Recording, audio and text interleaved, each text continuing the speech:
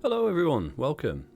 If you're watching on YouTube, I just want to say thank you for all of the follows and the likes that this tournament has received.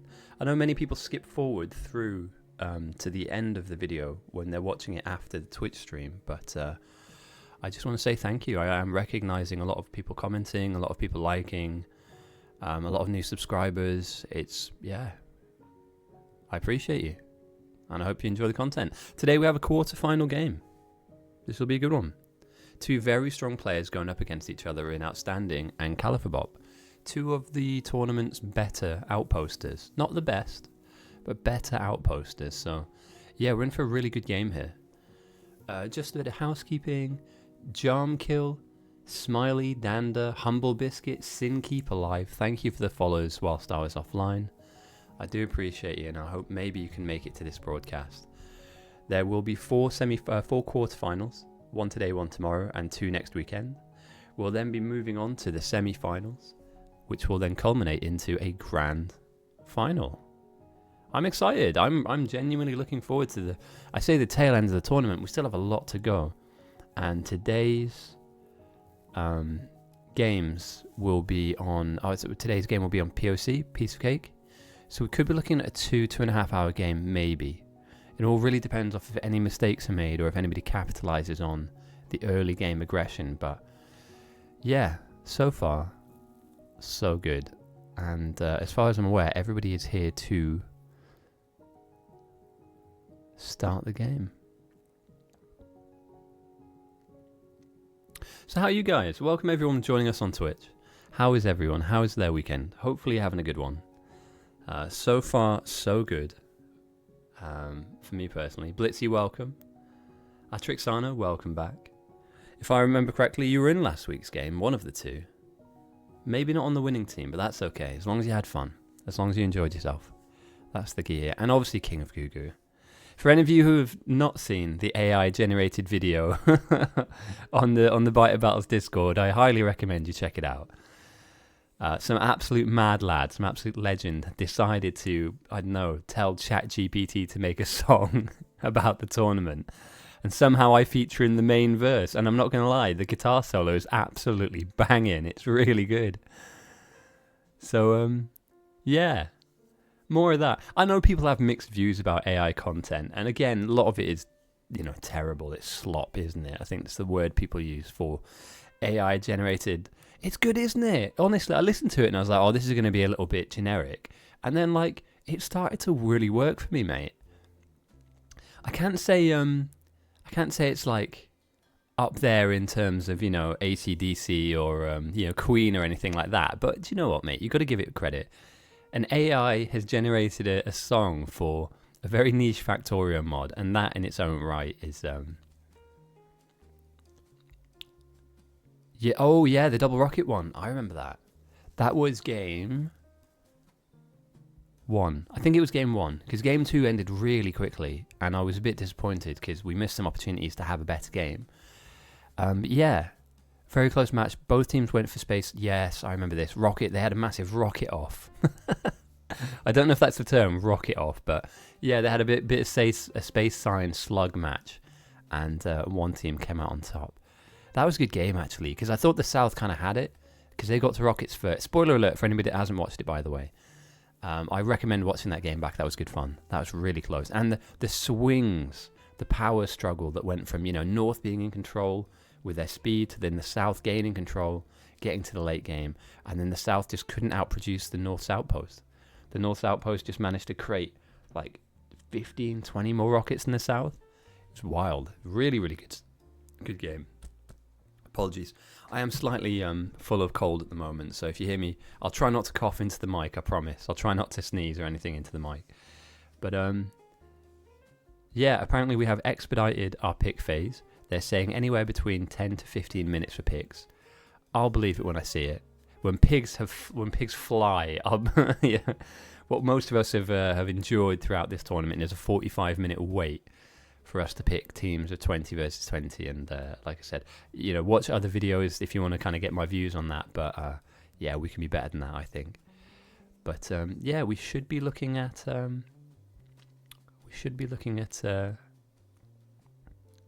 Dwarves. I am a dwarf. I'm digging a hole. These groups are wild.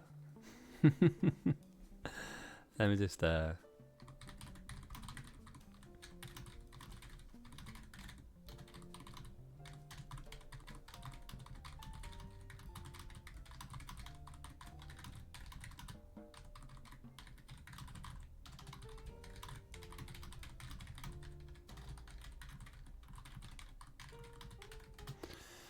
got to plug the stream a little bit. I don't want to sell out though. We talked about this last week. No selling out. Oh, I added a new emote. Hang on a minute. Let's just get this bad boy out. What did I add recently? Where is he? Oh, I'm a big... I don't know. Maybe I'm late to the party, but I am a big fan of these two emotes right now. So I might have to... I might need to, like, start adding them in a bit more. In fact, I just need more dancing emotes, you know. When we've got really good music on, I might just stick it to, like, emote-only chat. We can just all have a dance for a bit. So, yeah.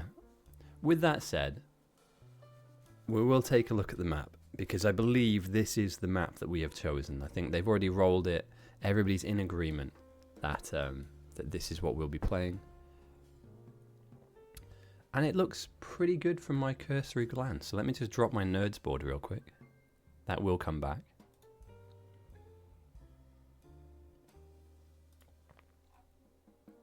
And let's scan about. Let's take a look. This will be the map. That's horrendous. Never a more generous starting area have I seen. It's like a screaming coal patch there with like 2 copper eyes. Is that just me? Did you guys see that? Like 2 eyes in the mouth, screaming? Just me. Okay, fine. Really generous amounts of copper in Maine. A huge 1.1 million coal patch. This is destined to really fly. If the teams can make the most of these ores, and before I even do that, let me just walk you through what I do when I look at a map, because I feel like I miss this every week. I miss the opportunity to teach a little bit. So bear with me for a second, guys. When I'm a captain and I'm looking at my map, let's say, for instance, I'm going south. It doesn't really matter, obviously, because both maps are equal in size, shape, and density of ores. If I'm looking south, for instance, just to keep my my viewport kind of condensed, I have 3 options of where I want to build. Okay, let me just drop my nerds body real quick. I want to just explain this to everybody that's new as well, because I appreciate we're getting lots of new people in. And this is a perfect opportunity for me to kind of show you what I've learned over the years of playing this game mode and over the years of becoming the best at this game mode. So remember, if you're really good at something, you have to stay humble. When you come into the game, you need to build a main base. And that main base takes up a certain amount of space. So let's just say, for argument's sake, it's like this big. The size of that rectangle, it's all of your smelting stacks and all of your early signs from red to green.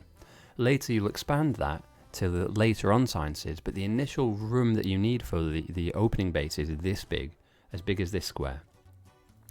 Now you can place this square anywhere you want. However, like down here, we're kind of covering up some mixed patches and also a bit of copper, and if we go too deep, the kind of square is making our base too tall, meaning it's close to the bugs. Out here is not a bad option. We're covering over a mixed patch, but we're kind of starting to get in the way of some oil. And some other resources we might want to bring in later, like some more iron, for instance, or more oil. So in my mind, the only real place you can put this opening main base is over here to the left-hand side. And if you want to be really coy about it, you kind of shove it a little bit beyond this iron patch to use later. So maybe here, for instance, over this large mix patch. The reason you do this is you save space for phase 2 and 3. And the way that I like to delineate phase 2 and phase 3 is like this. Phase 2 is typically your later game science, and phase 3, if you get there in the main base, should be your rocket building. So for instance, you could build phase 2 either just into this space here, or into a forward position in an outpost effectively. But your opening sciences here, you can kind of bolt on blue and military underneath it. In this red box would be our purple and our yellow science, leaving the silo open for our space science building, right? Because obviously, as we all know, we get a silo at the beginning of the game, and that is how I would organize this game. So I'd have phase 1, which is red and green, going into here, red and green. I would then want my military signs and my blue signs to be built from this box. And again, when I say box, that's obviously all the production that requires you to build it. So you need oil cracking, for instance. You obviously need a big power block. But this is just how I would lay out my opening start of the game, right? I would take my yellow and my purple into this box, and then I would eventually get my white signs from here. Into here, sorry, you need to build your white signs outside of that, but that's where it would go. So that's how I would set this game up, right? That's that's what this map is screaming at me at the moment to do. I'm not saying this is what the captains do, but for me personally, if I can feed all of the ores at the beginning of the game into box number 1, to then research all the way out of these early game researches, these red and green, into box number 2, and again we need more ores. So down here I've got more copper and iron, more coal, more oil. Feed them into this second box. Phase 2 is complete. We then have a bit of a waiting game where hopefully our defenders go off and defend, and we have an outposter that begins to outpost, and that's great. And as the research ticks in, over in this third box here, this third area, we have our purple and our yellow signs that will allow us to unlock the final stage, which is right here, this white signs, to win us the game. Now, you don't win a game on phase 1, and you typically don't win a game on phase 2 here. Phase 3 and 4 are where you can win a game, and so positioning your base accordingly gives you enough breathing room to feed in the right amount of resources into each of your boxes at each stage of the game. So I'm going to draw on the map real quick, and sorry for my terrible drawing skills, right? But this is phase 1, this is phase 2, oh damn, this is phase 3, that's terrible, I need a pen, and this is phase 4, okay?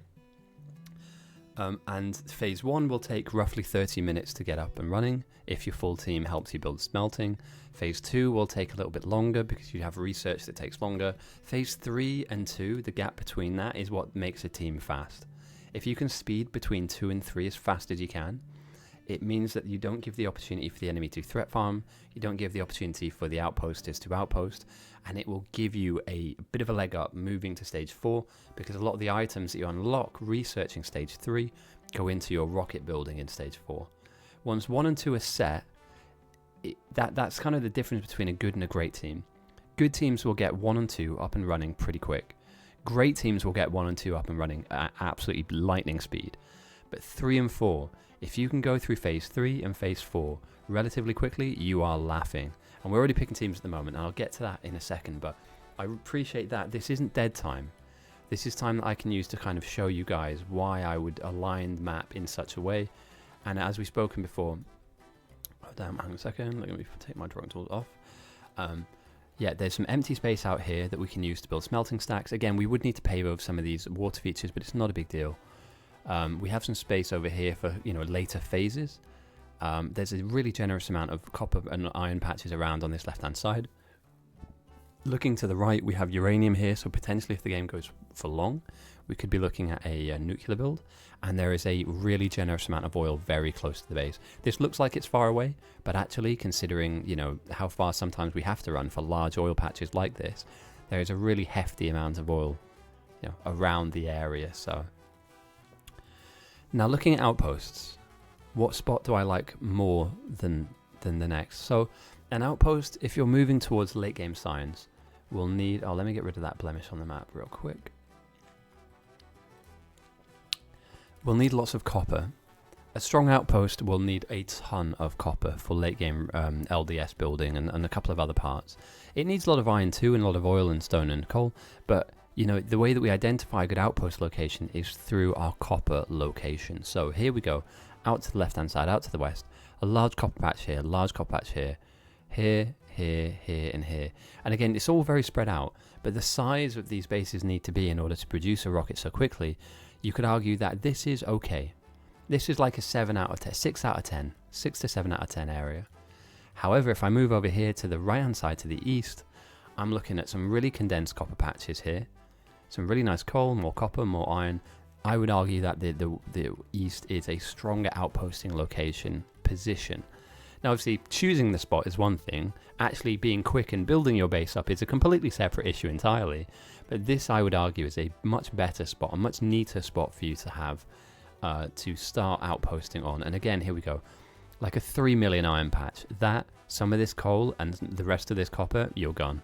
You're sorted. You're done. Threat farming is threat farming, which we will get into as the game begins. And as I say that, let's now take a look at the teams. So I think I've been pretty clear there, guys. And again, if you have any questions about the early game, feel free to ask me. Coal is pretty hefty. You know, you could argue that with this thinner space down here, I know power is built in very different ways at the moment, in various different ways, but you know, I'm still a traditionalist. I still think power ends up as quite a small block on the side of the map to begin with anyway, and later on you can expand that block further. I would argue that you could build a... Oh damn, that's not the tool that I want.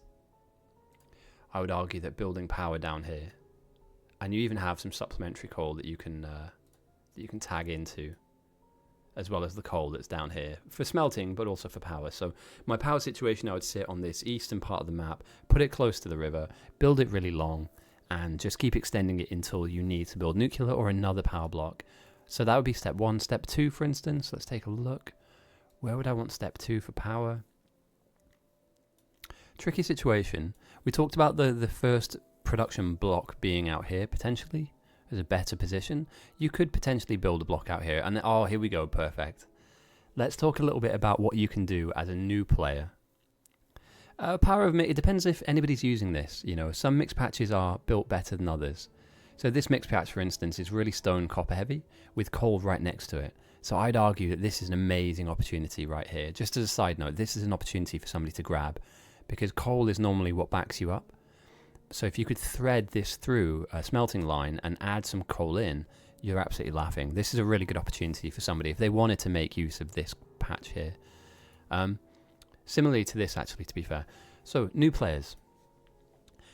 You're in the game, right? You've been picked onto a team, and you don't want to build up the main base because that's kind of difficult, and everybody's running around like headless chickens, and power has already been taken care of, and you don't really understand threat farming, and you don't want to ruin the game by doing something you don't know.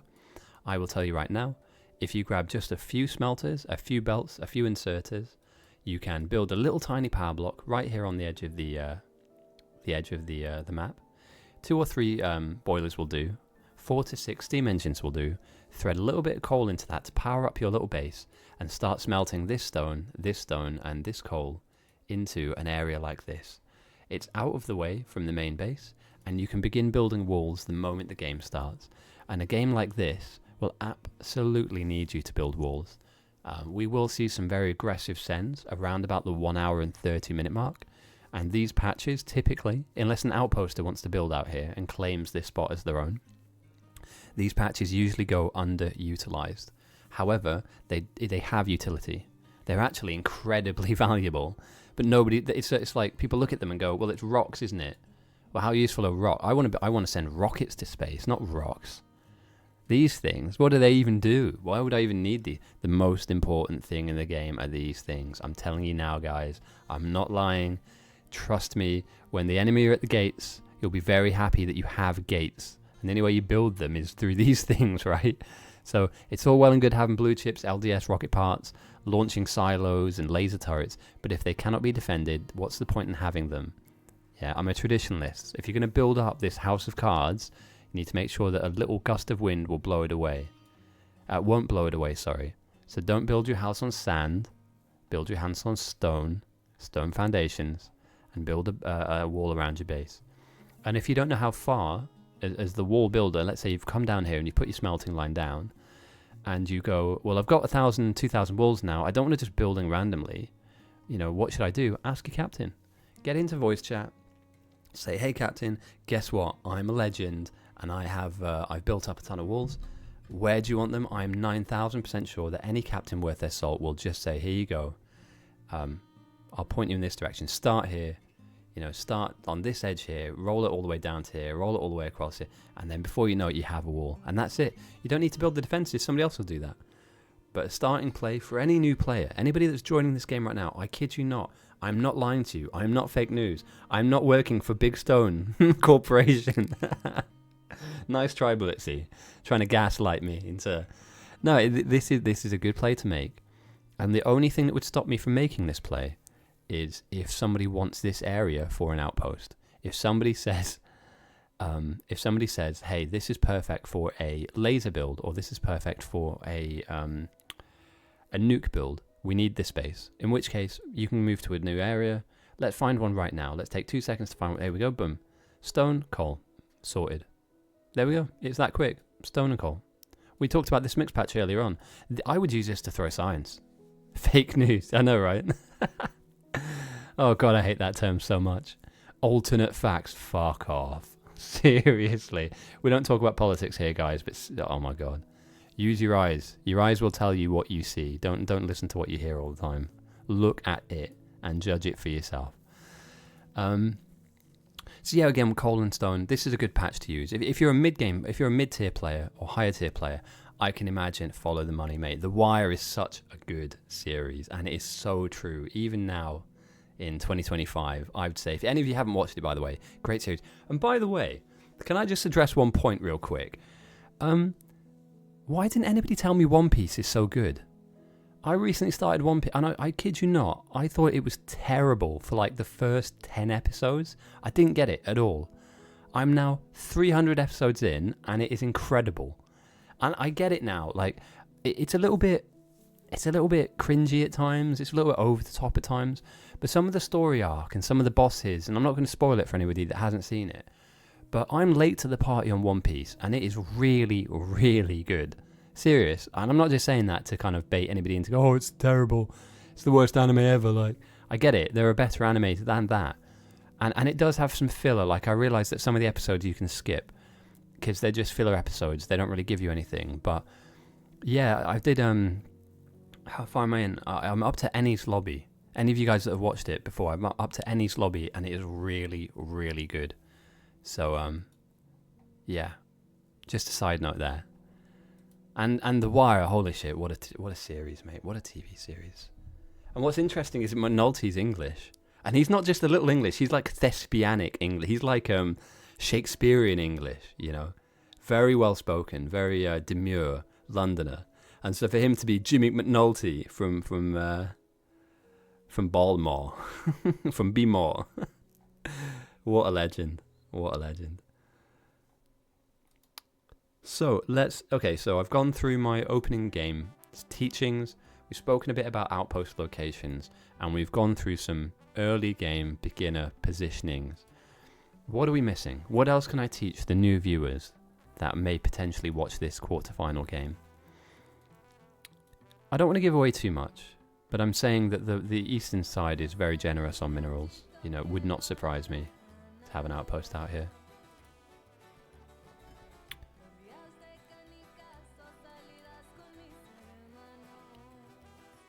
And I will swap the music up as well as we go.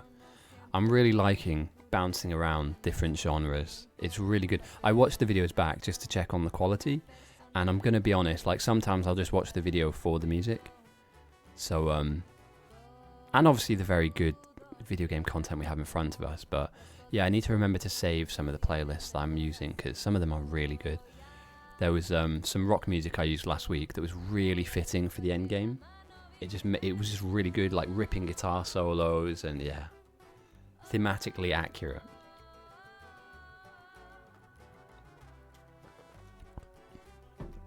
The potential change with the right to vote. They take it. Wait, we have rights. I always thought Discord was a benevolent dictatorship. Do we actually have rights to vote on Discord? Oh, you mean on channels? I don't mind it. Like, the thing is, people troll with their votes, so you never get an accurate reflection of what people actually want.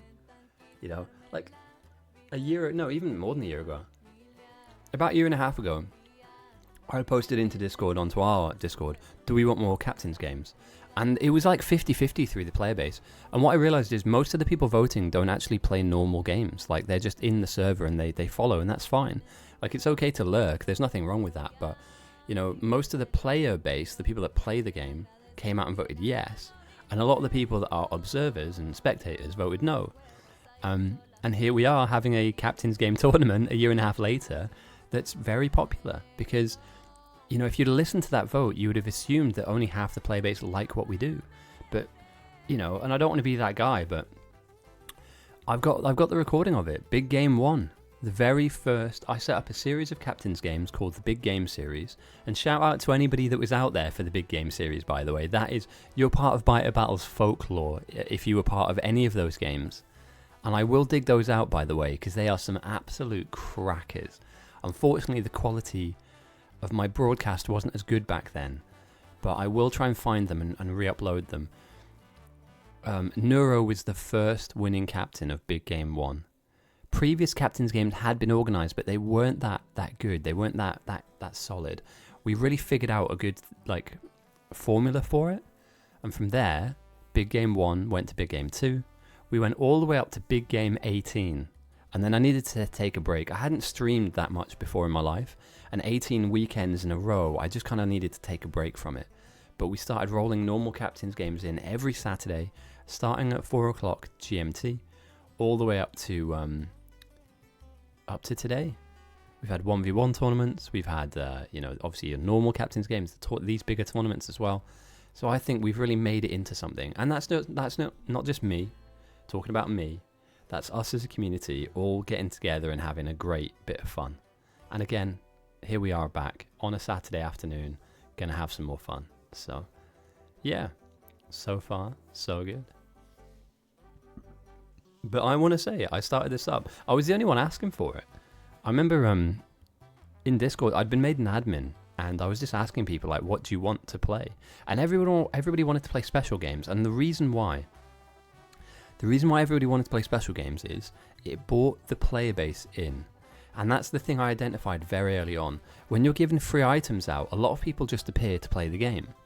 So instead of having games of like 10v10, or smaller teams like 8v8, which means the games go on longer, you had games of 15 on 15, 16 on 16, maybe even close to 20 on 20, right? So what we were calling out for as a community was just more organization. Nobody really enjoyed the special games. Like, I remember people arguing all the time, like, I don't like the free items, people use them for walls, people abuse them, nobody plays correctly. So we needed to kind of just become a bit stricter in our format and become a little bit more kind of aligned in what we wanted. And here we are, and it's worked out very well. So I want to say congrats to everybody involved in that. It's been a long journey. We've also, I don't know if you guys have been watching in the background, but there is Space Age Biter Battles that is being like refined as we speak. So there is a chance for that to, yeah, that's true. But it also can, Joshua, it can prolong a game. So if you give people free stuff, sometimes they just mess around. They don't play the game as it should be. It's like, oh, I've got free power. Let's just build the biggest power block I can. So, yeah, play as you like. And obviously normal games are for that. They're for normal, they're for learning, they're for having fun. These are the more serious, try-hard, events. And the captains involved today are both strong. One thing I would say, however, is that what defines the winning team in my mind isn't the strength of the outpost. Stalling is a scourge that we must purge. Dude, scourge and purge in the same sentence? Holy crap, I'm on fire today. I'm a poet, lads and lasses. Lyrical genius. I'm not Kanye West, sorry. I'm not racist.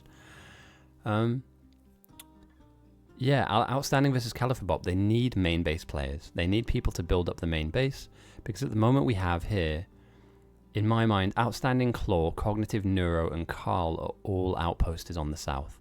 Soldier is a main base player, and Eagle is an outposter as well. Damn, dude. Have they missed picking main base players? Meanwhile, in north, Califer, Cliff, Clutch, Cogito, all outposters. Pipes, Q-Crat, outposters. Jimmy is the main base player. Zero Sun is a threat farmer. Interesting. Have the South been outpicked already? Drop some lyrics. I'll generate some music for it. Let's write a song. Let's write the end of music.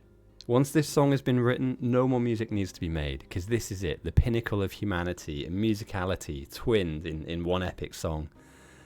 It spans all genres, all races, creeds, and faiths. It's a song to end all songs, and it's about how great I am. But no, I'm worried that the South have missed out an opportunity here.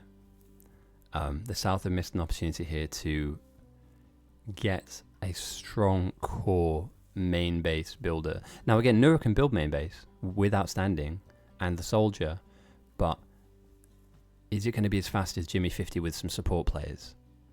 You know, is it going to be as fast as... Yeah. I mean, who do we grab out of our list right now? If I'm South, right, and I see this list of 22 people still to be picked, I would grab, for instance, Just Bob, I'd grab Space Dog, Red Wraith, I'd grab, not Blitzy, King of Gugu, I'd grab Prox. Prox is a good shout for main base building. To support as well, you know, to support. If Morgan's in this list, I'd grab them just to build power. To say, hey mate, you like doing that, so crack on, you know. But yeah, they're my initial, when I'm looking out at this list, I'd say Menander, Just Bob, Red Wraith, one more, Razgriz, King, Prox, Hokuto, Teo, and maybe Blitzy and Marich. So there we go, there's like 7-8 names that you can grab for main base players. I'd let the Soldier lead the main base building, similarly to how the North will let Jimmy lead the main base building, and just allow some of these players to play around them and support them. You know, facilitate their speed. Beyond that, both sides have strong outposters, but I believe that this will be a single outpost from North and South. So it might be worth grabbing somebody who potentially can do some threat farming on the South, and also expand your outposts to probably 2 at most. I wouldn't go any deeper than that. Either 2 that end up going for a purple rush, or 3 where 2 are purple rushing and 1 is...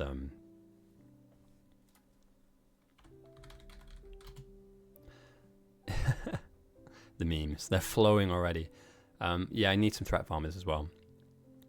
The North have picked up, and this is what worries me, the North have picked up Jimmy 50 to build the main base and Zero Sun, one of the...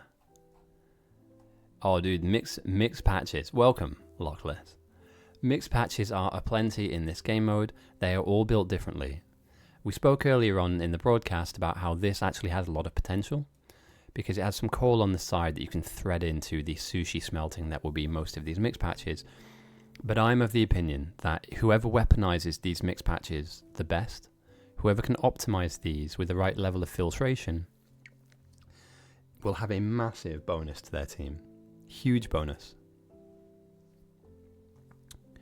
Yes, I am streaming very, very... I know I said that every week. I need to find a definitive time where I'm just like comfortable to stream. I'm at the moment bouncing around doing lots of side quest IRL jobs and stuff. I need to I like this. I kid you not, I really like this patch. It's really heavy on stone. It's got a really good amount of copper and iron, and there's coal in and around it. So I'd isolate the coal, and I would isolate some of this stone and have that smelting on the side, and then I would use as much of this as possible to build spam. You know, go for military spam with this. This is very achievable for military spam. You can definitely get grenades out of this. You can definitely get some steel. So yeah. What I'll probably do is find a night that works, like a midweek, like a Wednesday or a Thursday, and start streaming some extra content on the side, you know. It will be Factorio, and it will be some testing of designs, but I have theories, I have ideas, and I believe that you can extract a lot of potential out of these. Now again, some of them are horrendous, right? So let's take a look at a really terrible mix patch. This, for instance. If this coal patch wasn't here, let's just take this as an isolated incident. There's not enough coal to smelt. So what's going to happen is you're going to pull lots of resources through onto your belts, and you're going to barely smelt it. So you'd need to find a supplementary coal patch near it. And just taking this in isolation, this is not a good deal. This isn't too bad. This is a monster, look at that. 10 million iron. If you could make the most of the iron on that patch, you're laughing. In fact, you know what? You don't even need mixed belts. You just go through the middle of this and just build on it. So yeah, if you can capitalize on these, then you're winning. For any of the new viewers that are coming in, welcome. We will be starting the game soon. At the moment, we're doing the exploration phase. You can see lots of players out here looking around the map at different spots where they may be building their base. So yeah, we're still kind of picking teams, and we are still getting down the kind of early game where we want to build our base. Thank you for the follow, Lockless. Welcome, mate. My name's Ghosty. This VOD will go up onto YouTube as well. And about 10-15 minutes ago, I did a little bit of an explainer, like a tutorial on how we start the game. So feel free if you want to, check out some of the vids out there too, because there's lots of educational stuff in and around them. And what I like to do over time is clip up those small explainer videos and just make them their own thing, so that if you're a new player, or maybe not even new to Factorio, but just new to this game mode, then you can kind of get an understanding as to why we do the things that we do at the times that we do them. The game is on tomorrow, and I believe it's the same start time. But yeah, the next quarterfinal is tomorrow. After this quarterfinal, I believe there's a special event. I might be wrong.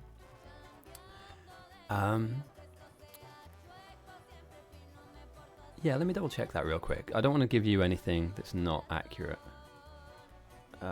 Events. Okay, tournament.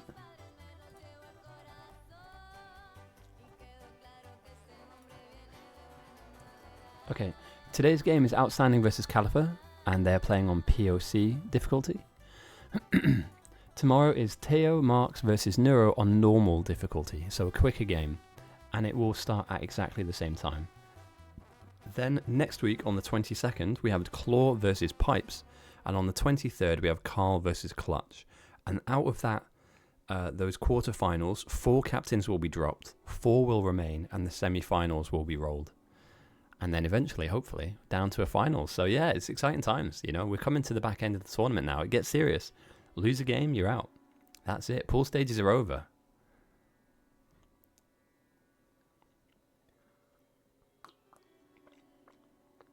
And if you meant this game, yes, it probably will start tomorrow.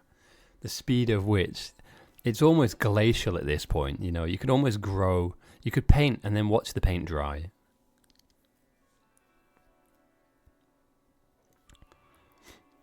Ah, okay, so that's where this gets interesting, Lockless. So this is effectively vanilla pre-Space Age, but it's the most current version of Bite Battle. So if you did not own the DLC, all you'd have to do to join this game, let me do that real quick, is head to multiplayer, and I've got the most normal, no mods or anything. This is just a bland version of Factorio.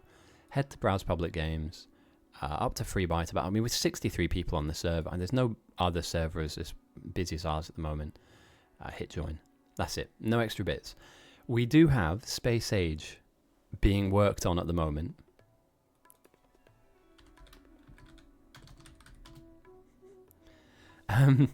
We do have Space Age being worked on at the moment, but it's very fiddly. You know, we're trying to effectively make all of the planets happen within one map. So effectively, each map is rolled. Each planet, sorry, is rolled into the map in different ways. Pentapods, yeah. Oh god, I will stream some of that as well. I just haven't played in the DLC, so my plan was to play through the DLC, so I get a better understanding. So when I cast the game, I know what I'm looking at, rather than being completely new and not being able to give you any color to what's going on. But yeah, Pentapods is going to be fun. They added the slug boss, didn't they? I'm 90% sure what the slug boss... I'm 90% worried about what the slug boss does. Like, if it rolls through your base and just destroys everything, that could be a game ender. Imagine if it just went through your power at the beginning of a game. Like, or maybe you could summon the slug boss. Yeah, Demolisher, sorry. The Demolisher. That sounds a lot cooler than a slug. Yeah, imagine if you could summon it. You know, you get to 150% and a Demolisher appears on the map somewhere. That'd be kind of a cool mechanic.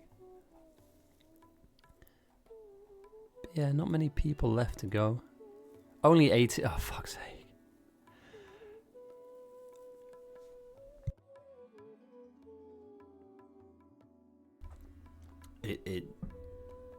I'm going to say this until it stops. It does not take 45 minutes to pick teams. It doesn't. Death by committee. And again, I said it last week, it's really important. Your name is on the building. Your name is on this game. If you're either the captain of the South or the North, the only person that cannot captain next week is the loser of this game. So don't listen to your team. Like, well, listen to your team, but don't listen to him, because it's your nuts on the line, right? So at the end of the day, pick who you want, who you need, and then go from there. Like, listening to everybody on a team tell you what to do doesn't make the victory yours. I just think that, you should have a defined understanding of who you want out of the player base, right? So let me just run you through. If I'm North, right, let's just look at North team right now. Outposter, outposter, outposter, outposter, main base, outposter, support, outposter, outposter, threat farmer. What do we need? Another threat farmer or some people to threat farm with him. There are plenty of new and newer players I could grab. So let's say, all right, it takes 60, fuck's sake. Let's say I'm Zero Sun and Califerbop is my captain. I go, hey mate, I'm not threat farming on my own because I'm not going to be very good. I like playing with Blitzy, pick me Blitzy. I like playing with Razgriz, pick me Razgriz. They will threat farm with me. So as a captain, I go, okay, mate, ding ding.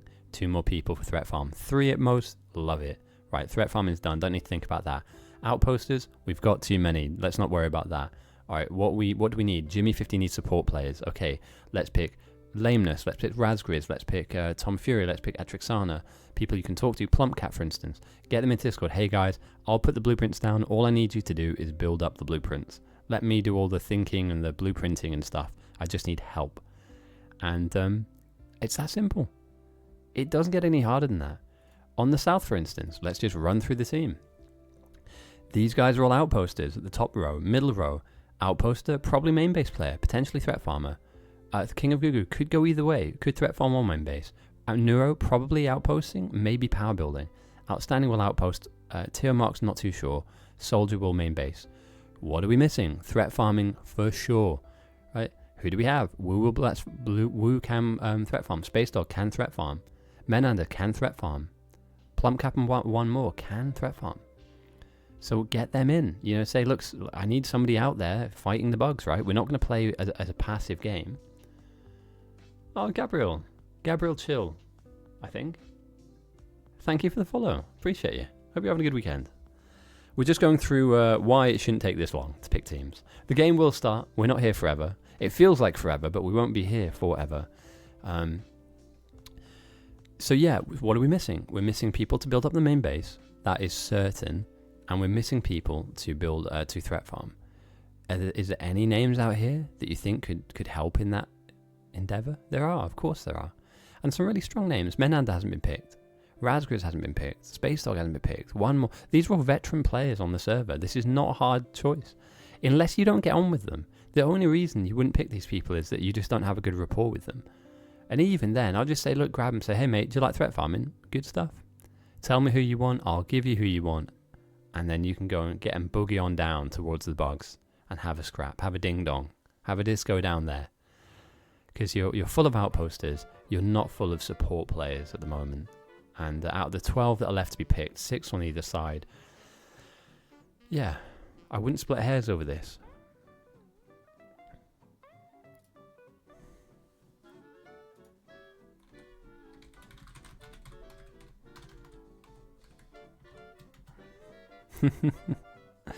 Join the circus. I will switch off from the old-timey music as well.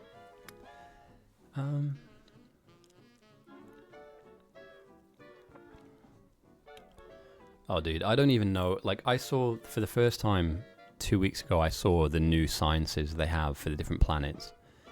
Glaber and Vulcanus. I'm excited, dude. I'm going to run the DLC. I'm going to have to. I purposefully kept away from spoilers. I became very ill roughly the same month the DLC dropped, and I just completely went offline. I just needed to get myself healthy again. It took a long time. Oh, Fang's here. What the hell? Serious? Yeah, I'm gonna stream the DLC. And it's just a run through, but it's not going to be like a super sweaty, let's do this as fast as possible run through. You know, if people want to join and help, I'm happy to like host a few extra people coming in. I think it'll be fun, you know? What I might do is I might have like an open session with a password. So it's not that open, but I'll run an open session where if you want to join, I'll send you out the password and you can come and help me out. Because I like playing on my own, but it's more fun playing with people, you know? And hopefully, you know, we can get through the game. I don't know how long it takes to complete, but I remember seeing somebody say it's like 100 hours to get to the end. Or 120, I might be wrong in that. But, Yeah, Fang. Oh, dude. By the way, anybody who doesn't know Fang, right? Fang is from China. Fang's English is not particularly strong. However, his playstyle is incredibly strong. This person single-handedly came up with a better version of our late game build about a year and a half ago, and it has now been adopted and tweaked. So it's been tweaked a little bit for blue chips. At the time, it was RCUs. Obviously, that's changed now. He had just this really compact, really strong setup, and I'm super looking forward to. If he's in this game today, we will keep tabs on Fang. Now he hasn't. I don't think he's played since the update, but it doesn't make any difference. Like, he is ridiculously strong, and the fact that he's playing here now, like, I'm sure in China it's like 5 in the morning, isn't it? 4 in the morning. Like, people make it to these games. Enkling, it's like 3 in the morning for him, and he captains these games. Like, that's some serious, like, I want to win. Like, fuck you, I'm coming in, I'm winning the game. Alright, only 6 people left. Let's mix the music up a bit. For anybody that's new that's watching, by the way, I like to take suggestions on music. If you have any genres that you like to listen to, or any kind of, like, styles, send it into chat. We'll find it. We have gone into some rogue territory when it comes to music, and I'm happy to go there.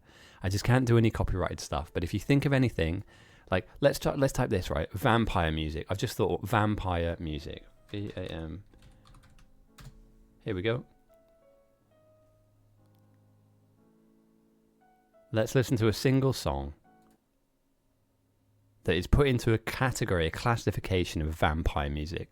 It's only 2 minutes long, but let's see what we thought. They might like it. We were listening to Christian rock last week, and I'm not going to lie, some of it was pretty good. I didn't really understand what they were talking about salvation and stuff, but the guitar riff was decent. You know, you got to give them props, man. You got to respect it. They had some skill there. So this is called Devil's on the Doorstep. And this is apparently vampire music. Let's go. And I will set up a prediction very soon. Right, let's do that right now. And again, I don't know what kind of music, so I don't know if this is going to get any better or not. If it's just going to be really ominous and dark, but okay, dashboard. And again, remember this: you're not voting with money. You're only voting with the noodles, the pot noodles that you accrue from watching the stream. So, yeah, who wins, North or South? I'll give you 30 minutes on that prediction. There are still more teams to be picked. But good luck.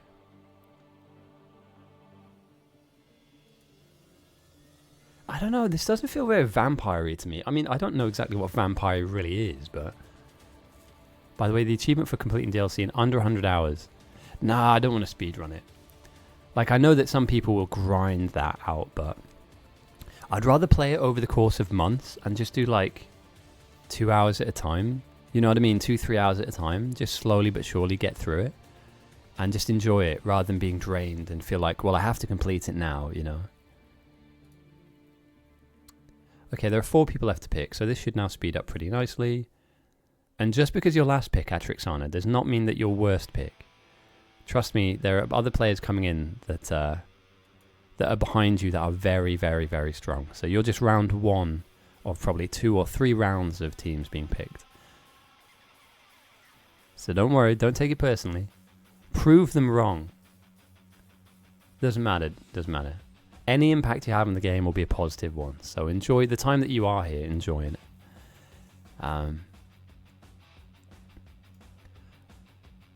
Okay, that was vampire music. Enough of that. Oh, actually, hang on a minute.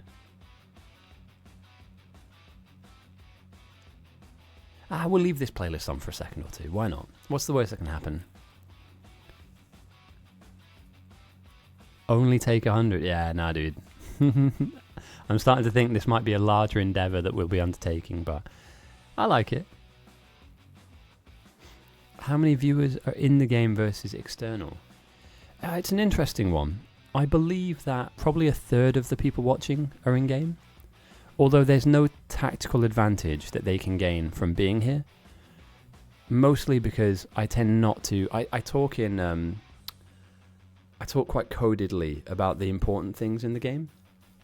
And if you're a veteran of the game and you're listening in, you wouldn't learn anything from the way that I'm describing the game. Like, it's weird, like I'm having to kind of veil a lot of what I speak about when it comes to the important stuff. But no, we ended up with the last pool game. No, sorry, 2 pool games ago. We ended up with, what was the number I got? Throughout the course of the stream, so not the stream itself, not in any one given moment, but throughout the course of the stream, we had somewhere in the region of 790 unique viewers. So that's people who have never clicked on the stream before, who have never seen this before. 790 in a 4-hour broadcast, which for me, for a game mode like this, is crazy because, we only set this up because there were a couple of people, and this is a bit of lore for you guys, a bit of history maybe, a history lesson. The only reason I set this up was so that the 2 or 3 players that part of the community that wouldn't make it could watch the game back. And now I dropped a game last week. In fact, it was just a pool game, and it's already up to like 1.3 thousand views, and it's just a pool game, So I think people are engaging with it. I'm not trying to like grow a brand or become really popular and hey guys subscribe and none of that stuff. But it's really nice to see that people are that people like what they see and they like the stream and stuff, like, because ultimately we're only here for fun. Nobody's going to come in and invest in my stream and take it. I'm not going to get corporate sponsorship, none of that stuff. We joked about having Pot Noodles sponsor the whole thing and stuff, but it's really good fun. If you want to, and I'm not saying this to self-promote, but have a look at give me a second, let me find the link.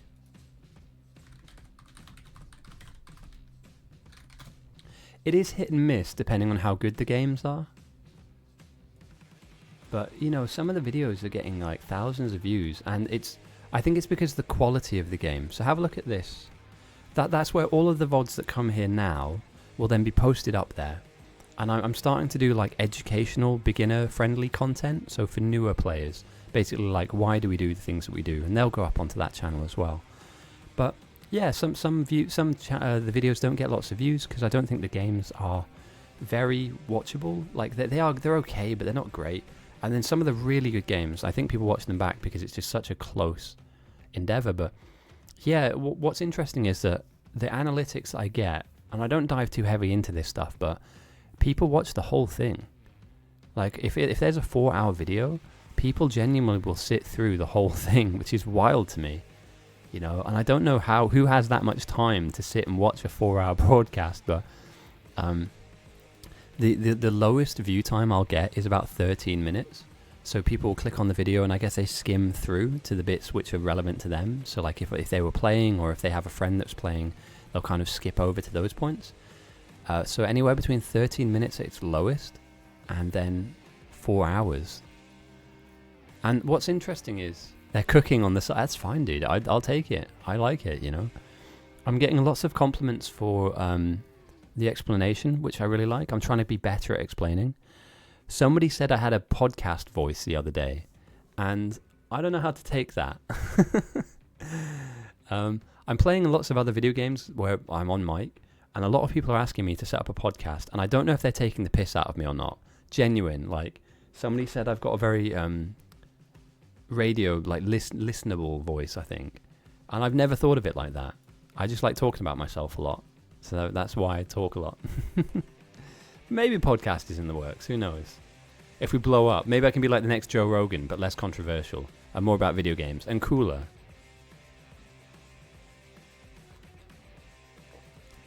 My prediction is we're going to have a great game. And that's a very apolitical answer. But as the numbers tick down from 3-2 to 1, fish are farmed from the north and from the south as well. And the game is on. The quarter-final game, the first quarter-final game, has begun. And as that happens to be the case, I'll turn off this thrash metal that somehow has made its way onto my music playlist, and let's go for some... Do you know what, guys? Country music is the one music type I haven't gone into. Do you guys mind a bit of country music? I'll stick it on shuffle.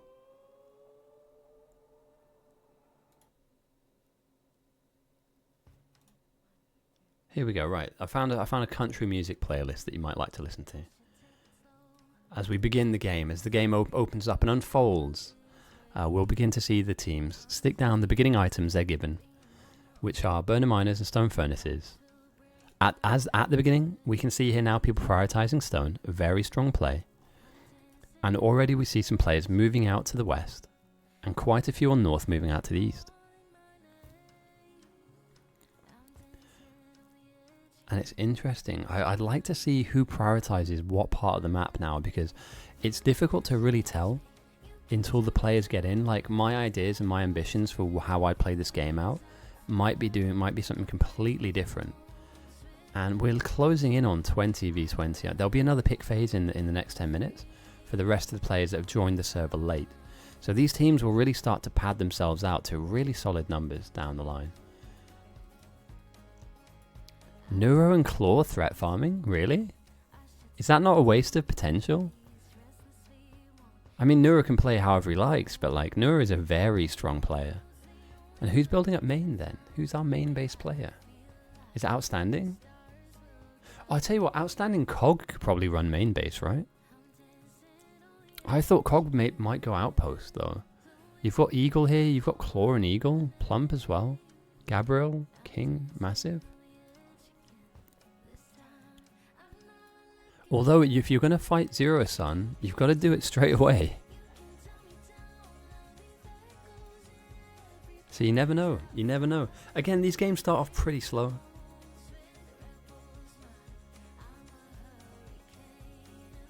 Oh, that's a good point, actually, Lockless. I never thought of it like that, but...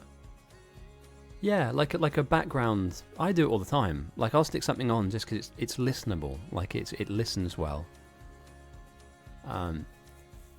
I've been really getting into DayZ. There's a streamer called, or a YouTuber called, Sour Sweet, and his videos are like ridiculously chill to watch. Also, The Running Man. Yeah, he's really good, mate. I could watch those videos all day long, and it's like watching a small movie.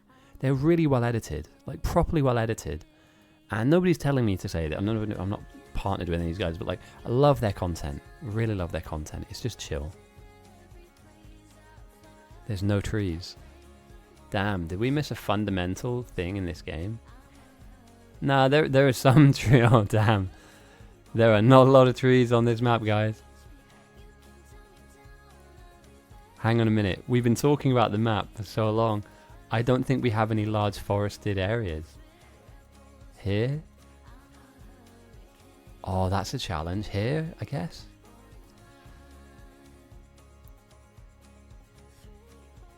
Food soon. Map no tree. Map. That's the first time I've ever seen somebody tap out of a game. Map no tree. There are tree. Tree real. It's just far away. And you're going to have to... dude, trees are at an absolute premium this game. They're far away, but you could make it. Imagine having to run halfway across the map for lumber.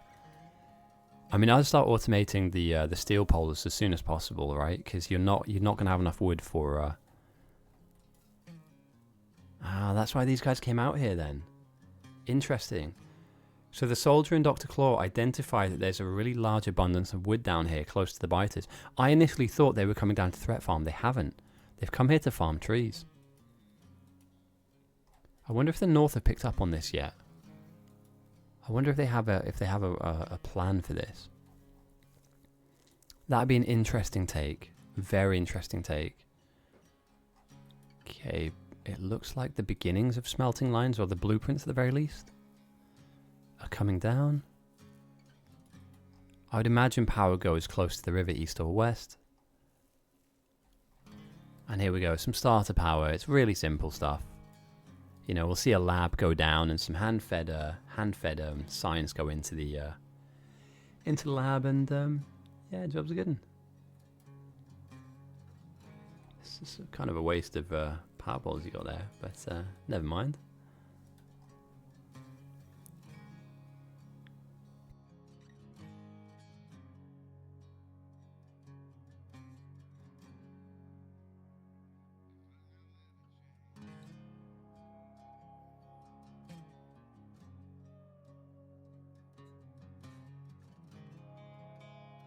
So they've had to send players far away.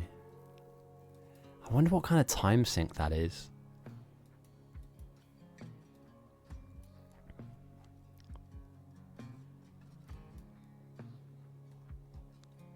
And I wonder if they bring them back or not. Because you're going to need a ton. A wood pilgrimage. Yeah. And there's no solid forest. Although when we do roll these maps, I believe there are basic requirements for each map seed to exist. And with that comes a standard issue amount of coal that's needed. It comes with a standard issue amount of oil that's needed, for instance. So you don't just get a random map and then we choose whether it's playable or not. Like 99% of the maps are playable. So this has the prerequisite stuff on the map for us to play. It's just whether or not it's kind of condensed into one workable area. And at the moment, I don't think this is. But, you know, it's a challenge that they'll have to meet. You know, not all maps are made equal.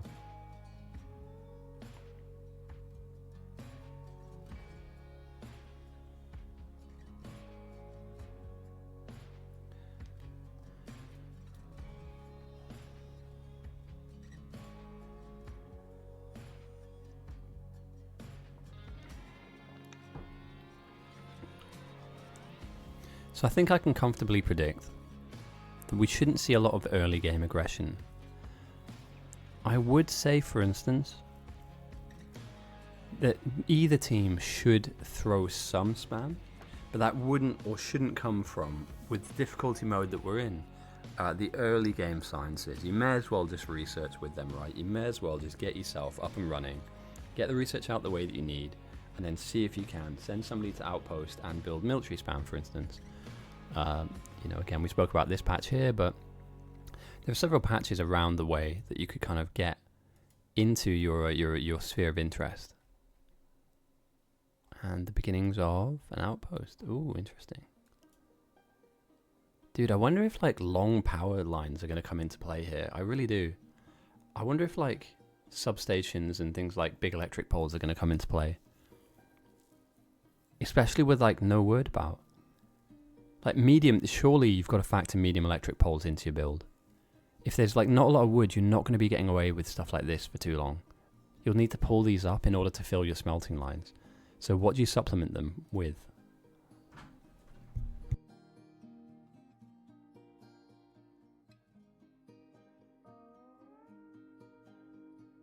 Checking on our research, it's pretty standard issue. We don't have a lot of wiggle room at the beginning of the game. You have only a few things to get through.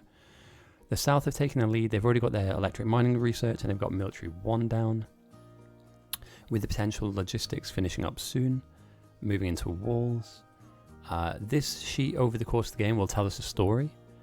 And the current story it's telling us now is that the South prioritized getting red jugs early by 2 minutes. And they've produced 94 of them. So a slight lead on the South. Slight lead on the South. And they've consumed 57 of those 94 produced. So again, yeah, as we see, semi-automated structures going down.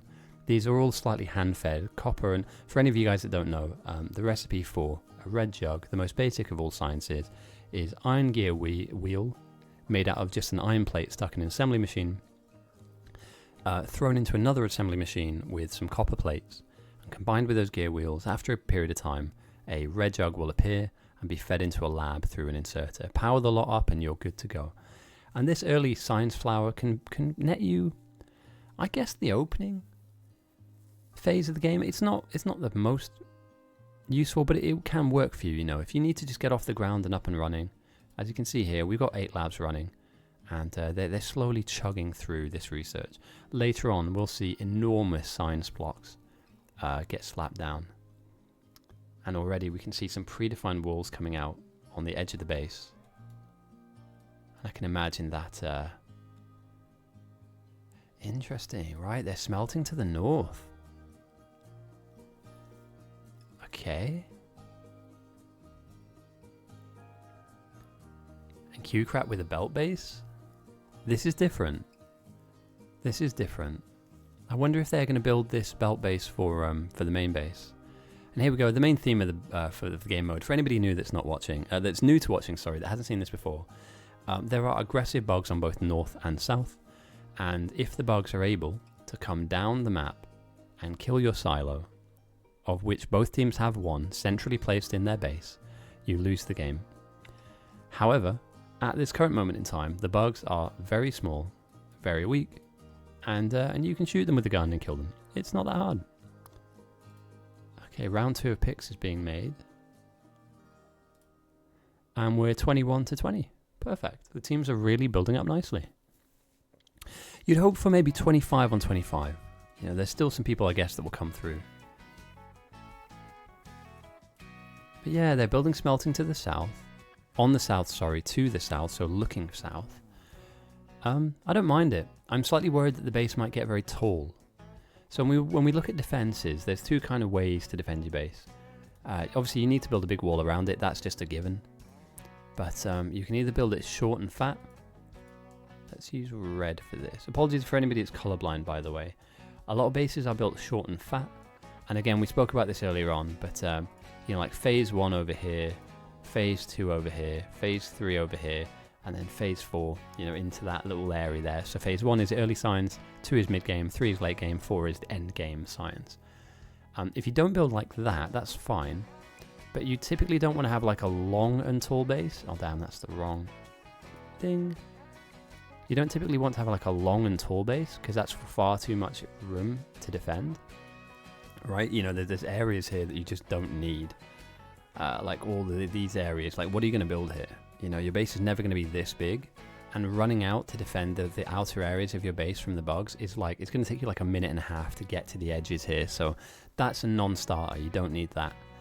So what you tend to do instead is you build a thin column-like structure like this, and then down the line you expand outwardly side pods, which you can then defend as well. So, you know, let's say for instance phase 1 and phase 2 happens within this ellipse, you know, within this area, phase 3 and 4, and then, you know, your final phase here, and that all feeds its way. But I've drawn a really pretty thing here. I don't know what to call this. It all feeds back to the silo at the back and gives you your rocket science. It's like an egg spaceship. But yeah, that's how I'd phase the game out. Your initial phase is this central column, and then left and right would be phase 2 and phase 3, feeding into phase 4 at the back of the map.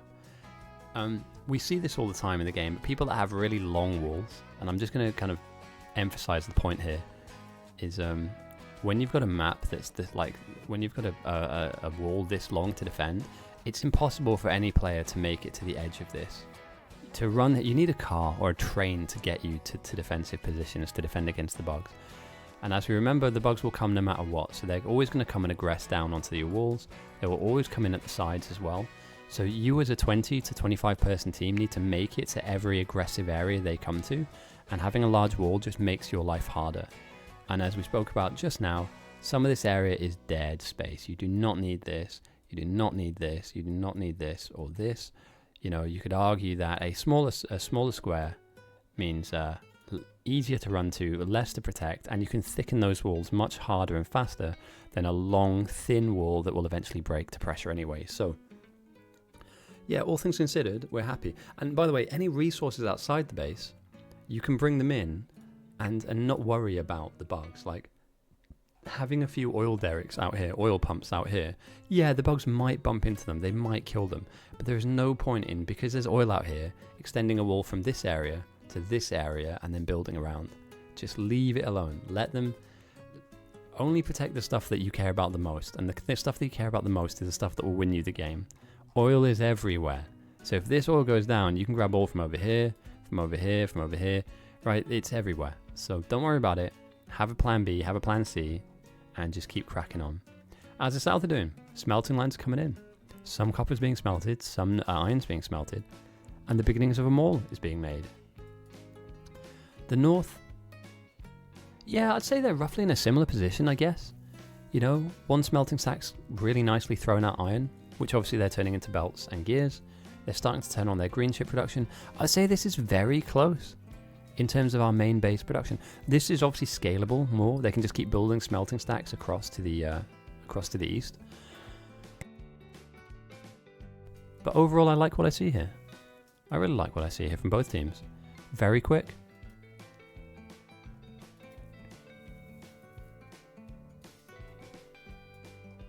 And the only downside I see to the north is they're going to have to keep building up. So again, we're having a really tall base here, but it's not the end of the world. Qkrat is building up what looks to be sushi smelting. I mean, it's working. And it's on. It's kind of a thing of beauty, isn't it, really? And we spoke about this earlier, and I do stand by it. Whoever can make the most of these areas, like here, pipes. We talked about this patch earlier on, right? You have independent coal, which is perfect. Coal normally jams your lines up anyway, right? So what you want is ore on the line, and then either hand feed coal to all of these, or just thread it in every now and again. And you've got some sushi smelting. From here you can build spam. You can build just signs, that goes back to main base. We can build defensive items, defenders, grenades, you name it. Lameness is a big stone conspiracist. Damn, dude. The big stone corporations are out to get us all. Meanwhile, Hokutoi's got a small outpost to the west on the north. King of Gugu is still running around fighting worms. Eagle, Carl, and the soldier have an outpost out here. I thought the soldier would be playing main base, but maybe he's out here to try and get some purple rush up. You never know. Claw and Neuro, probably with a defensive base, I'd imagine. And Pozilga, 666 fish. I'm going to be honest, mate, that might be a waste of fish. Power's coming in really nicely for both sides. Again, traditional power block. You don't need a ton. The base isn't that big to begin with. So, power up your research, power up your smelting columns, and then down the line you can expand this out into other areas of the map. You could potentially have a power block far away, miles away, like out here, for instance. So what are the predictions looking like at the moment? 5,000 for north, 4,000 for south. I like it. Okay, what are we pinging? Why are we pinging this? What's the relevance? Is that like a mega worm or something? I guess we'll check back in on that. I don't know why that's being so heavily spammed, so...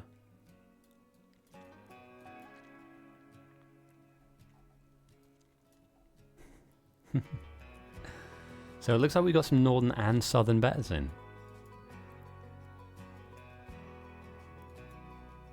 Qkrat's doubling down on the sushi smelting. Finally, it spits itself out into a mall. And again, it doesn't need to be perfect, right? It just needs to be... Don't let good get in the way of perfection. Good is perfect is sometimes the enemy of good. If this is working and it's on and it's building stuff, good. It doesn't need to be at max capacity, right? You need all this stuff. So just start building all this stuff. And then if you have extra stuff on the end, just put it in a box for now. And we have some threat farming beginning. Where's Zero Sun then, dude? Did I miss this? Is he no longer threat farming?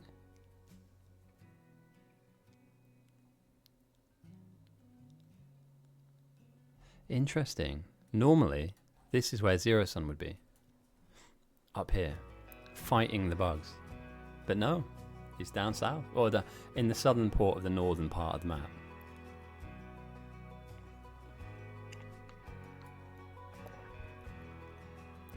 So yeah, I don't know if I'd rather be on either team side at the moment. I don't mind it. There's some shenanigans that are going to happen up here for sure. As Clutch decides to define some level of splitting and, hopefully it's like iron to the edges, copper down the middle.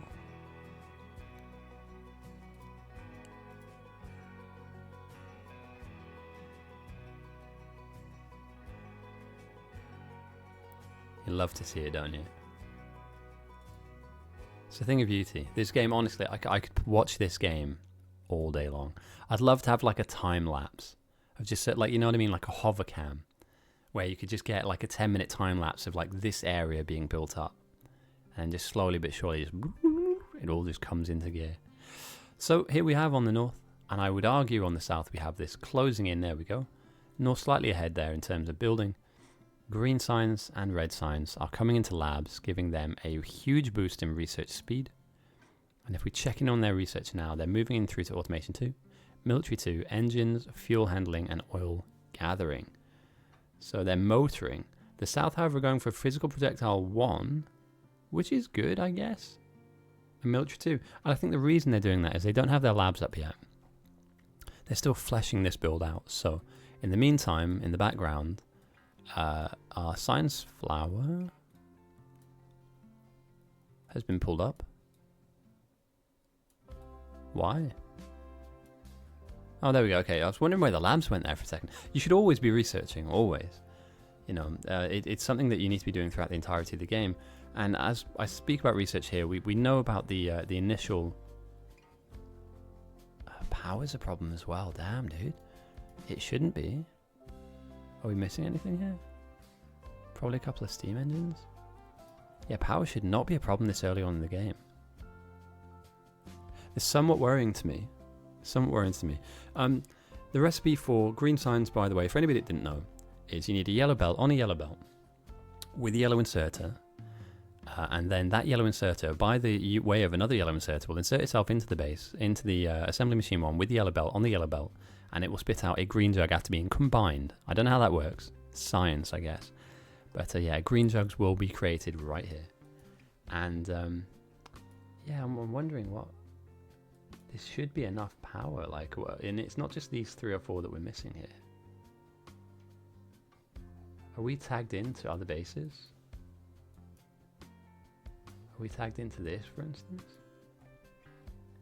Ah, they need to get their power up as well. I see. Okay, yeah. So it's a joint effort. They're going to link a lot of the bases up together, and each base will provide its own power to the next. That makes sense. That makes sense. What I would argue is if you're going to have a base out here, build power for it. Like, don't be greedy. There should be some resources out here like this. Some legend, we talked about this in the early game, but some legend has done it, and this will pay off for you, trust me. A little bit of brick smelting into walls. You need them all the way through the game. You don't need a ton of stuff, and later on you can expand on this, but just for now, this is good enough. You know, some walls in a box somewhere, perfect. Meanwhile, the resources are flowing through into the south. Some of the lines are beginning to, looks like they're beginning to back up a little bit. And there's a slight iron throughput issue, but I wouldn't be too worried about that. Red and green is beginning to be built, and science is beginning to be thrown into labs. They are, however, behind the curve. As you can see now, the north have got a serious advantage in terms of exclusively research technology. And this is no laughing matter. You get behind in the early game, the mid game will be painful for you. Again, we're rushing, I believe, to purple. So, if that's the case, if that's the win condition, being behind by research for about 5-10 minutes at the beginning of the game could be drastic. Could be a problem.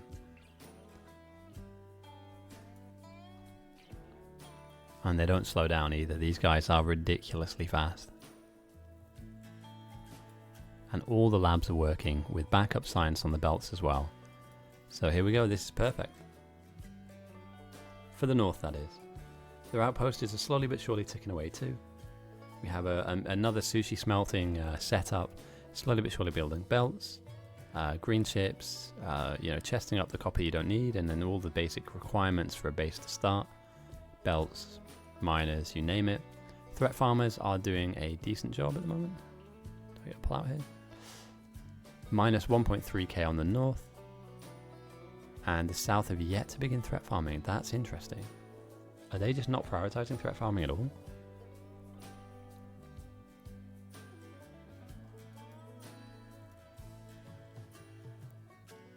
I'm a little bit worried for the south now. I think I've noticed a disparity here in terms of A, research done or not done, for instance. And then B, I'm kind of worried about where their teams are heading into this middle game. You know, I identified the beginning of the game or the early game as having both sciences in some labs researching the early game tech, right? It's pretty simple. In the beginning, there's not a huge amount you can research. As the research tree opens up and develops, there's more stuff to research, and it's pretty wild. You can go all the way through up to rockets. But getting through this early game research is very important, very, very important. And, you know, not having a lab being fed, it kind of does make a difference. You know, this is a mistake that your enemy is not making. You know, to put it in that terms, this is a mistake that your enemy is not made. So, you know, you want to be vigilant on that. And although it is great getting all of these smelters up, it's fantastic and a good team effort overall. You know, power should not now be an issue, as it isn't for the north. And yeah, look at the difference in labs, you know. I would say the south have like a quarter of this, maybe even a fifth of this power at the moment to research. And in light of that fact, we can see now that, yeah, the north are already researching plastics and red chips. The south have just slightly bungled this. And this lab setup, in my mind, comparative to the north, will set you back. I don't know if anybody's currently building or hand building labs at the moment. You can stick them into your, you know, if you wanted to, you could stick them into your mall, but I feel like we've missed a trick here. And it comes back down to earlier on when I said that Jimmy 50 will build main base, right? It was very, very simply put. Jimmy 50 will build main base and main base will go quick. So what is South's answer? And unfortunately, although they are quick, and this is very fast, by the way, I'm certainly not saying they've made a mistake by being slow. They're nowhere near the pace that Jimmy can put out. And to some degree. Now, in terms of people involved as well, 1, 2, 3, 4. And cliff build onto the side. And I don't know if these guys count. Meanwhile, there's lots of people down here. And although they're working together, there we go, there's a nice extra power block. I don't believe that it's going to be as efficient as just having somebody just absolutely cruising in. Now again, the labs are going in, which is great to see. This folk music is putting me to sleep, so I'm going to have to take it out. And let's stick something else on.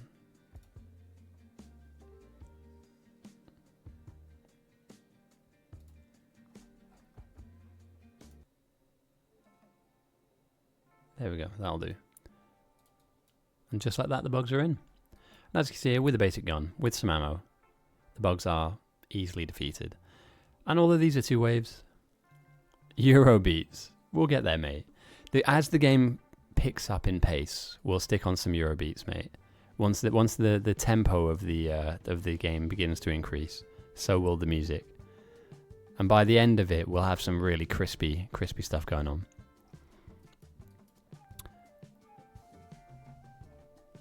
But yeah, I just think, look at this behemoth. Huge amount of research coming in. Meanwhile, and also to the north as well, we're starting to see the next level of research kicking in. So we will be seeing some blue and some military coming in down the line as well. And we should see now the beginning of like the build-up of the red chips. The south, however, look here, are crawling their way to the same scale. It's a slow crawl, and again, you have to handcraft these labs. So this is better than what they had before. Cliff build with the sends. Cheeky. Although we spoke about this earlier on, here's a sushi belt making some things, and some of those things are going into some buildings, and some of those buildings are building some stuff.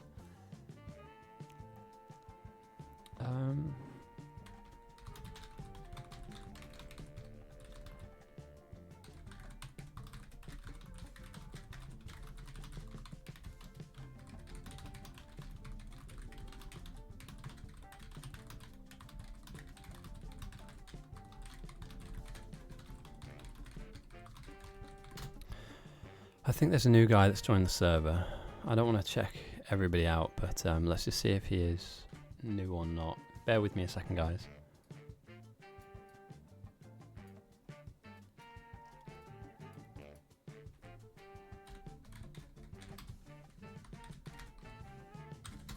We're just going to follow Jimmy a second whilst I check out this new player. We don't want to deny people the ability to play the game. However,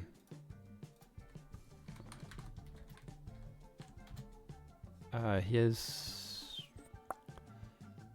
60 games. Last played a month ago. I think he'd be safe to join. There's a pick phase soon.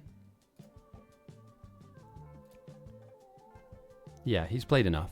It's the brand new players that join that you kind of worry about. And I say worry because they get lost in the speed of things. I don't think they'd particularly learn much by being involved in this. So, okay, military science looks to come down now for the south. Their labs have grown in size, which is great. I'm seeing a lot of stone processing here, a ton of stone processing. Neuro with the big wall plays. You love to see it. And again, another, I mean, guys, I'm not saying anything that you don't already know. If the enemy are already now, did I just see yellow power again? No. If the enemy are already now throwing science and pushing you out of your comfort zone, and we'll take a quick check here at the mutagen log. So Cliff has thrown 139 military science at the south, shooting their evolution from 4.3% to 14, right? It's already begun. And so having those 500 walls, 1,000 walls maybe, if you started very early on, to just surround your base and secure your base from waves like this, which again are very close, and if you're not ready, all you have is a pistol rather than a machine gun, you're in trouble. And again, the bugs will come and they'll be aggressive all the way throughout the game. So you need to defend yourself at the back of the map. You're not safe back here. You need everything that you can, so you'll need a grenade, or 5. You'll need some bullets and a machine gun, right? Don't just stick with the starter pistol, it will not work. And, yeah, I would now argue that defense is priority number 1. The south are building up. Oh, they lost base. Damn, dude. Labs are fleshing themselves out, but they need to make sure they protect themselves. The initial military science flasks will be built, and we will check in on research soon, but we have 2 big waves aggressing down onto the south now, and I wonder if anybody can catch this. We don't want to lose anything we've just built. One wave makes it past. Tio's on it.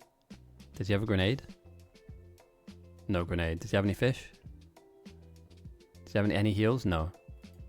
The smelting column begins to die. There's too many of them to make this mistake down here. Grenades. A single grenade will absolutely just detonate this wave. You need fish to keep yourself alive, but just be aware. The aggression has begun from the north, so you need to be able to catch these. And I would be arguing now, just get that wall down. Get some defenses down at the moment. There we go. Single grenade, you see? They're still very weak. However, there's enough of them to be enough of a problem. And the last thing you want is a wave of them to smash into your power, to down your power block, and then set your whole base back by a good 5-10 minutes as you rebuild that up. So yeah, an interesting one. You know, the north are pushing the pace, you know, and why wouldn't they? It's a quarterfinal game of a tournament. We have seen and we know what works and what does not work. You must be aggressive. I really hope the south have learnt.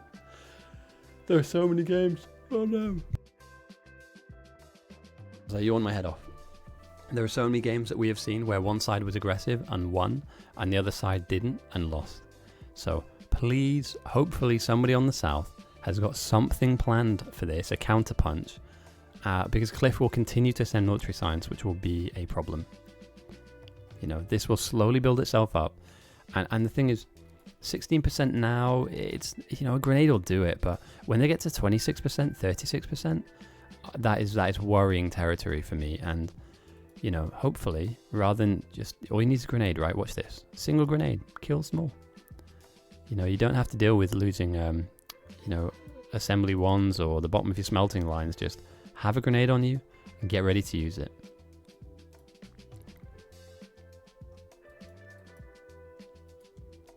There we go. So the walls now have been, oh no. Whoops. Nur has coaled himself. He's plated himself. It looks good though. It looks like a bit of pixel art. For the sake of production, for wall production, these buildings are cranking them out at the moment. You'd love to see it. Bricks galore, as well as Just Bob up here. Yeah. The simplest QR code, just a black square. So it looks like, in terms of research, let's take the stats first, actually. Let's be telling. So North have already got blue up, which again we spoke about earlier on, and they've managed to get that up in 34 minutes. At the same time that the South built their first military science joke. So again, there's already a gulf in research capability, but also speed. Now again, building your first few jugs doesn't mean anything because you then need to use them to research. But, you know, the South have built 74 grey jugs, military jugs. They have yet to put down their blue infrastructure. So whilst the North is already building and coming in slowly, the South is not yet at that point. And I'm not sure how close they are to that. There is an abundance of resources in the area to make that happen. But again, the bugs now are starting to pressure you. You know, they're at 16%. We're only 36 minutes into the game so far. So, you know, we're not comfortable yet. But a wall will help. I just think a wall that out this way is dangerous. I wonder how far this wall goes across to protect this.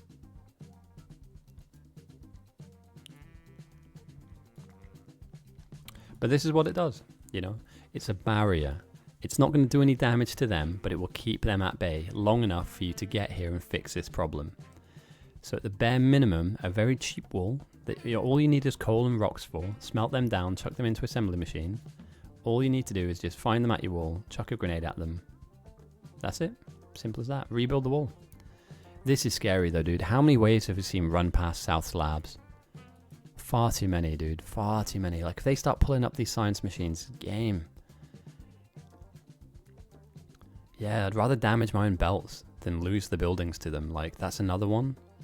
That's 3 in total assembly ones. And I wouldn't be worried about walling here. I'd be worried about walling this area here. This is where they're clearly coming from. And do we have any threat farmers at all for the South? We're just not prioritizing that? Because so far the North have the jump on threat farming. Up here, the bugs are obviously weaker, and they can just force the number down. And they have the jump on research as well. And I would make the argument, a very strong argument, that there's going to be an outpost somewhere that is closing in on the beginnings of purple signs. And here we go. I think this will be a blueprint for purple signs. Which is wild, right? So where's the counterpunch for the South? King of Gugu still setting the base up.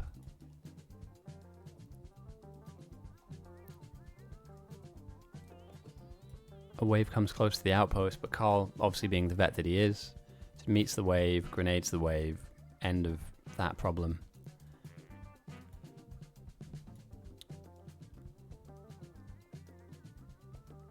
Outstanding with a little bit of threat farming coming in. Again, not something you want Outstanding to be doing. You'd rather have them build. Couple of 100 watt, bruh. No. Oh. I'm just saying, guys, protect your stuff. The walls are there to keep you safe. So build these ones first, right?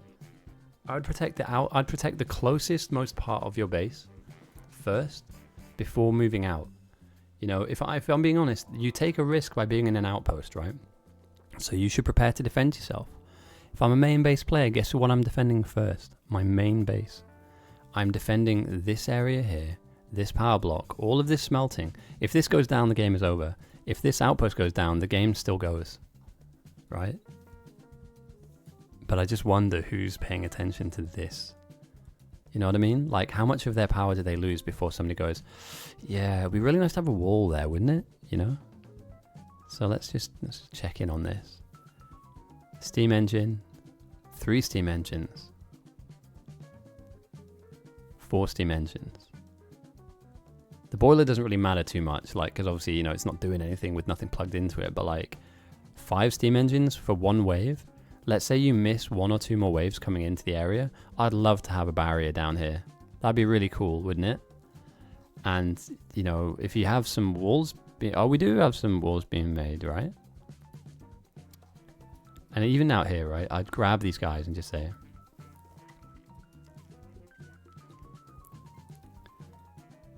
but that is one tall ass wall. And we can see now that the bugs have hit 20%, that medium-sized bugs with these pink shells have appeared. So even now, a simple grenade doesn't just kill 1 single bug, it'll take multiples.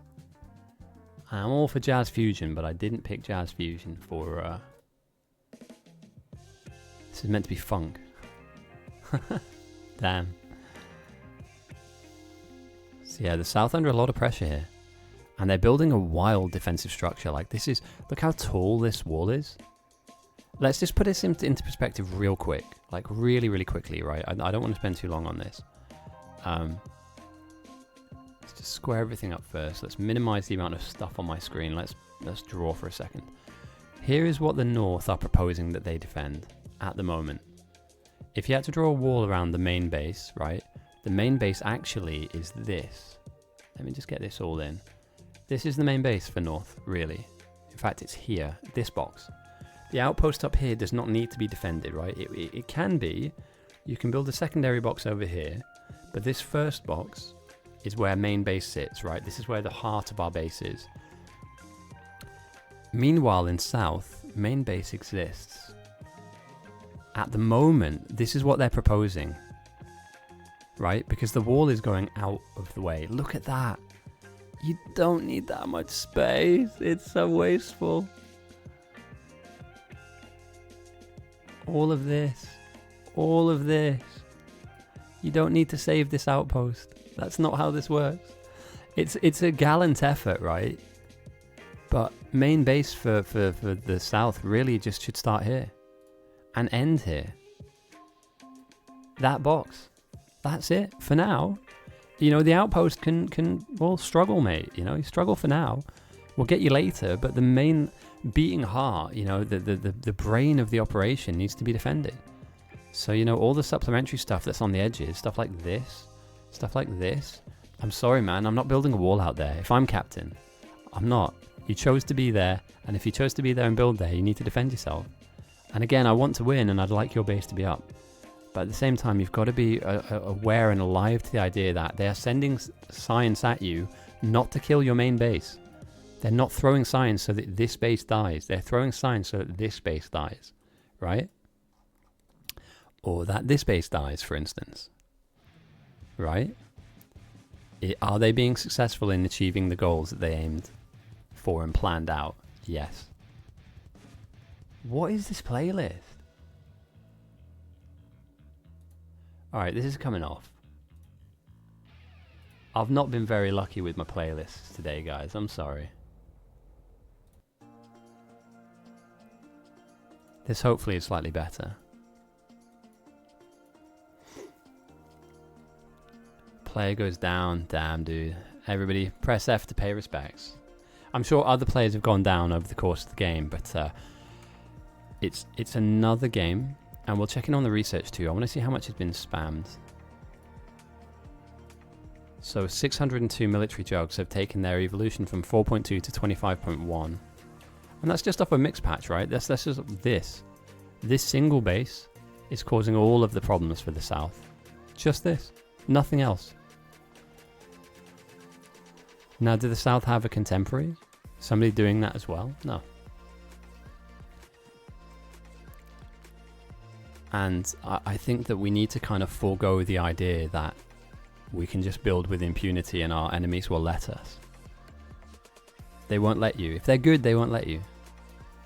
If they're strong, then they know that putting you under pressure will work. And it is working. And they're losing people now to it. So you're dying and respawning and running all the way back. Meanwhile, the exclusive research that North have are blue jugs, purple jugs, railways, red ships, sulfur. They're miles ahead. And the first 28 jugs of purple science have been thrown at a ridiculous time. This is basically them saying, I think we can beat you right now, like literally this second. We're not going to wait and build up purple. That individual purple send chucked the evolution up by 3.4%. And again, once these bugs become big, they're basically unkillable at this point in the game. Like, you need multiple grenades or, again, walls. And,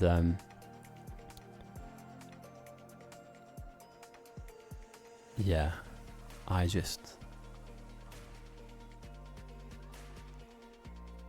worry, I despair. This is far too ambitious. We spoke about this earlier on. I will refer you to my previous answer to this question. We spoke about this earlier on. I may have to do a VOD on this, right? And again, I'm gonna show you why the North kind of did what I thought they'd do. Okay, So if I will clip this up because it's relevant, right? They built phase 1 here. Oh no, they didn't. Wait, they built phase 1 in this circle here. Phase 2 is in this yellow expanded circle, and phase 3 is going to be bolted on somewhere near the north of that, right? It's compact, it's compressed. And there we go, phase 3. Phase 1, phase 2, phase 3. It's all this tight. It's all here. Meanwhile, the south have areas like this, and it's open dead area. They've built directly towards, you're pointing your labs. Think about this just as a concept. Just as a concept. You're pointing the beating heart and brain of your base closer to the bugs than your power, than your oil, right? Your labs are one of the first things that the bugs will come, and if they kill these labs, they kill the stuff inside the labs as well. Why put them this close? I just don't know, like, why not put them off to the side, right? Because if a bug comes here at any point, right, if the bugs come down the north, they have to kill this and this and this. You're shielding your labs effectively from all of the elements effectively. And the south have just been overwhelmed here. And we could be looking at a game where the pick phase went on longer than the actual game itself. Now again, grenades will still kill these guys, and they're 40%. But when they evolve one step higher, you need physical set defenses, like walls and flamer towers like this. And you need them everywhere. And guess what? The wall is so big that you can't cover the entirety of it with flamer towers. Not for now. You can build a few, but not many. Now, it's not GG for the south, but this is... alarm bells are ringing. You know, alarm bells are ringing. The north are very far ahead in their technology. They're very far ahead in their speed of play. And they're not slowing down anytime soon. In fact, they've stopped research entirely. Because I think they think that it's just going to be a win now. Build purple, win the game. And sending 50 jugs, jumping up by 3% each time. I would argue they're doing quite well at that. And again, guys, this is quarterfinals. This is the quarterfinals of a tournament. If you're going to win the game, you need to play ruthlessly. And I feel like we don't enough as a community. We're not ruthless with each other. We're a bit too nice, a bit too friendly. And when bragging rights are on the line, you know, when your reputation as a captain is on the line, I would be as ruthless as possible. Now, what's the difference here? What has been the defining difference? Main base was built, I think, with less people but faster. It's not a slight on anybody on south. I'm just saying that I think that the north got their main base up faster. They got to their sciences quicker as well. In fact, there's definitive proof. You can check that. Like red, they were slower. Green, they were quicker. Military, they were ahead by 9 minutes. Blue, they're ahead by whenever the south build blue. And purple, again, they're ahead before. You know what I mean? So, like, the blue purple transition here for the south have been difficult.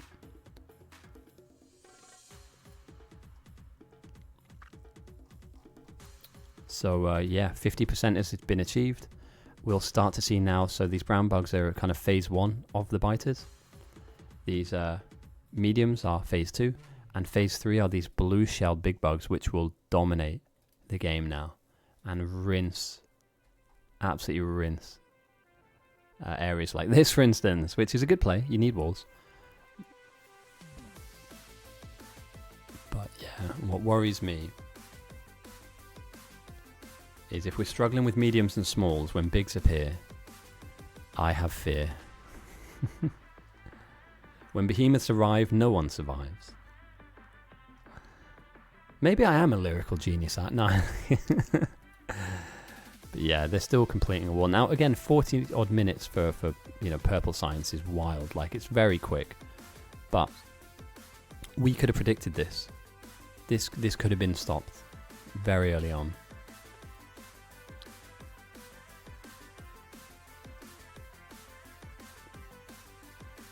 And I know it's a common theme. I go back to this again. The side that is aggressive, the side that started spamming military science, set the other team up to fail. Because other team had to deal with waves coming through the walls. Here we go. These blue guys. They take a lot of killing. And even if there aren't a lot of them, but trust me, they'll get on top of you. They're quick. They hit hard, they're quick, and they get through walls fast. There's only one evolutionary tier above this, and although most of the waves aren't mostly blue, they're still very, very hard to down. So this is what you'd want all across your base: a thick wall and some flamer towers, throwing fire at the bugs. Yes, it takes a while to kill them, but you didn't lose anything in this. However, and a wall is easy to replace, by the way. Like the 2 or 3 blocks they took out here, you go and grab from the box over here, and you go and replace what they took out. What's really worrying is that we're protecting an outpost out here that is miles behind. And again, bugs will come from all over. We're way too ambitious here, way too ambitious. The building of the wall alone will lose you the game. And we're waiting for...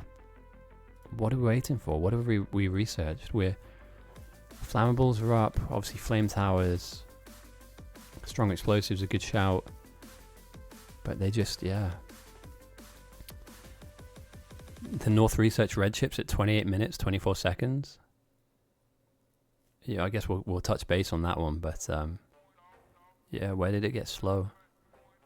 A 9-minute gap on research for military science. Is that it? No power. You're right. Power is low. And they're just getting crushed at the moment. This is just a very crushing pressure as a player to play under. Because you're close to your own purple science. But a combination of them threat farming, a combination of their... You're right, Roland. You are right. However, it's an impending inevitability that when these... There we go. When these waves begin to become more blue than purple, as they start to respawn back instead of being small and mediums as this size, they will start to chew through the wall bigger, faster and harder.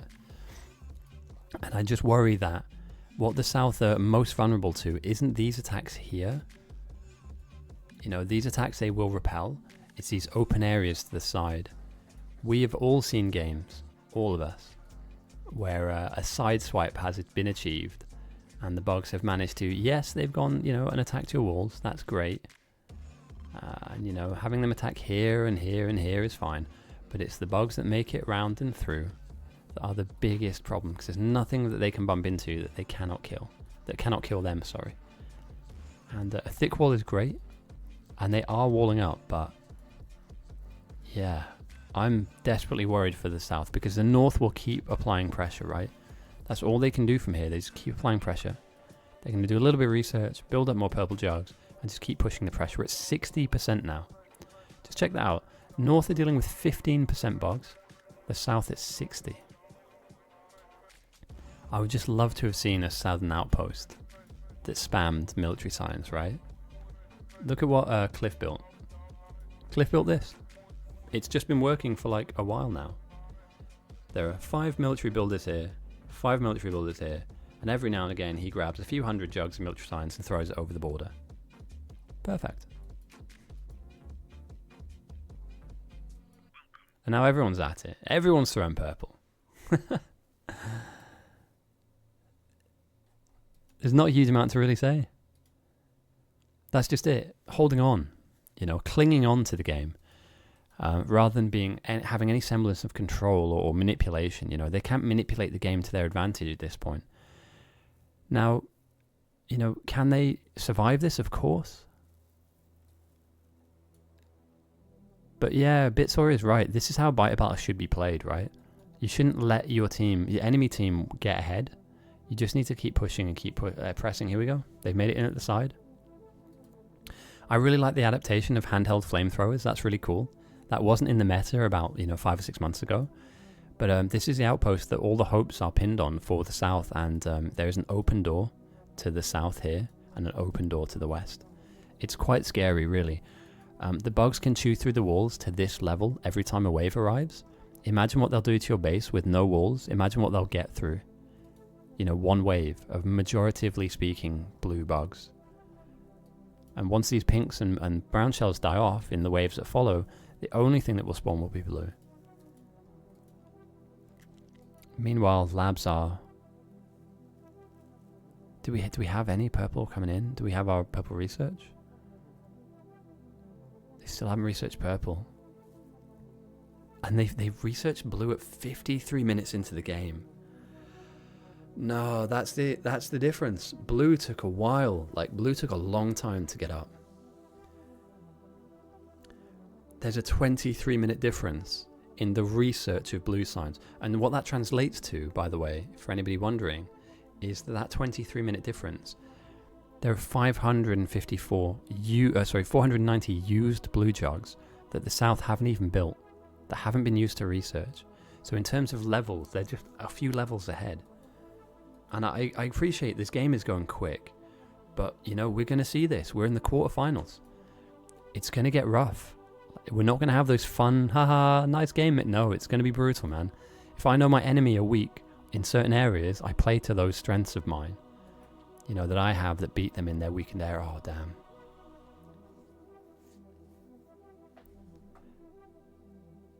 Power holds for now, but for how long? Bots is a dream at this point. They don't have any blue jugs, so they don't even have any research. And the builder nerds at the back just get flattened. A large chunk of a power block for the South goes down. And power holds, it needs to be rebuilt, but it's another frustrating element to this game mode where you had that a minute ago, working for you, helping with you. Now it's just gone. It's dust. It's pancaked into the ground. It has been devastated. And this all needs to be put back. Meaning that the players down here don't get to do anything else, like fill the gaps in the wall. And bosses have started to spawn on the South. Oh dear. This is not looking good so far. Yeah, you know, yes, the bugs now have a wall to fight, and yes, these flamers are finally just managing to burn through the big bugs. You know, you can replace a wall, it's very cheap to do so. But there are certain areas that worry me, and again, like bosses like this, very hard to kill. You need lots and lots of good kiting though. Very good kiting for Atrixano. It's grabbing the bosses and bringing them close to the flame, pulling them down this flame. Very, very nuanced defensive play here. And the only way you can make this slightly better is to double back on yourself. There we go, doubling back. And the reason being is you want to keep them in this fire for as long as possible, but also split the wave up. Not bad. Not bad. It's a terrible position to be in. You know, we're an hour into the game and you're dealing with bosses at the moment. Like, nobody wants to be here doing this. But if you don't do this, the game will end. And as you can see here, one boss is chunking through the defensive wall at the moment, and he is not really taking a lot of damage. You know, we're not really in that stage or that phase of the game where we have damaging defenses. We just have stuff that gets in the way. And some of this wall is getting in the way, and some of this wall is getting destroyed, but so far, so good. If the South win this, I will be very impressed, because there's nothing here indicating to me that they have any semblance of hope down the line. You know, what's coming next? You know, what's coming next? Is it going to be lasers? Is it going to be bots? Is it going to be purple? Like, are we close to purple? Not particularly. Are we close to lasers at all? Not particularly.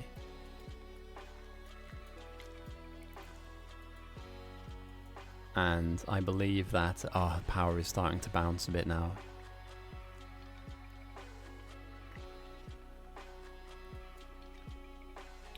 We get lasers, we win. Lasers will help. My biggest fear for the South isn't the fact that they now have a wall down. It's where they don't. It's this gaping, side to their base. Eventually you're going to have to close the base off, right? Just building a wall to the left-hand side forever and ever and ever is not going to help you. They'll come around the edge, they'll fight down the map, and they'll get into your base, and they'll kill everything off that you hold precious and dear to you. You have to get in their way. You have to meet them. And the only way you do that is you close the wall off. We're at 77% now for the south, and we do have lots of flamers down. This is what you want to see. Lines of flamers, hopefully some really good flame research too, and that should just melt most of the waves that bump into the wall. And this is good defensive stuff for now. And again, they have built up the walls in the background to be able to replace stuff that's going down. So it's not terrible, but they have lost a lot.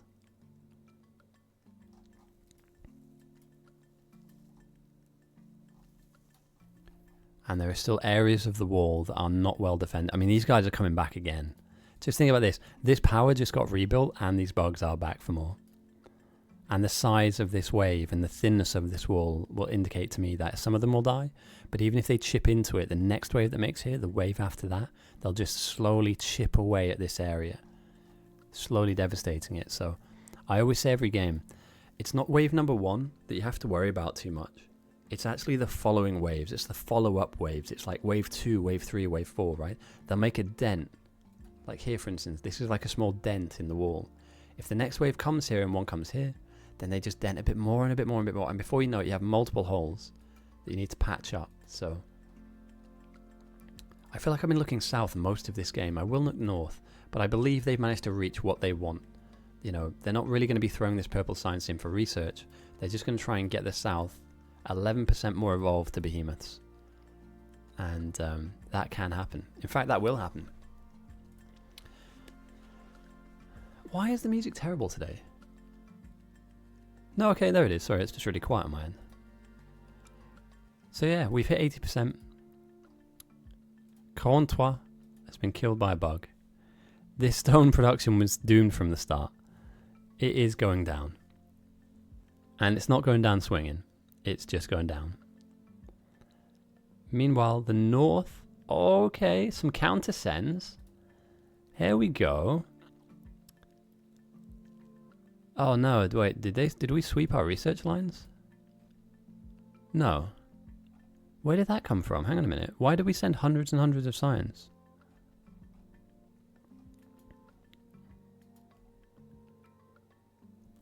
I'm confused. Was that a play? That's not... That's really wasteful. I thought maybe they'd sent some purple signs. That's actually incredibly wasteful. I mean, yes, you have some built up on a line, but like purple and red at the moment is... Yeah. There's a lake. We spoke about it. Look at it. It's just a monstrosity, isn't it? Yeah, they raided science. I think they did. I think somebody went and took a load of science out, and they just don't do that. As a new player, the one thing I would say is that the research area down here, I know the mechanic is to send science, but if you don't understand the mechanics of sending science, leave it alone. You can actually ruin a game by throwing a load of science out that does not work at this current time in the game that you need for actual research. So just be aware, like as a new player, yes, but I always say my takeaway from that is if you didn't make it, you shouldn't take it. So if you didn't make this science, if it's your base, if you're out here and you've got your own base and you make a load of science, you can send that as and when you want. But just kind of sweeping labs, sweeping up these belts and taking all this, it slows the game down. It really slows the game down.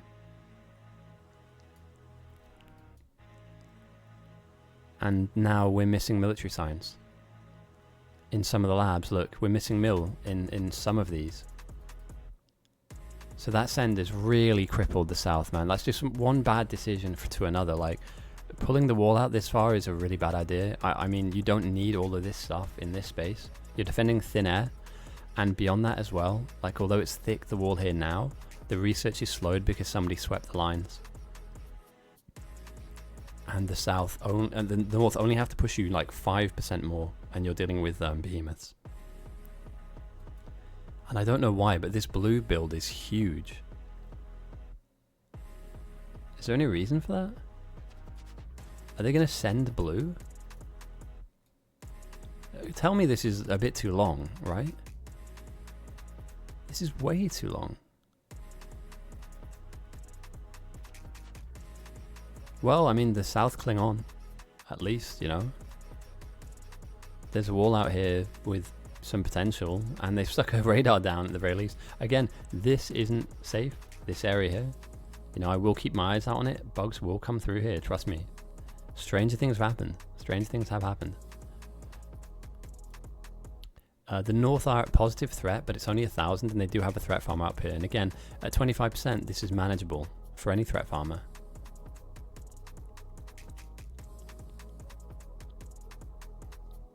Wiggly walls. Wiggly walls should be made illegal, but they're not.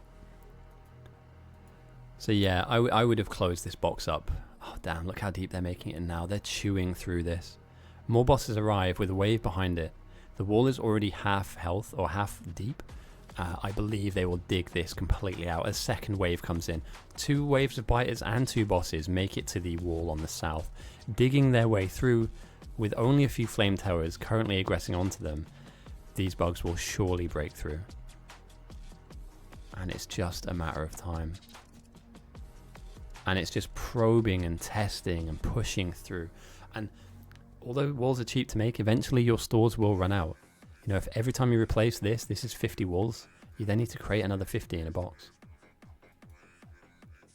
We're at 90% now. Behemoths are on the cards. A second boss now enters the fight. A third even. Sorry, I didn't... No, a second boss. Sorry, that's not a separate bar. A second boss enters the fight. The walls continue to drop. Yes, the flame towers are doing a good job, but there are only 3 of them hitting the boss at the current moment in time. We're at 91.3% on the south, meaning that we will start to see behemoth bugs. The largest version of them. We're at 1 hour and 7 minutes into the game, and so far the south have been pressurized. And you know, you could argue over-pressurized, really. People are trying to make plays that haven't worked out for them. We saw earlier on. I don't know who... Oh no, it gives you the name, doesn't it?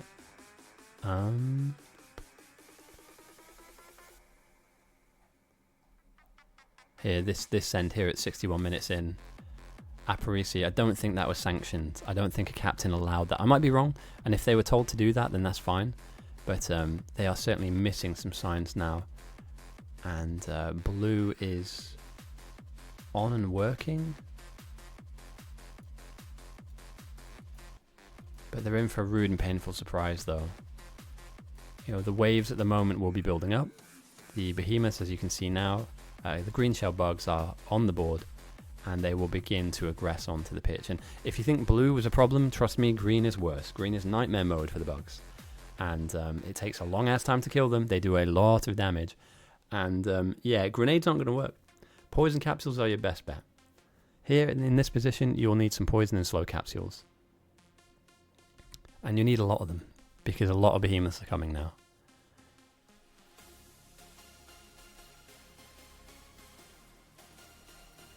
And here we go. Poison capsules on the ground, burning down the weaker bugs, but the strongest will stand. The stronger ones will stand and persevere.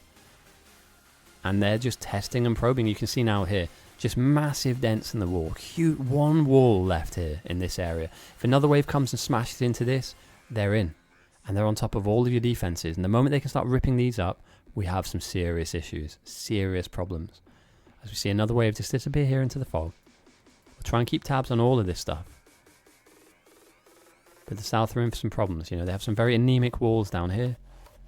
And there we go, sideswipe. We talk about it all the time. They do come in from the side. Absolutely do.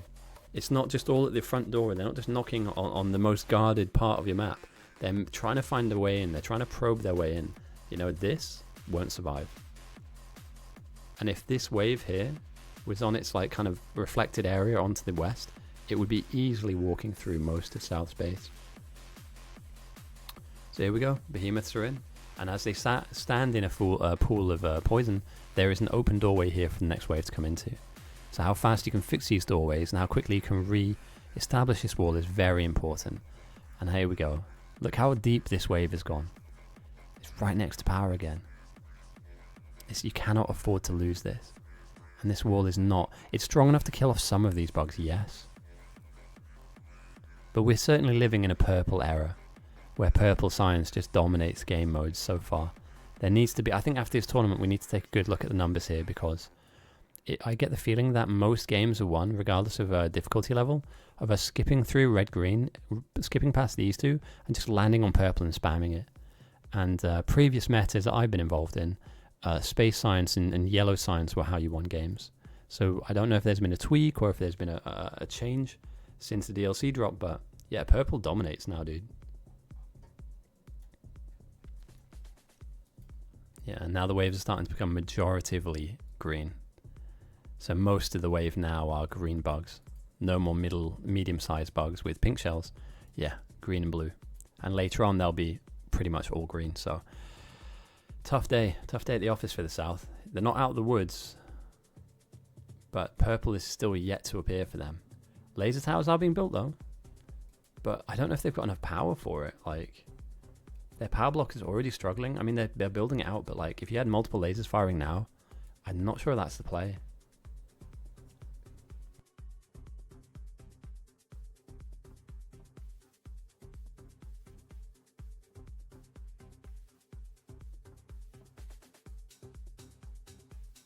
We can see as well now the spitters are getting close enough to start damaging some of the defenses as well. So not only are you going to have to start replacing walls, these very expensive flame towers, which you will not have a lot of, you'll need to start replacing too. So this is a precarious position to be in. Not one that you'd want to either.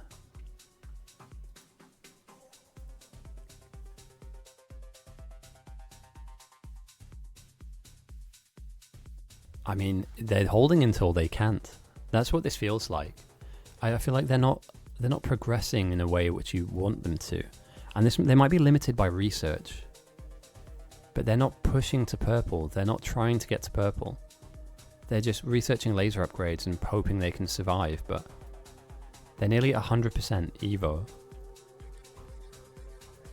Like, it only goes one way. It's wild to me how we can play a competitive game mode where only one faction, one team is aggressive. You couldn't play a sport like this. I don't think there's a single sport or even board game that, I mean, even in chess, right? You take, sometimes positionally you hold a position, but you take pieces in order to win the game. You use some aggression in order to kind of get yourself a win. It's wild to me that we have a game mode here and that we see this every week. At least once a game every week. One team does not throw a single aggressive punch. Not one. And they lose. It's wild to me, mate. Wild. Put some green spam in. You know, at least make their threat farmers uncomfortable. You know, nothing here screams to me, I want to win the game. You know, or let's rush to purple. Are you going to beat Jimmy 50 to purple? Maybe. 10 times out of 10, he gets there 7. Maybe 8 times out of 10, he beats you there. How do you beat them? You stop them from doing that. You make their threat farmers uncomfortably, positionally poorly placed by pushing the threat to 30, 40, 50% as fast as you can. And you don't need purple to do that. The South hold on though. But the waves are getting close, and as you can see, they're making it deeper into the map. They're making it down here, very close to the river.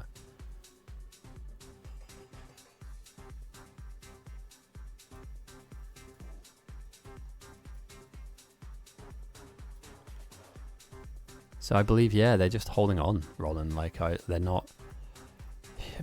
All right, so let's go walk down their current line of thinking for the South. They research laser upgrades, great. How many lasers do they have? Really? Do you know what I mean? Like how? We're not talking about thousands here.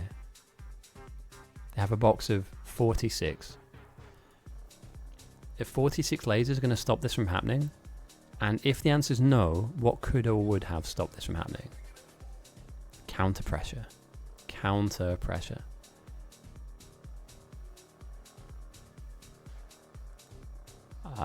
Yeah.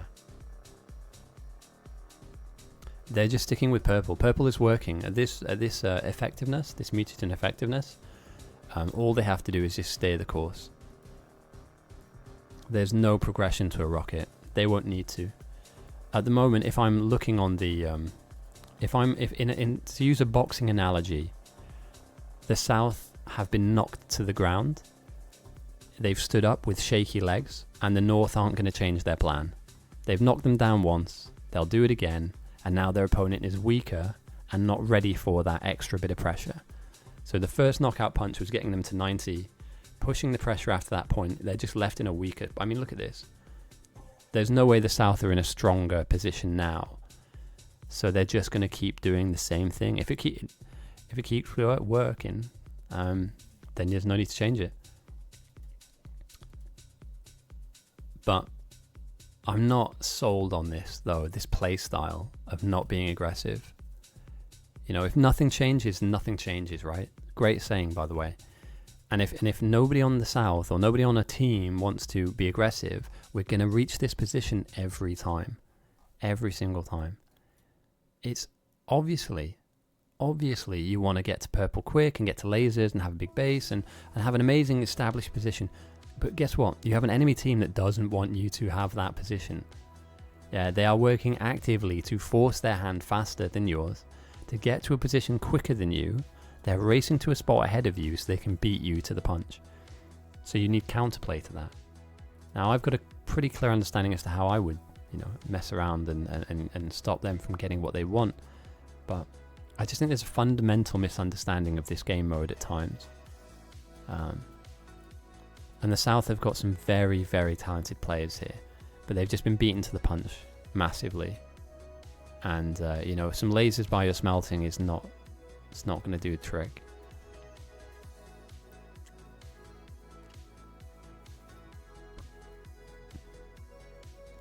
They're in, and they're very close to power, which coincidentally is very close to silo.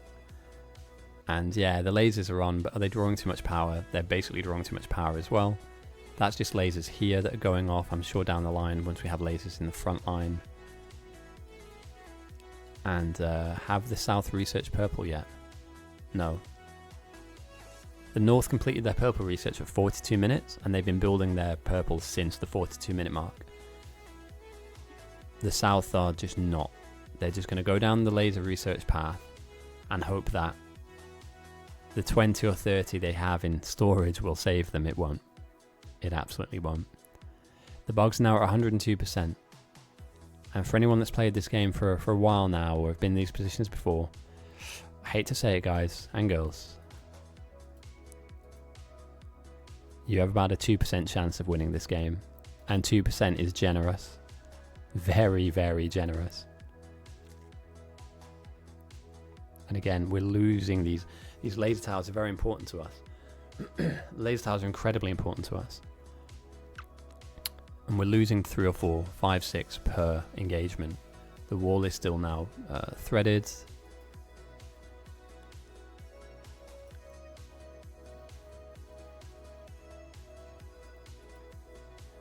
And here we go. The waves are mostly green.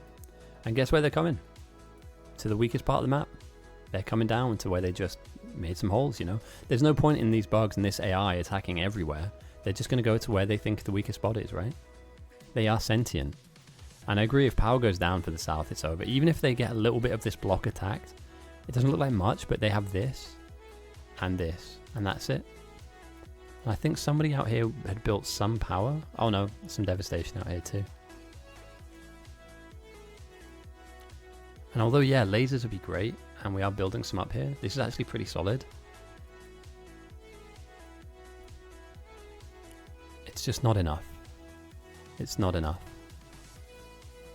And I'm waiting for the day, or for the time where a wave makes it here, and just steamrolls this elbow of the southern base. So you hate to see it, but there are no draws here. One team always loses, and it's off the back of some misplays, some different speeds. Some teams play faster than others, but we need to drum it into the player base. We need to drill this into your heads, guys. This game does not go on forever. In fact, the sooner it ends, the better for the winner, right? The quicker you can end the game. Like, isn't it in chess where if you plug a particular position into a chess computer, it will tell you how many moves you can take to checkmate, right? It will tell you, like, checkmate in 5, checkmate in 8. If you knew how to checkmate a player in 8 moves, and you don't use those 8 moves, you shouldn't be playing chess. If you know them. If you don't know them, then you're figuring it out on the fly, fair enough. But we know what those moves are. They've been the same for years. Trying to reinvent the wheel, trying to reshape what we already know works for us is just mental. There's no point. Until there is a fundamental change to the game mode, side swipes will always be a thing. Always. And we will always see teams that get sideswiped lose. Always. We will always see bases too big.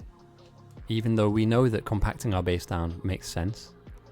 And portioning bits of the base off. Like, it's great this outpost is out here, but I'm sorry lads, if you want to exist away from main base, you need to protect yourself. I'm not doing it for you. This is far too egregious for me. And one player coming out here with some lasers, if you die and the lasers die, what a waste of time. Meanwhile, all over the base as well, we're still seeing problems. We're still seeing side swipes. We're still seeing holes in the walls. Devastation. 104% now for the south. And problems are, they are encircled by issues at the moment. And it will not slow down from here.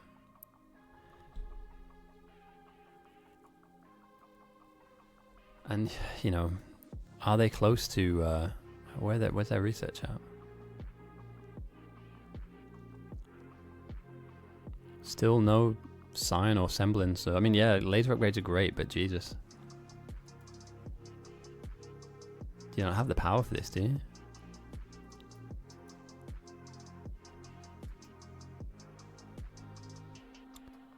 And they just expand. I mean, that's all they can do, really. Expand their purple. Keep pushing, keep pressurizing, keep building mill side, because why not? Throwing a few thousand of that late game actually does have an impact. Add to your smelting. Get your outpost to start building stuff that's relevant to you, like more purple, for instance. There we go. Another 100 goes across the board. This is a mix. This is sushi smelting, by the way. They managed to get to purple. So we had a really generous opener. Purple here again. Yeah, dude, we're in the purple era for sure. Holy.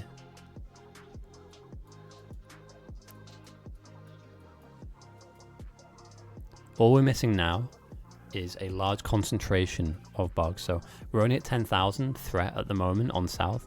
Once that reaches like 40, 50, 60,000, that's where large scale problems occur. The north are... What? Oh good, I thought it was an ammo belt there for a second. I got fucking scared. The north aren't in trouble yet. Although if the tables were flipped, the north would crumble. Yeah, if the north start encountering the same levels of pressure and stress in the south, then this could flip it on its head, but there are so many alarm bells ringing in my head looking at this now on the south. This hasn't been, this hole has been here for like 5 minutes now. I've come back to this area multiple times. This is still here, right?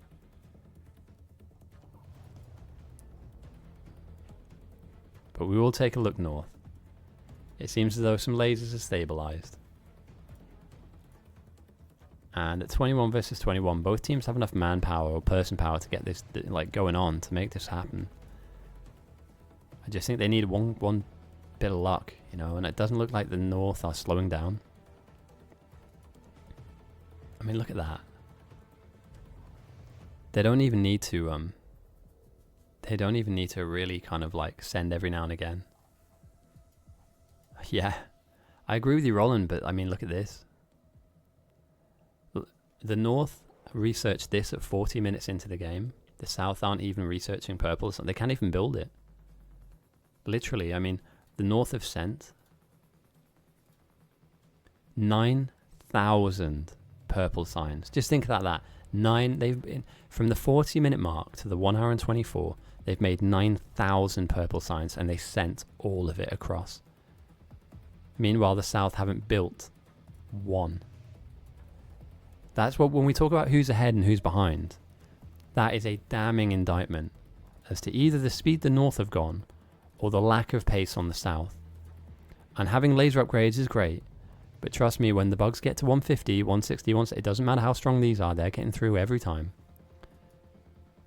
And just like that, another wave appears close to another hole in the wall on the South. The Behemoths are through, and they'll start one-tapping these turrets, which begs the question, how many do you have in store, right? Show more items.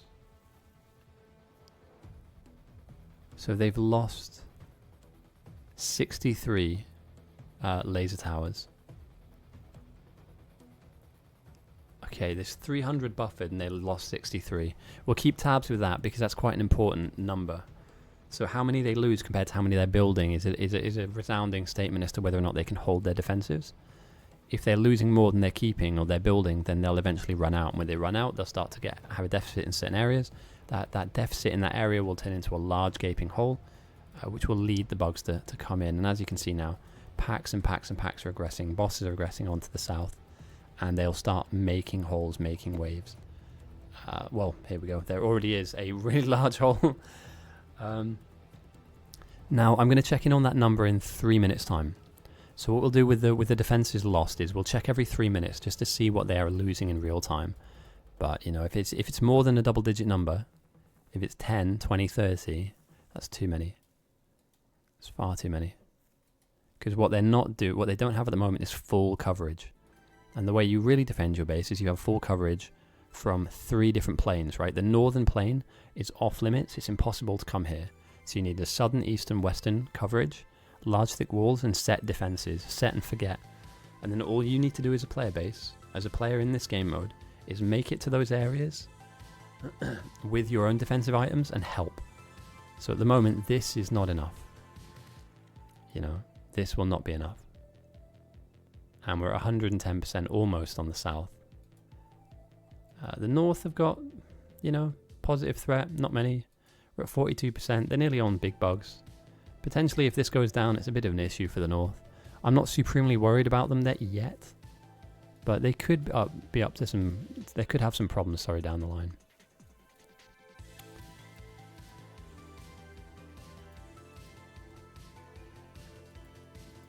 And it's just full laser prod, just holding out. This is wild. The hole here is still not fixed. Like, come on, guys, what are we doing? Placing lasers so close they can get killed.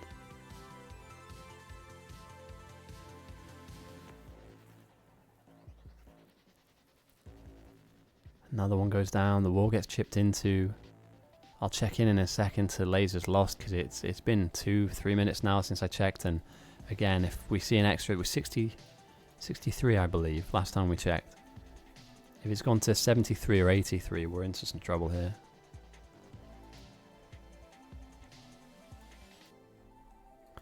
Now, Atrixana's doing the right thing here. Kiting the bugs around with the car means that not every wave hits. Oh damn.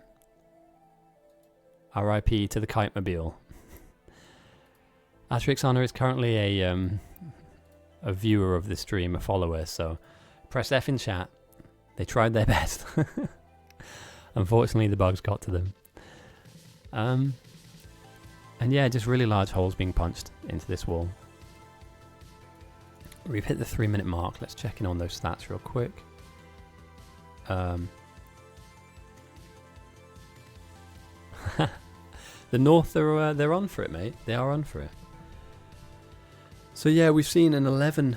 It doesn't look like much, right? But they've lost 11 laser towers at the moment. They've added 200 to their buffer, but they've yet to put full coverage around the edges of their base. So that 700 buffer isn't that strong as it looks because they need to go down. They need to be placed like this, in long rows, long columns, and everywhere.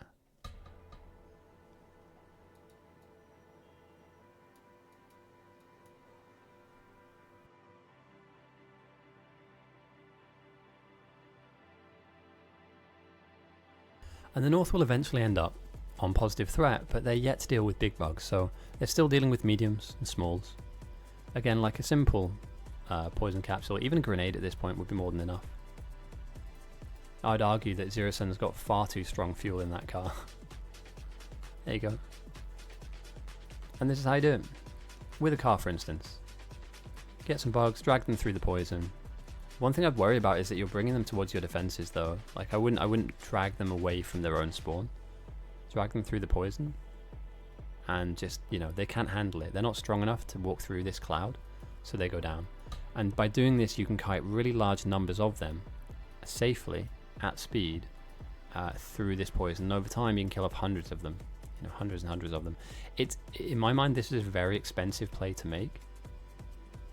But it is working. You know, it is working. But I would save those poison capsules. I think that you could easily get away with just using grenades in this position. Group them up, throw 2 or 3 grenades, run away, group them up, do the same again. But again, this is the difference. You know, they have a solution to the problem. The North became positive, threat began to become, the evolution became higher, and so they have 2 threat farmers out here who are having a go, popping off. The South can't do that anymore because of the state of the bugs, the size of the bugs.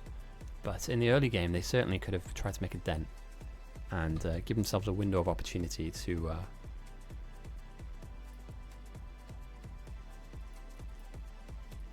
give some breathing room.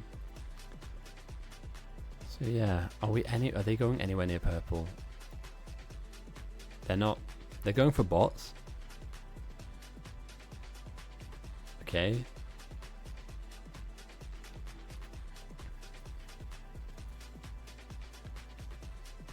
I mean, the upgrades are good enough for now.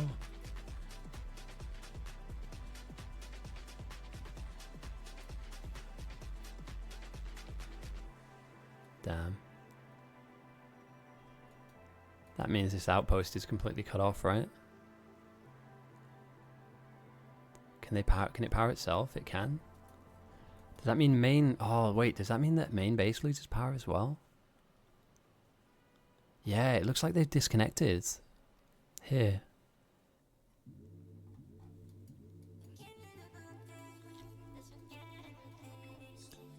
This is wild, mate. The South are like on their knees and they're trying to increase their production capacity. They're making moves that to me, at the very least, are quite baffling. Like, yes, you want this smelting down, but not in the position that you're in. The wall to your left-hand side, to your west, is not defended at all. Very thin. And as we can see here to the east, like every time the bugs have come here, they've punched a hole deep enough to get into your defenses, right? With nothing there, they'll walk through. So like that is just a shot to nothing. If this goes down, actually, if they put this down and this becomes built, there's nothing to protect it from its western flank. And again, we still do not see any purple signs from south. And it's getting to that point now where you're going to start to wonder, like, are they ever even going to go for it? Or are they just going to try and cling on? Because the threat farmers on the north have managed to kind of get a handle on the situation.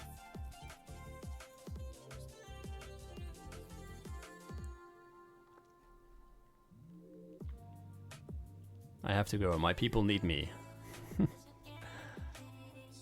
So yeah, we'll hopefully we'll what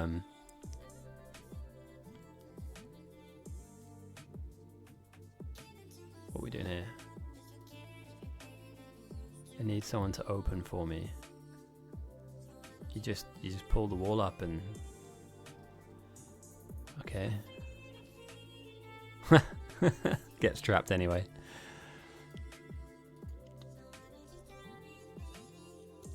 And this is another dangerous over fortification from Neuro. Like, I know why he's doing it, but each tower has a range, right? Like a distance that it can fire.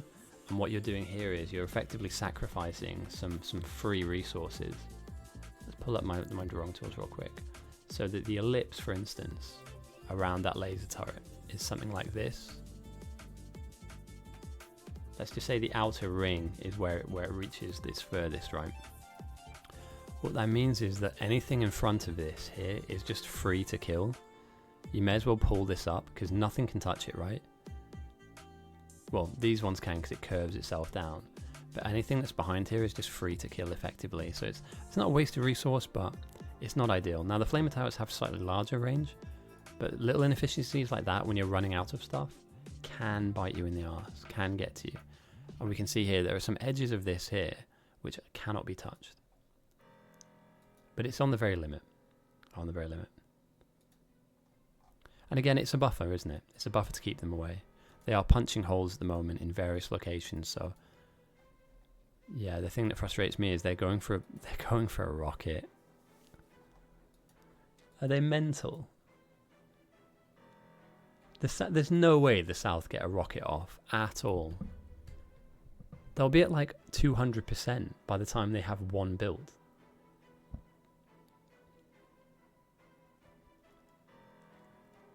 Am I... Is this real life? Am I taking crazy pills here?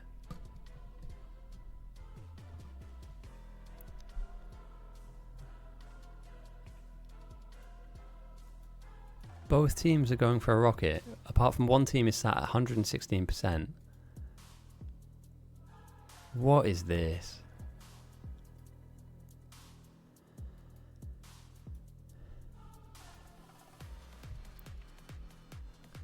It's a bit much. It is. Like, you're not... I don't think the South will get this up. I think their base crumbles before this turns itself on. And I believe the North, if they just keep sending purple, they just save it. So instead of sending hundreds at a time, send thousands, right? Because you're not on any time pressure here. You can let these boxes fill up, right? Send a few thousand. I agree, dude. Rocket's the only way to go, but you're going to have to endure this for a long time.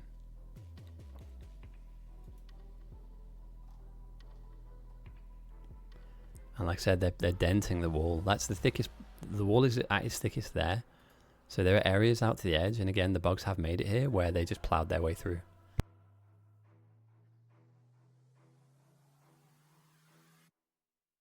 If the South get to a rocket and win the game, this will go down as one of the best games. Actually, wait. Misphrased that, because it hasn't been very good. This will go down as one of the largest swings in power that I've seen in a game, where one team has been so commandingly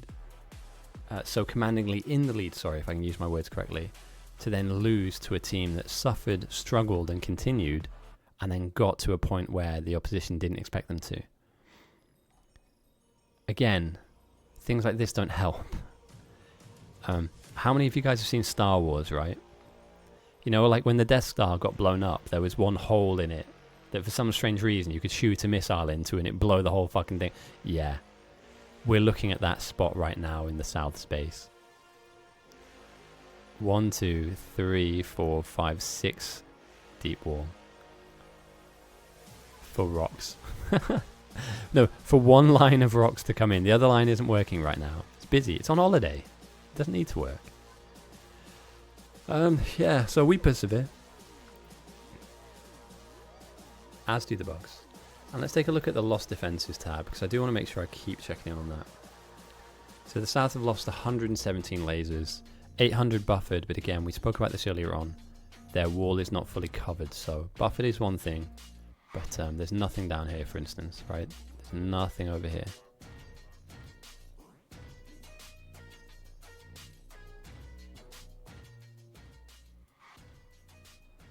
And I can't believe that this is genuinely quite unbelievable to me, that this is being planned. And they think they can make this happen. Like, fair play if you can, lads. But, you know.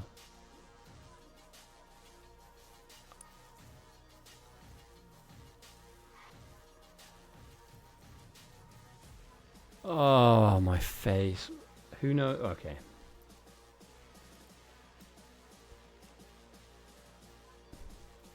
I've stopped talking, not because I've run out of things to say, but I am stunned. I'm genuinely stunned into silence right now.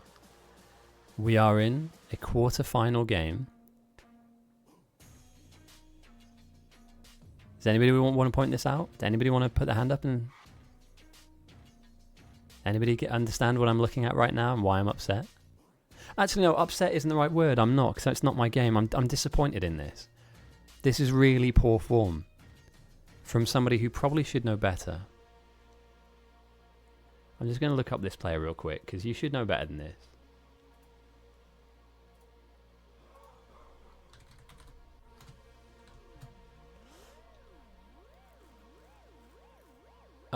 Maybe not. He's only got 50 games in the server.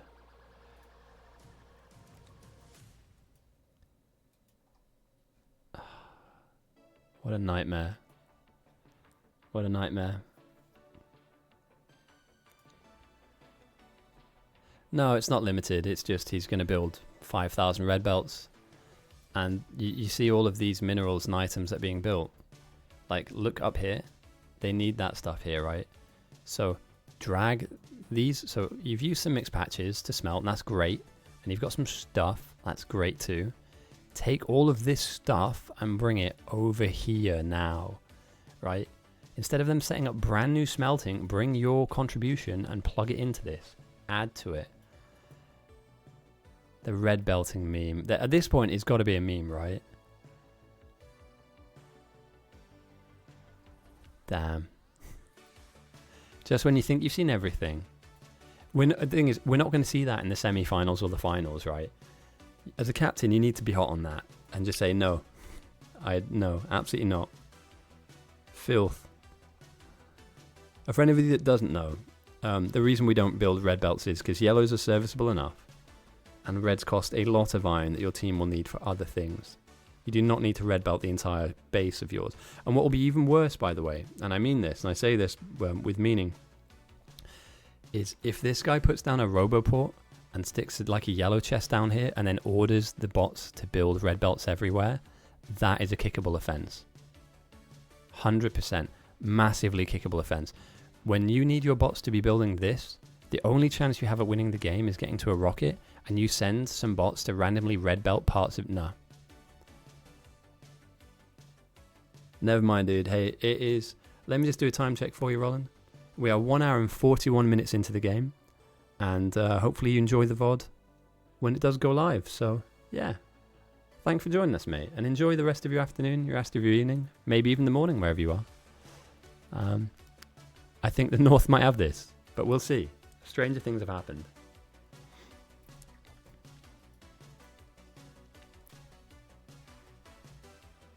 Hey, man. It's all good. Appreciate you. Enjoy the rest of your day, mate. Okay, let's try and find something positive to say about the South. They are going for an endgame build. They do have the potential to make that endgame build happen. They do have the power network to turn all of this on. But they are a long, long way away. And I mean seriously far away from having a rocket up. Like, it's wild.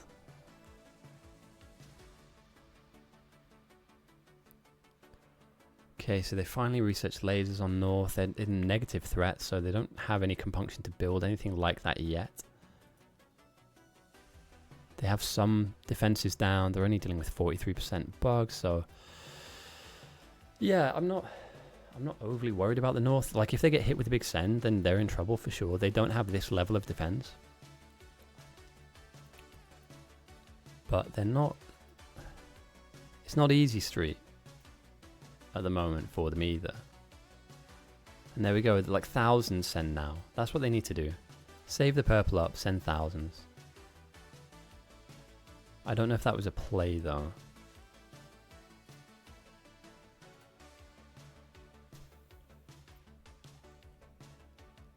Potentially. I'd hope so.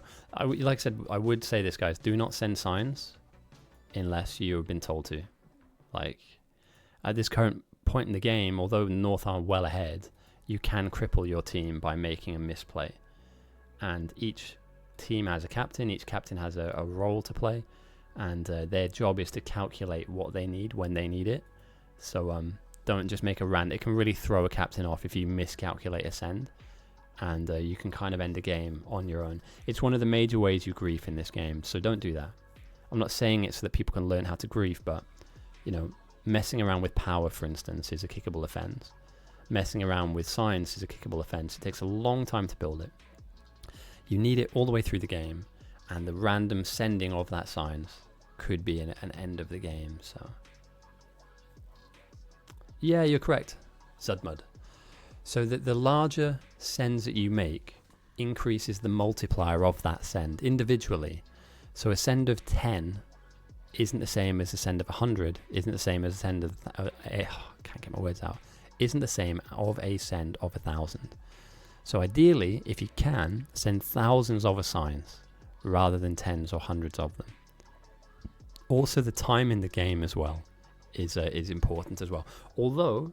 things have changed and been tweaked since I've last been involved. So the last time I played a game, it was on before the DLC came out, and many changes happened during the DLC. So take what I say with a pinch of salt, but generally speaking, you want to be sending thousands if you can, not hundreds, and certainly not tens. In the later stages of the game, you end up with 1,000 white signs for every rocket you build, so you'll end up with a lot of space signs naturally anyway. But yeah, this is wild, dude. Like, the North are defending themselves now. That's good to see. They have walled up their areas.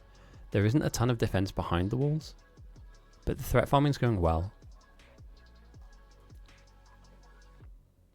I'm just trying to see if there's anything particularly unique going on here. If anybody's going for bots, if anybody's going for anything different, or if it's just all, yeah, purple. It's just purple on the south. On the north, sorry, to the south. And the south are at 127% evolution, 43% up north too. The wall is getting dented, as we saw just now, and they're starting to lose lasers, which is something I really want to keep a touch base with. They've lost 154, but they've built 1,220 to be buffered, sorry. But as the creeps get stronger, they get closer and closer in. I worry that the power network will be overtaxed if all of the lasers were put down all the way across the wall.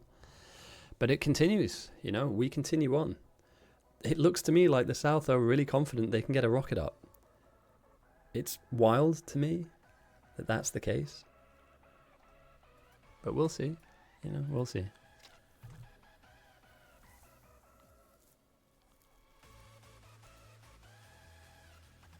I'm going to swap the music out a little bit now.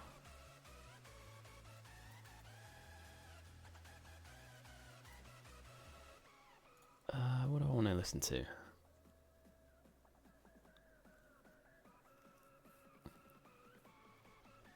Let's stick on something chill for now. I feel like we're on for a slightly longer. Yeah, I feel like we're on for a slightly longer run than initially thought.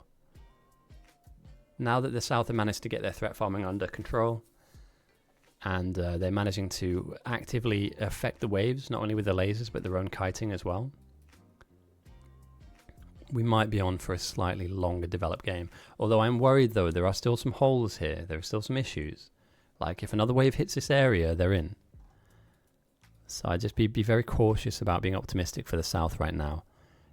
You know, they've gone from having like a 2% chance to win to like a 5%. But that is a very slim 5% chance.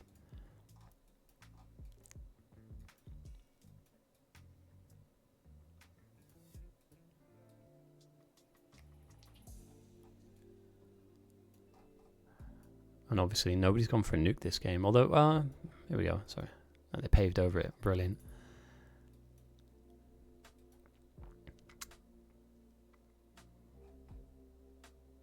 The sends keep coming in. 132% now. I think the South are just going to get bulldozed, aren't they?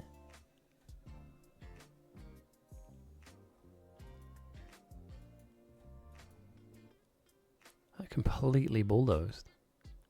And luckily these walls that have been produced from the very beginning of the game are starting to add up nicely. You know, you've got thousands in the box now, which is exactly what you want to see.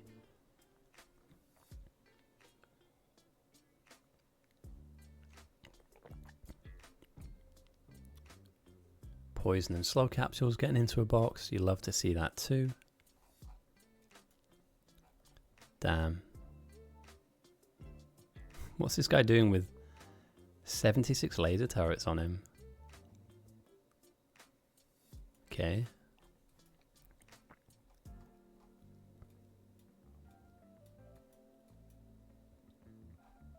Oh, another wave came. Look at that.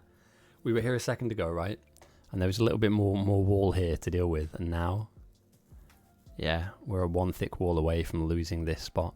And once they break in, they can start raiding other parts of the base. So, you know, once they're through this initial kind of bulk, this frontal bulk, they can just go anywhere they like with impunity, and they will ravage. You know, the last thing you want to do is lose your laser production, or even the box with the laser sat in.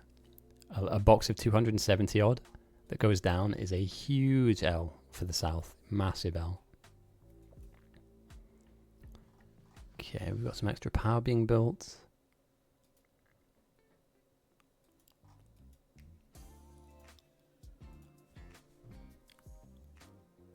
And North have got... I mean, they've had purple up for an hour now, ahead of the South. Now, I agree that the North's plan was to spam. So they went for it straight away, but... Okay, this looks like the strongest the wall is on the South. Let's see how it fares against the defences. It's just one wave, by the way. A single wave of biters coming in at the wall. Let's see how deep they get. Power's not an issue. The lasers are well upgraded. Not fully, but well upgraded. It's kind of frightening, right? They should be dead by now. They're not. They're still going in. And it's just punching a hole through. Jackhammering the wall down. Little piece at a time. And if this wave were to bump into this wall, it would be game. So Neuro is collecting multiple waves of bugs here and forcing them to come to him because they aggress onto they aggress onto players more than they do walls. And he's basically trying to threat farm them as best he can. So, yeah, let's take a look. I think they have done refined flambles. I don't think they've done refined flambles 2, though. Oh, no, they have. Both teams have. Yeah, both teams have. So this is a really good play from Neuro. This is about as good as it gets from threat farming. You know, you're downing hundreds of them at a time, thinning this wave out. The worst thing that can happen here, though, is if Neuro goes down. Bumping into a rock, dying at any point here now just really screws with you. So, if you see beforehand that wave was enormous, now we're just left with a couple of Behemoths, very manageable. Just drive them back through across this wall again, through the fire, through the poison, and that's it. Although, ooh, a wall has been breached and another will be breached. And there is just no defense here. This is such an anemic defense. A single Flamer Tower against even a single Behemoth does not work. A big boss has just made its way through. A lot of lasers have gone down here. And Neuro as well goes down in a pocket that is well protected, but still painful to take a hit there. And I'm worried now about this area. It just comes back down to the South have just been clinging on. They haven't really thrown many punches, and yeah, the wall is far too big. Far too big. And these guys are just effectively all they're doing now, and it seems a bit obvious, but like, you know, when a wave comes through, what they tend to do is they'll obviously punch a hole directly through, then they'll widen that hole as well. So the next wave that comes through just walks through a wider gap and can just aggress into new areas, right? So expect to see more pain in this area. Like the bugs will just take the path of least resistance, right? And if there's a big open door, like here, they'll take that open door every day. And not only that, a player now needs to come over and address this. So this wave needs to be dealt with, as well as the future waves that come into this area. So yeah, nightmare.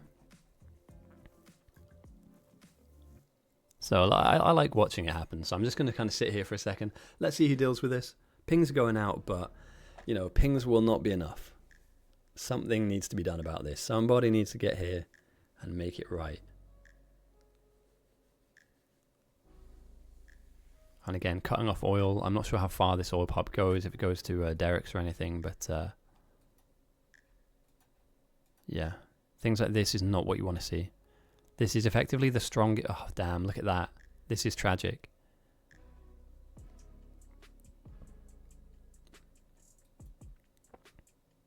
Losing a single power cable turned all of this stuff off. Yeah, I think it's yellow science or it's a rocket, right? I'm quite sure I think they might be going for a rocket. I'm not... It's an interesting one. It's a frustrating one, to say the least, because with so many egregious problems in the area, right? And these are egregious. This is not a simple, just put the wall back down. Like, I spoke about this at the beginning of the game, but having to run this far, and again, they don't have bots either, so that's another, you know, issue in its own self. Having to run this far, let's do that in blue so you can see it better.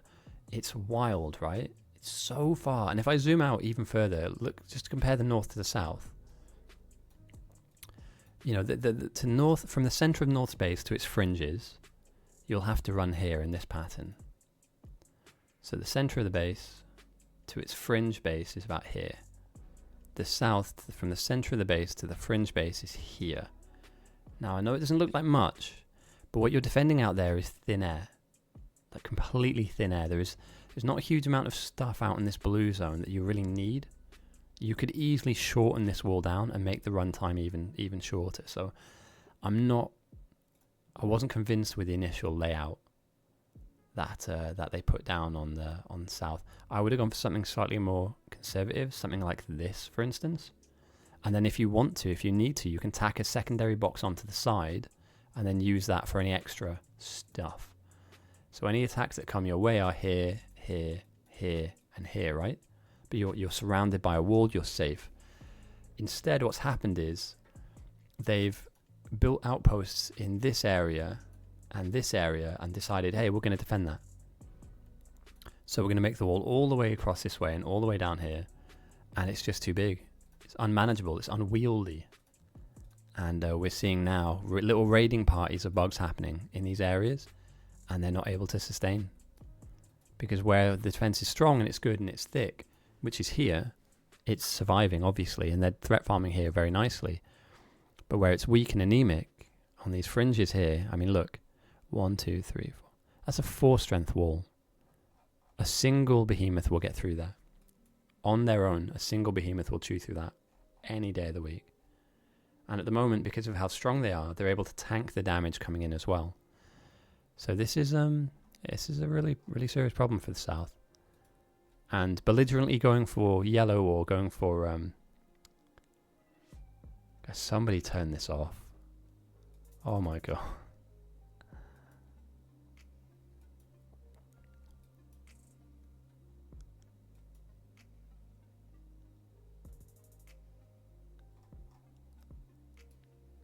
So yeah, belligerently going for yellow, belligerently going for rocket. I think you might lose the game by then. Like, the bugs will have probed enough of your defenses in order to find a weak spot. Also, bear in mind, when you start killing these things near water, they drop landfill. So all of this water area, whenever a bug comes near, it will landfill a part of this lake in. So just be aware, like, you know, these water areas are not invincible. Eventually, they will fill up. So over time, this will be a problem. So, and by the way, Nura has been an absolute defensive monster this game. Like, shout out to Nura. I think he, not on his own, but he has been a massive reason why they've managed to stay in the fight as long as they have. Because as it stands, the South wouldn't be alive if it wasn't for the defensive efforts of their defensive players. But I think their main base players got outplayed a little bit. And their outposters got slightly beaten to the punch a little bit. But we endeavour to continue, though. It's been a good game so far. Hopefully it continues on to be a good game. I want a bit of jeopardy in here. If the South are going to lose, it's through some gallant defence, yeah, not them just getting through an easy, like, you know, the bugs coming down here and just killing this off and winning the game. If it's going to be a win, it has to be a good, solid win. And if it's a loss, it has to be a tough, hard-fought loss. You know, the North are threat farming to the heart's content at the moment too. Minus 10k threat. They're laughing. I'm surprised nobody on the South has pushed them to 50%. I'm really surprised, actually. That's something they could have done easily early on. Taking some of this blue. If you have excessive blue and just throw it to push to 50%, force an evolution of the bugs to go to big. You know, we're missing that play here. But let's take a look at research now. Rocket fuel is on. Solar energy is coming in. And over an hour and 10 minutes after the North have researched their purple, the South's purple comes in. Over an hour. That's mental. Oh damn. Cybertruck didn't last very long, did it?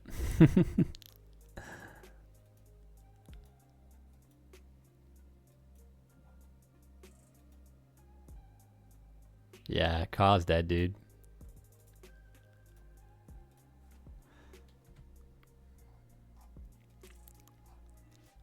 Things are, because there are no more sends coming across to the south, they are stabilizing.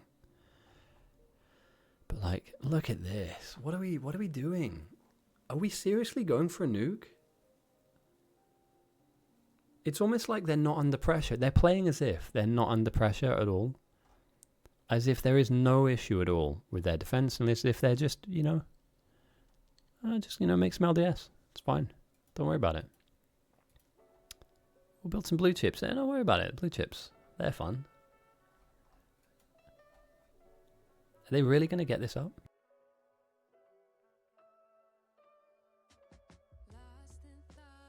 I mean, yes, they've expanded power for sure. Really nicely, actually, to be fair to them. I don't think you need a nuke. I would just double down on this, right? If it ain't broke, don't fix it. You have some backed up coal lines.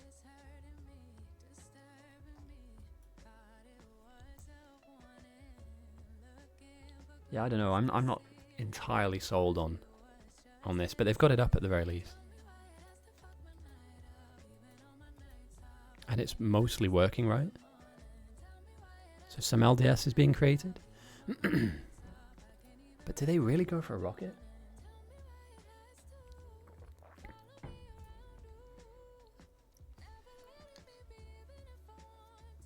Damn. I'm going to grab a snack real quick. My voice is going, so I want to see if I can get something for my voice. Who should we spectate whilst we do that? Who do you guys think we should get a POV from?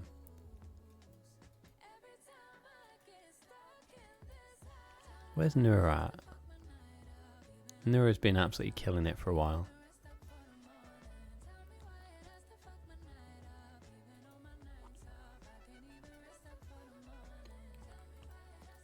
Zero Sun. Yeah, great shout, mate. Great shout. Let's zero in on Zero Sun. Oh no. Dude, oh no, hang on a second here. This is dangerous. Yeah, the Behemoths are making it to the outpost, and they're making lasers here, so they'll have lasers, but still, like, I'd build a little bot. No, get the power back up. Get it back up. Back here, mate. It's back here. Oh, damn.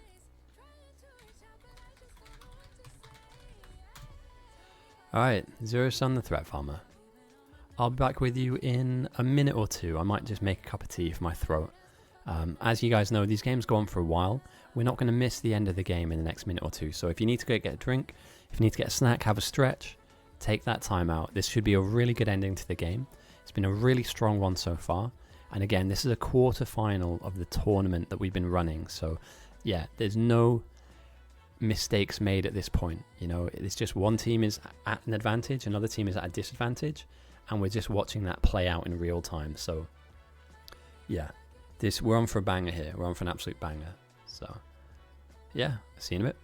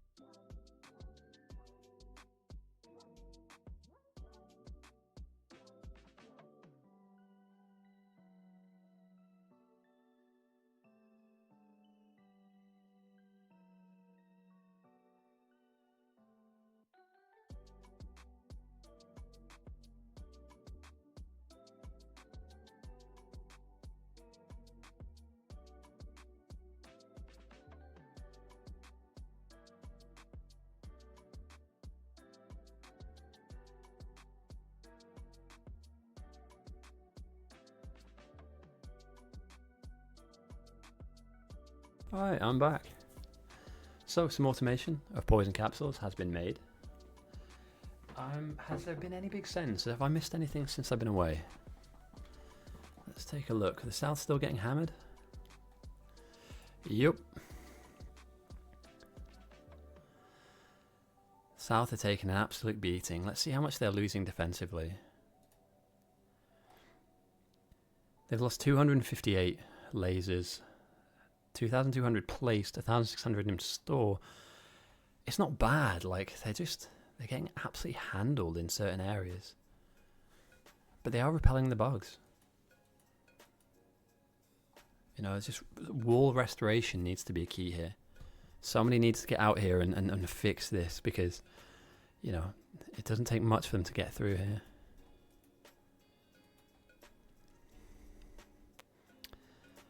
Oh, damn.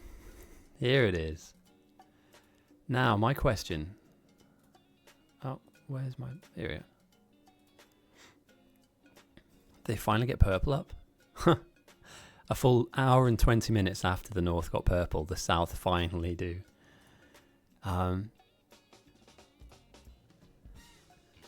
Now, did they hold or did they research with this or did they send?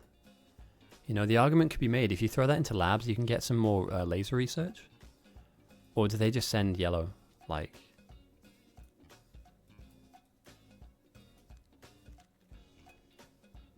Also, why are we testing red chips here?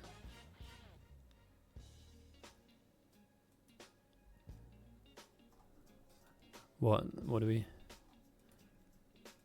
We literally have chested green chips here. Why do we have a really anemic red chip build?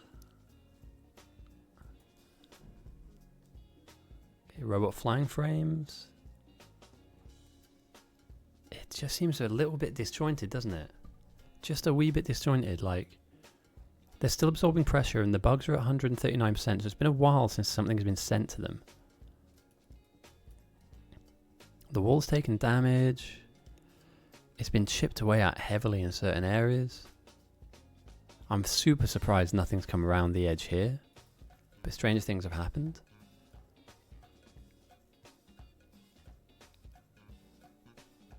And where do they go? You don't just send 100 yellow signs. Like, that's not... Surely that's not the play. The North are working towards what exactly? Staying the course? They're researching with the purple now, some of it.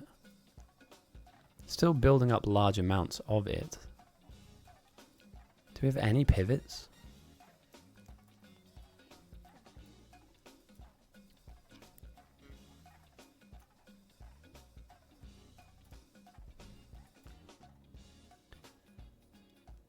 Okay, they send 100...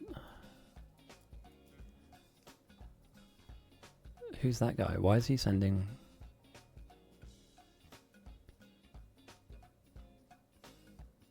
Is this a Smurf I don't know about? I've never seen this guy before. Why is he sending science in a tournament game?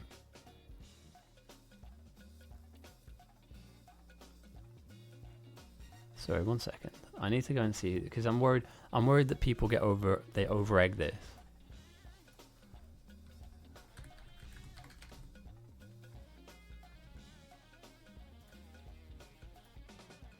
Nah, come on, man.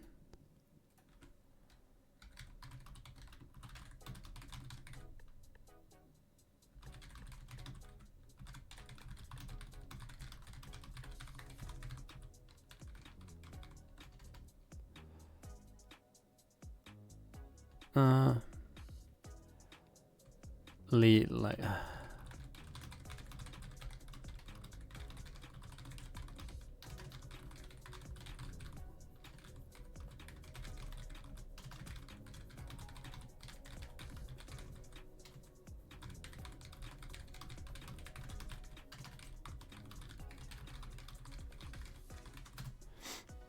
There we go. That's me summing up my feelings right there. If you have 7 games and we're in a quarterfinal, leave it alone, mate. Leave it alone.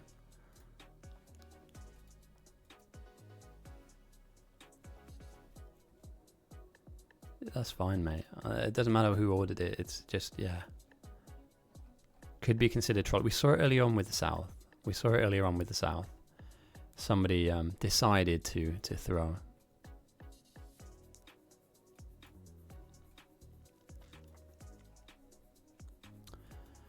So yeah, yellow is the send. That's pushed them to 55%. I mean, they're still at negative threat, negative 10k. They don't have any real defenses down, but they can defend 50% bugs though, right? So my question is, can they pump out yellow signs fast enough? I mean, it looks like it, to a point. I mean, you're going to start running out of stuff, but... like, yeah, you can send a few hundred at a time, but what did that jump it up to? Let's go to mission log. So yeah, 192 have gone across.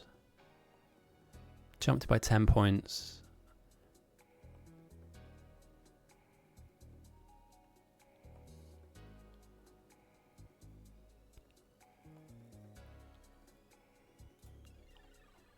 Yeah, I'm not too worried about this. They can jump it up a 10 point. Every 100-ish yellow signs jumps them by 10. So we can go to like 67, 77, 80. I mean...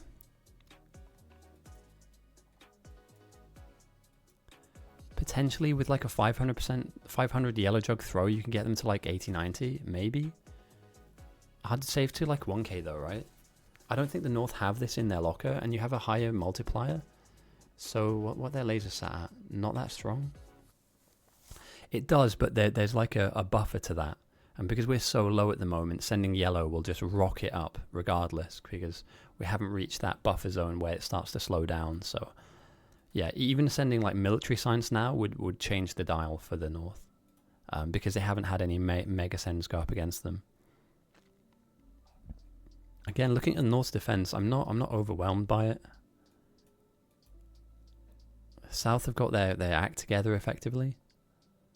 You know, it's a bit messy, but it works, like it's working for them. You know, the North have got bots now, a ton of them too.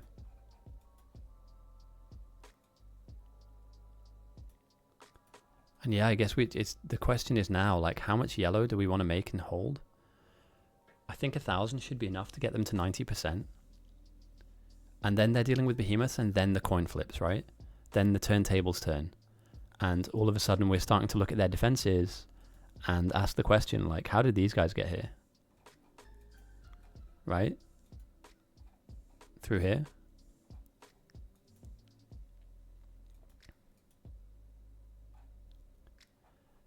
This could flip. I mean, this could absolutely flip it on its head. I wonder what what the North have been saving for all this time, because they have been making purple signs, and they have been holding lots of purple signs as well. So there isn't just a few hundred kicking around. You know, there's close to like a few thousand. It must be. So 68% now from a 296%. 296 yellow jug send leaves us at 68%. So we're closing in on that 90% number.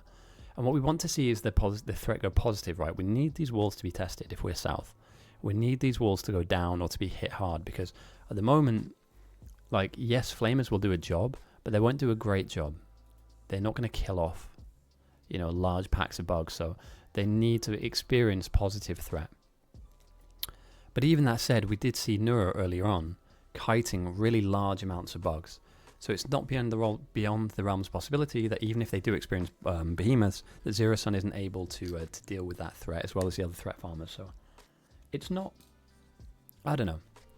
I'm not overly sold on the idea that Behemoths break them, but they certainly will test them. And, you know, the laser upgrades are in, but and their power infrastructure is pretty strong. Like, they have a lot of power, but there are areas of their defense which worry me. Like, wiggly walls are not the one. You know, you don't defend with wiggly walls.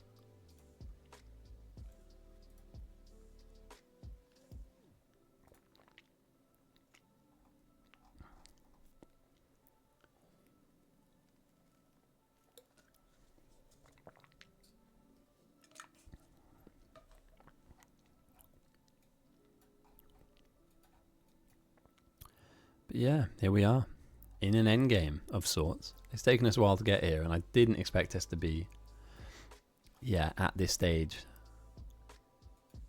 I mean, the bugs are still coming, man. There's still a lot of them. 142% is nothing to sniff at from the south, and All the sends are going to be from south to north. Just trying to force the issue. Get them positive.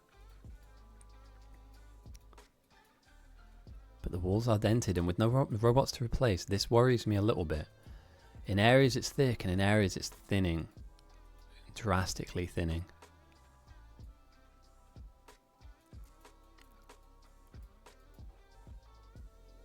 And what's this for? I'm plugging that into here.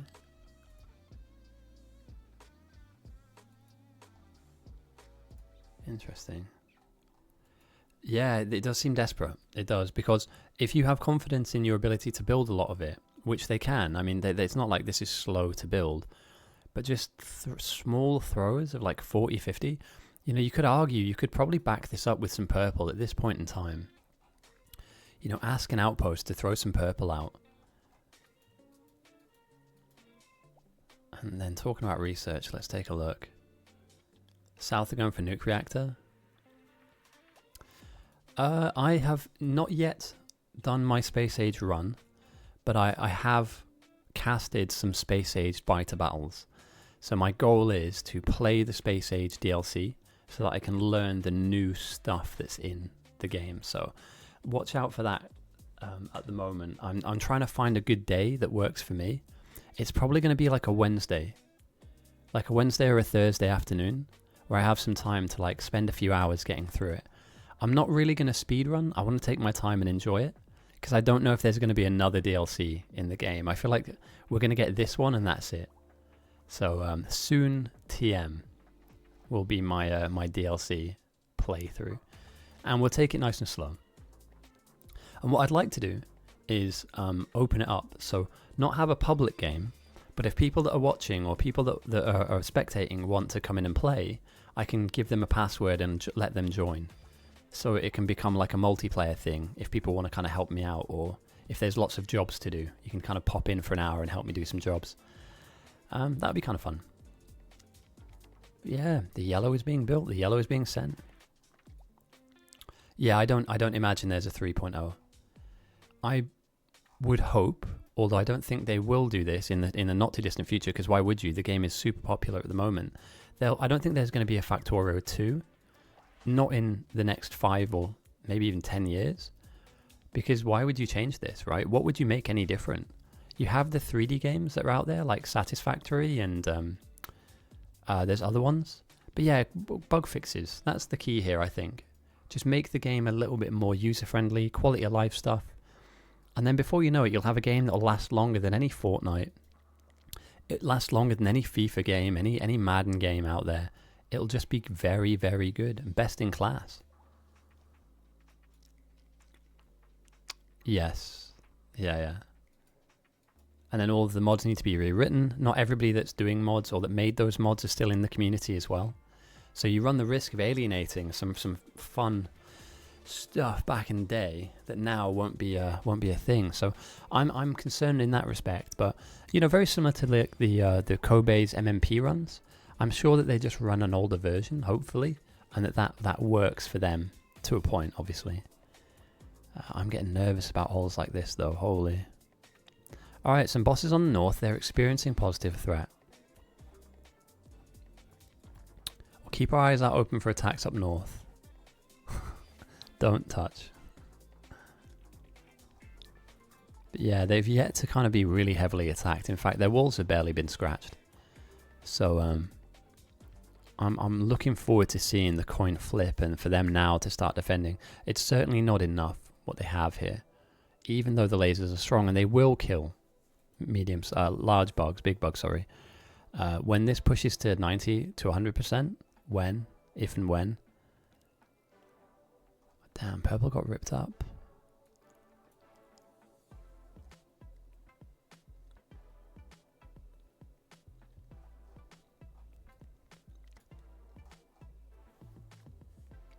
Okay.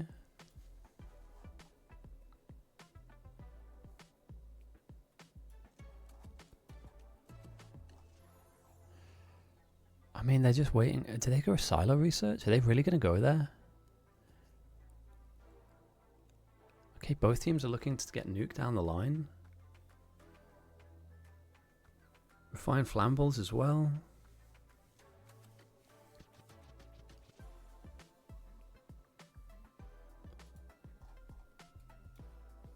Here we go. The first few waves.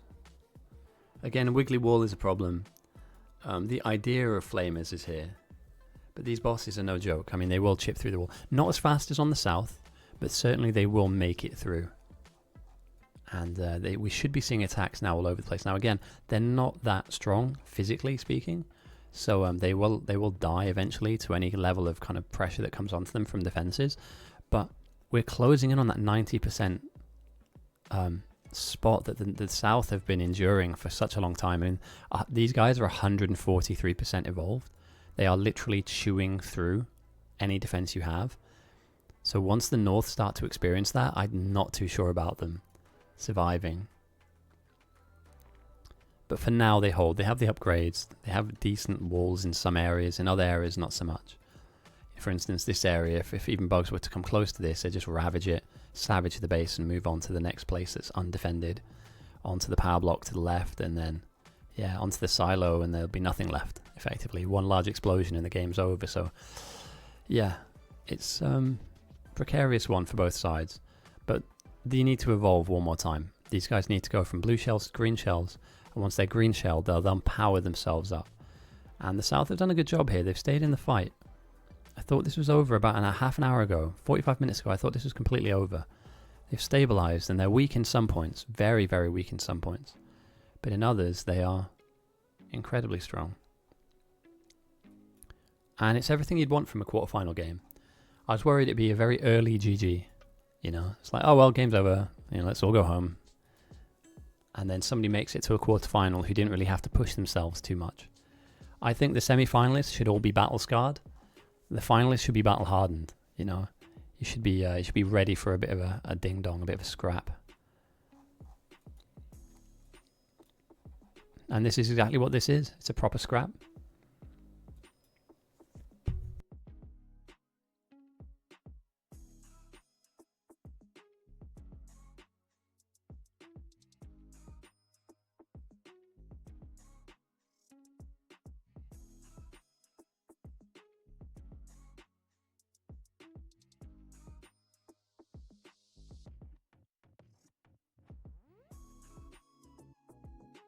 Alright, 9% difference now.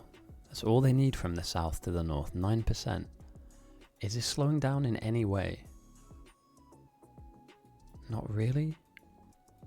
Do they have bots up at all? I'm almost certain that the south haven't built or prioritized bots, right? At least not in main base.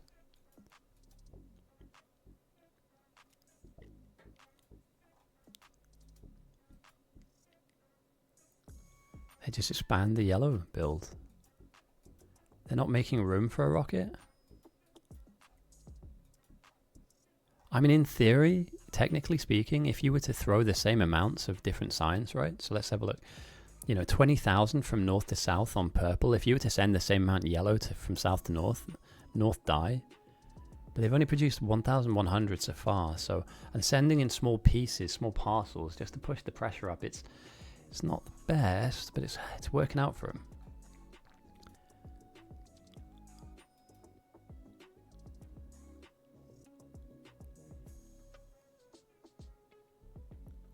And again, to the big, the big war conspiracists, F in chat. Another northern guy goes down. They've had it easy for most of this game, and now look at this. Power got ravaged and savaged, taken down.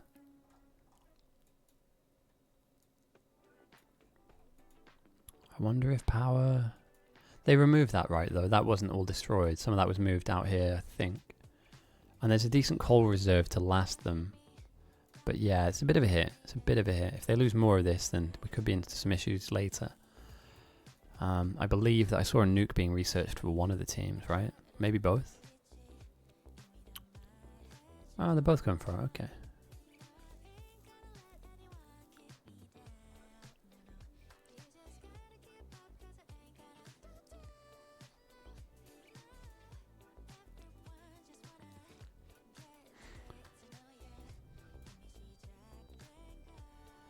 I mean, there's potential issues out here. Like, you know, if Behemoths make it out to this spot for instance, then that's a really solid block of power that will go down that is completely undefended. I don't mind what they've done in their main now that they've stabilized. Things are slightly more spread out. I'm not supremely upset or worried about this. This is fine. We've got extra power being built over here. That is missing some fluids, but that's okay. And again, I mean, at this point, purple's kind of run out of road, I guess. Like, you know, you need to be sending thousands of it to really be having a massive dent. You know, rather than outside of a 0.5 or 1% send. So, like, yellow should now accelerate them if they have enough.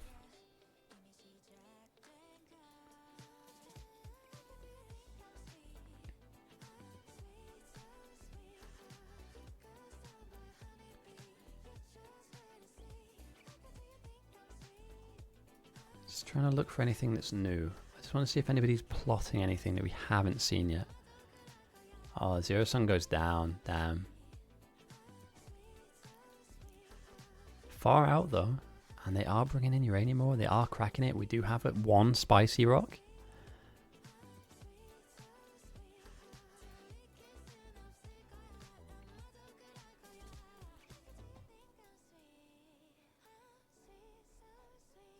Yeah, look at this. I mean, I'd send somebody out here. Like, seriously, get somebody out to this area and just say, look, I need somebody to grab a load of walls and just start replacing. Let's just fill in the gaps, fill in the blanks, right? Not everybody at the moment has a job, surely, on south, right? So let's grab somebody and let's make this happen.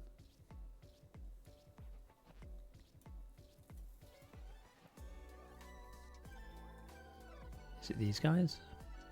They've got the nuke build, I guess. They're going to go for a laser build as well. Yeah, press F to pay respects.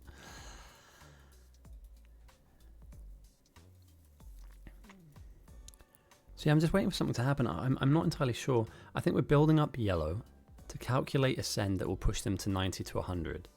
And that's just going to take some time. Power is a bit of an issue. It's bouncing. And that's mostly because the defenses are going off, right? Like, when no lasers are shooting, we're nice on power. When all the lasers are going off, we are not so hot. Okay, interesting.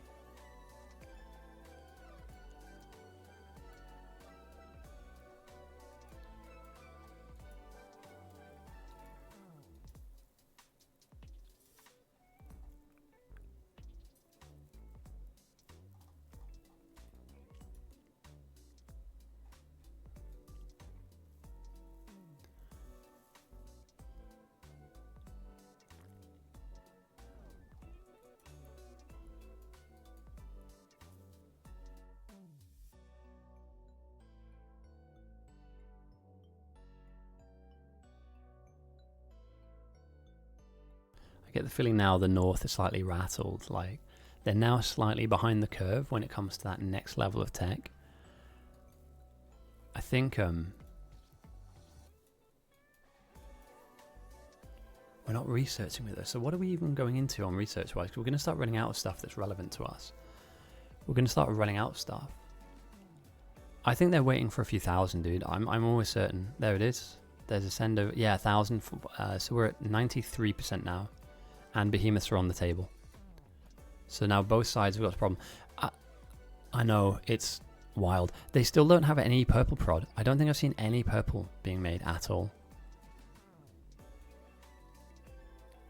So they're just going to spam.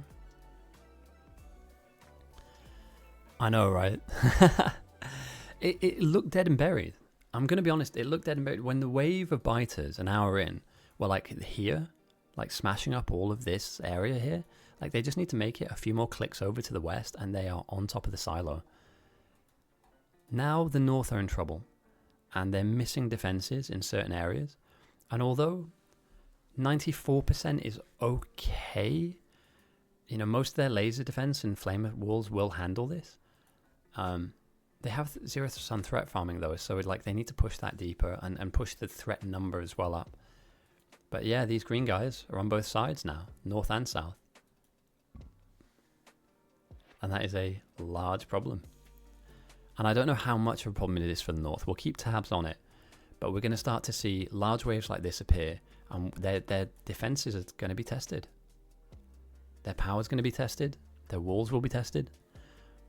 And although they are still weak at 94% compared to the 147 on the south, let's start to see what gets hit, what gets probed. You know, one area is going to take a hit that isn't ready for it. I identified down here potentially. Could be a weakness or an area of less strength for them. Certainly in and around this area here, just having flamers. Red belts are the worst thing ever. Like, don't, just no. We've seen it down here. It's still working, I believe. It's still on. Or is somebody blowing it up? Yeah, I mean, just stop. It's such a waste of resources. It's wild how somebody hasn't told him not to do this. Mostly because all of this iron could be helping to build products that go into building yellow, for instance. Or could be turned into steel to help fuel other things. So I would just worry about overproducing stuff like that. I'll just start decommissioning stuff and hope he doesn't notice. The bugs are in. They've breached the wall to the north. Near the wiggly wall. The wiggly wall has been breached. And all the bugs are in. And on top of the lasers, there's not many of them. So this is wave number 1. What we need to start seeing now is multiple waves coming in and crashing into multiple parts of the base. For instance, here on the outpost. You know, let's see them start to kind of chip away and get in. At the moment, they're not majoritively behemoths, but they are doing damage. And one thing I definitely want to check in on here is the north have 600 lasers buffered, and they've currently just lost 7. So at the beginning of this whole, you know, attack from the bugs, 7 have gone down, 600 buffered. If they start to lose more than they're producing, that's a telling sign as to who will eventually win overall, you know, the kind of fight against the numbers, the horde, as it were. But yeah, the north starting to get hit, starting to get rattled a bit. Wiggly wall, this is dangerous. Like, we don't like elbows, you know, any diagonal. It's so dangerous. So it's yellow versus purple, I guess. Interesting. I didn't see that coming. I did not see that coming. A yellow versus purple game. I thought it would just be purple from both sides, but it looks like it's not. As wave number 2 comes in. And again, we're not expecting one wave to make it all the way through. We're looking at a degradation of just slowly chipping away, punching a hole in, getting close enough to land some damage onto the defenses you have, and that's how you get through. You don't get through by ramming one wave into a wall and expecting it to make it. It's that slow chipping away and churning away that it's done. And again, we have now bugs on top of the defenses, a second wave coming in, boss is here too, and this is, on a scale of 1 to 10, this is a 6 or 7, you know, of oh damn, we're in trouble. It's not the end of the world, they can repel this, but what they lose in the process is really key. Don't want to lose too much.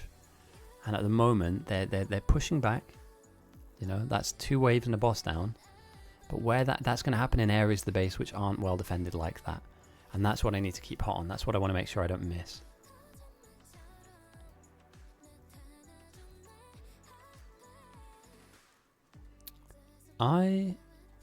North Steam? No. Although luckily this is firing up, but it's still the big steam line. This, right? That's running out. It is. It's dead. Ooh. Wait, because the nuke needs to be 900 to be fully like working, right? And it's on 440. If a couple more waves come in now, they could be struggling for power. They're struggling for power already. They're already struggling. If they start getting hit now by multiple waves,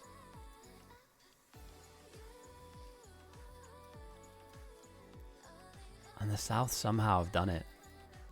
They've managed to flip the script and go from the hunted to the hunters. And now they can just pressure on with the yellow send, right? Like, or do you turn this off and go for rocket?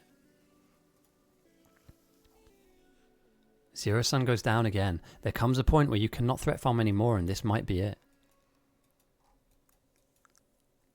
Please chill, Blitz. You've gone after his red belt stuff, haven't you, mate?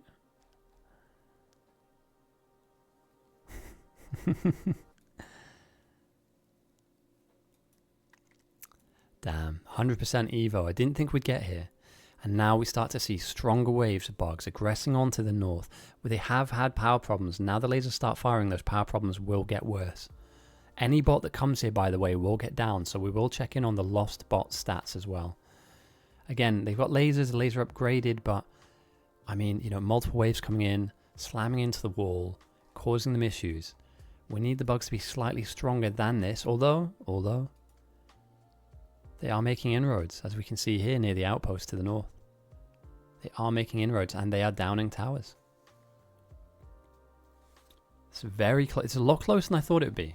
Very, very close game. We need to watch out for kind of side swipes and weaknesses, really.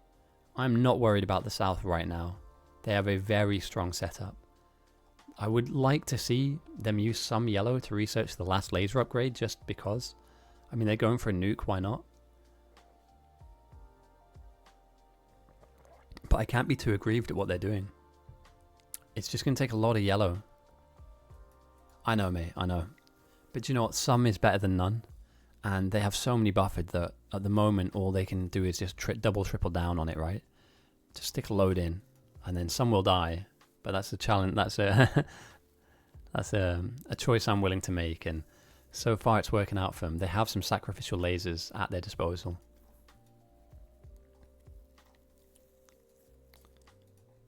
And yeah, they're starting to run out of products, right? Because copper is an issue. Because they prioritize copper down south. And it's not being mixed in. I don't know what this is meant to be. But some copper isn't making it down to some ends of the lines. That's fine. I guess you can have throughput issues regardless, but I'd want LDS down here to be fed, even hand fed. You know, literally even hand fed.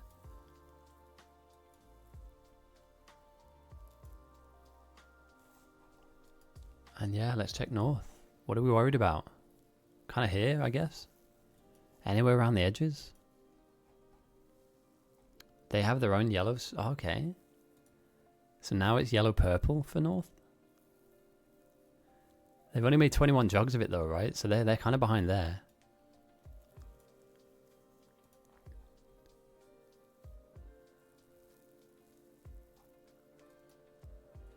Again, the waves are denting in. They are causing some impact. They're causing some problems. The defenses aren't wrapped around the base. They have multiple layers to it, but it's still not comfortable for the north. I'd just love to see the threat pushed up higher. I don't mind about the evolutionary state. Just push the threat to like 20k. Send a load of blue signs. Send a load of military signs. You're not going to change the dial in terms of evolutionary damage, but you will push the threat up.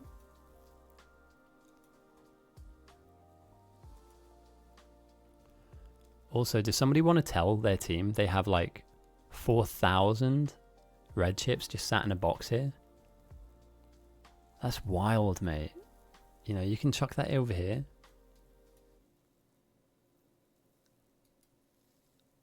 That's mental, mate. Literally, you could stick a load of those into your blue chips. I mean, you're not buffering. You're starting to buffer red chips here now. But yeah, they're just building up into a chest.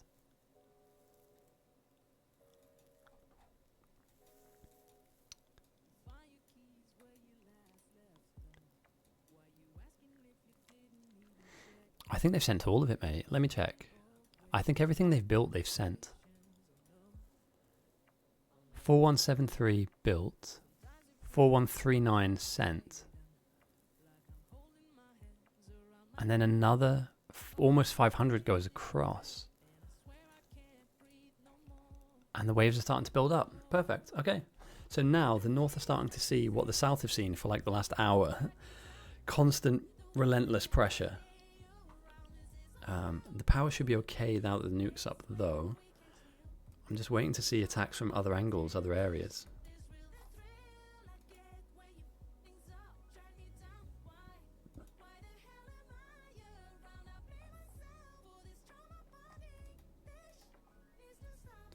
And then the other question is, we've got some outposts out here. Like, what is everybody else doing?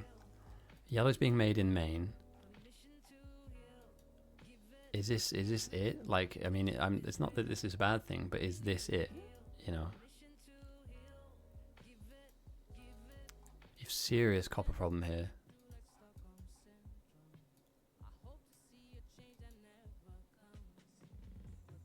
Yeah, and this is the difference, dude. Like, when you've got a copper problem at your LDS and you have it built up in your own base, like, grab the plates out of these smelting stacks. What are you doing? You could grab a few thousand plates and just hand feed the LDS that's starved at the moment. And that's a play that anybody could make, right? That's something you can just do.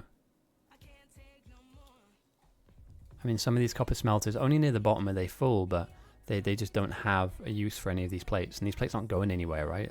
They're already made into stuff. They're just backed up. Let's see north. Are they taking pain at all?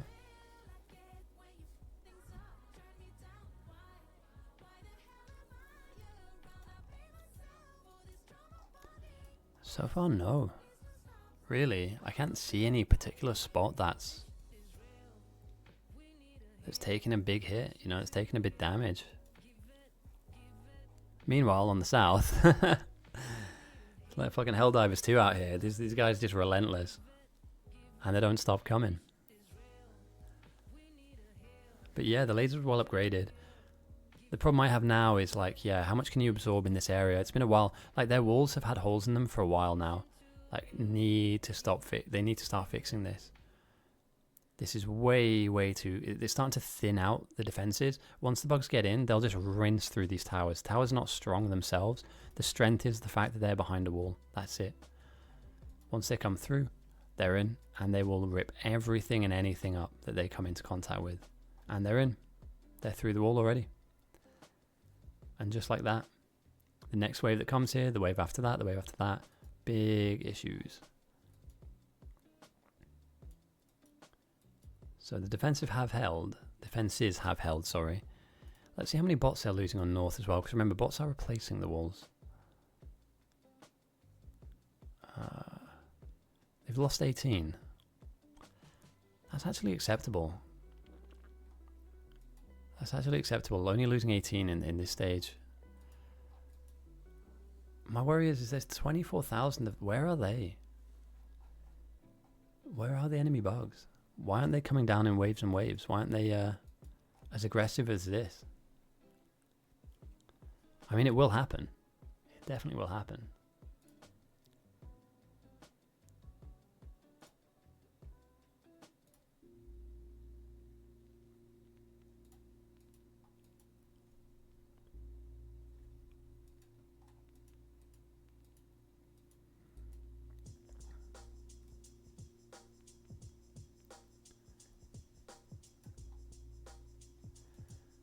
Okay, still a mixture of bigs and behemoths, so we're not seeing like a full behemoth wave come in yet, but this is probably about as good as it gets on their defense right now. Thick wall lasers and flamers.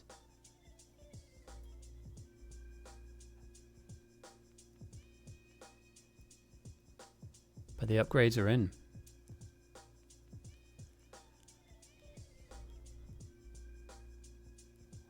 And they survive with minimal damage.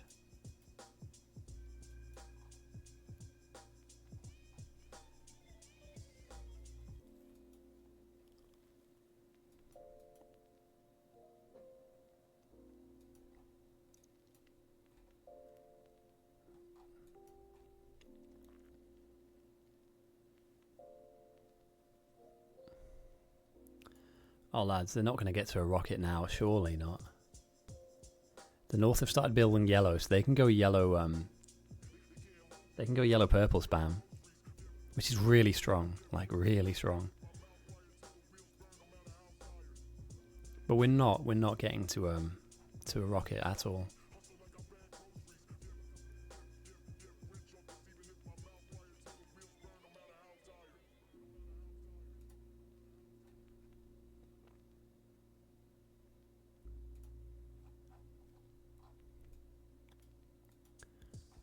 All they really can do is just expand this yellow build out.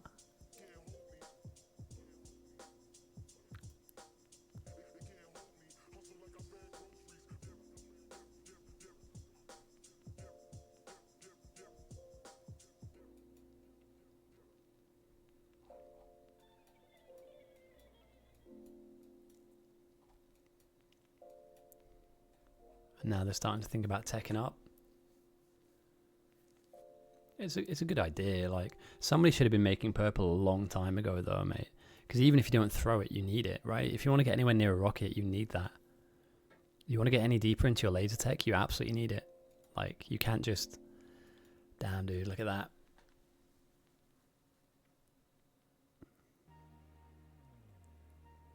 There's only a 40-ish% difference in the bugs from the south to the north. 40%. That's the difference here. Look at that wall. If you had that on the and these waves are huge. If you had that on the north would be done for, surely. They're just ripping through the walls. Hitting the same spot over and over again, just hammering it in.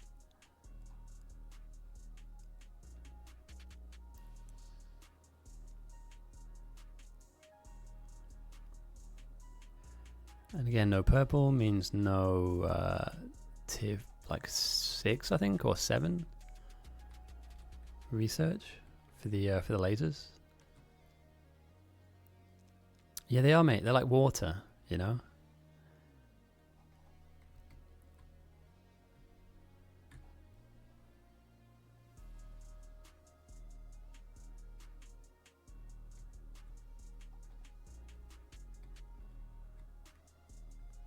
Has any of this been tested? No.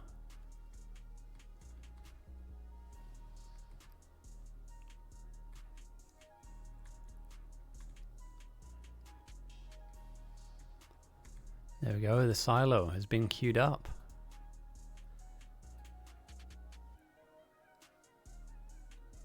I mean...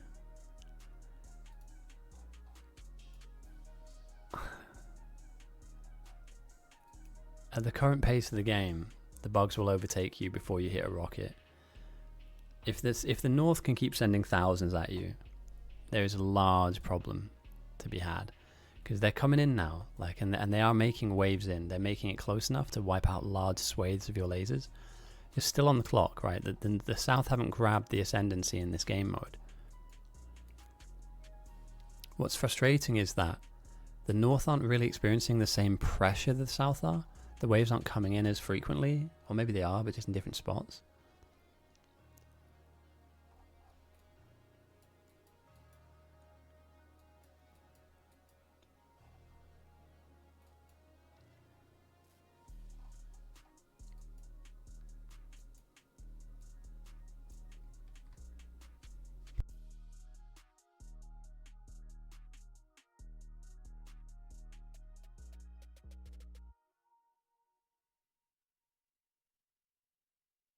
Okay, we have a minor breach. Not super hot for them. Lower, yes, but they're still... Sorry, their threat's lower on the south than on the north, and the south are getting hit harder more constantly, which is interesting because the north have 13,000, the south only 8,000. So yeah, it's interesting to see, although the south are better defended, I think. I'm just expecting more stuff to come down on the north. Do you know what I mean? More waves to build up and come in. So, but yeah, the south are being hit hard, man. Look at this, just chipping away.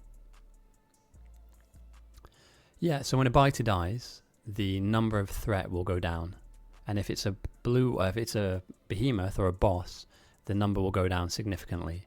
So this doesn't mean 12,000 bugs. This just means 12,000 strength of the army. And they group up into packs, as we'll see over here. A group of them might be like 1,000 strength. Kill them, minus 1,000 threat. However, the north have only 9,000, sorry, the south have 9,000, and they're getting constantly attacked. Whereas the north have 11,000, and they're not really getting hit that hard. It's hard to say. Each wave is different. So each wave has different composition, and the weighting that each bug has is different for each bug. So, but yeah, here we go. The north are threat farming. They're dropping their threat, killing some bugs off for free outside of the base, and there we go. They've dropped it by 1,000. So about a wave is 1,000 a threat, give or take, which is a mix of blue and behemoths.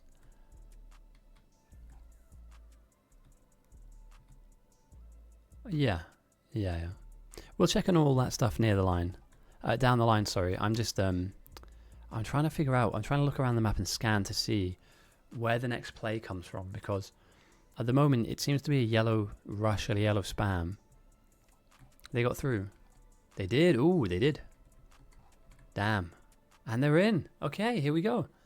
Battle stations at the ready. A thin part of the wall with not much defenses behind it. And the bugs are in and through as well. Now, obviously, like, some lasers will do some damage to them, but this is not great. Whatever this kills off will impact something down the line, so this is not ideal. And again, the bugs can come back through here, so that's a great entry point. I was wondering the whole time, like, where are they? And they're also here. How did they get in? Through here, literally a single line. Damn, dude, that's rough. Game's actually really interesting, this one, RJD. I called it for GG, like, for the North to win. 1 hour into the game, the South had no defenses at all, and they were just constantly like mauled by the bugs. Like, this guy needs to get moving. He's in. Start fighting stuff. And then, yeah, since then the South have battled. They're at 152%, sorry. Their walls are dented, mate. Dented is an understatement, to say the least. They're dealing with all behemoths now. The threat farmers have been at it non-stop for about an hour now. Neuro is an absolute hero for doing this. Their power is stable because I think their nuke is up. But for all intents and purposes, they didn't have this level of defense for a long time. But the North, though, they're starting to get hit with plus 100% bugs. And in some areas, the defense is good. They have upgraded lasers. In many other areas, their defense is not very strong at all. Stuff like this makes me nervous because it's in and around the part of the base you don't want to lose. But he's not being aggressive, though. It's a bit of a weird one. He should really just be tearing through stuff at the moment. But yeah, we have a behemoth problem in this area. If more behemoths come, this could just be the hole that opens up for more waves to come in. So they're just spreading the hole out, making it larger for another wave to come through. And yes, Zero-Sun is threat farming, very similar to the way that Neuro is. And yes, the South are obviously taking a lot more damage off of their bugs because their bugs are stronger. It's kind of a 50-50 now as to who will win. I think they're going to try and get... a rocket up.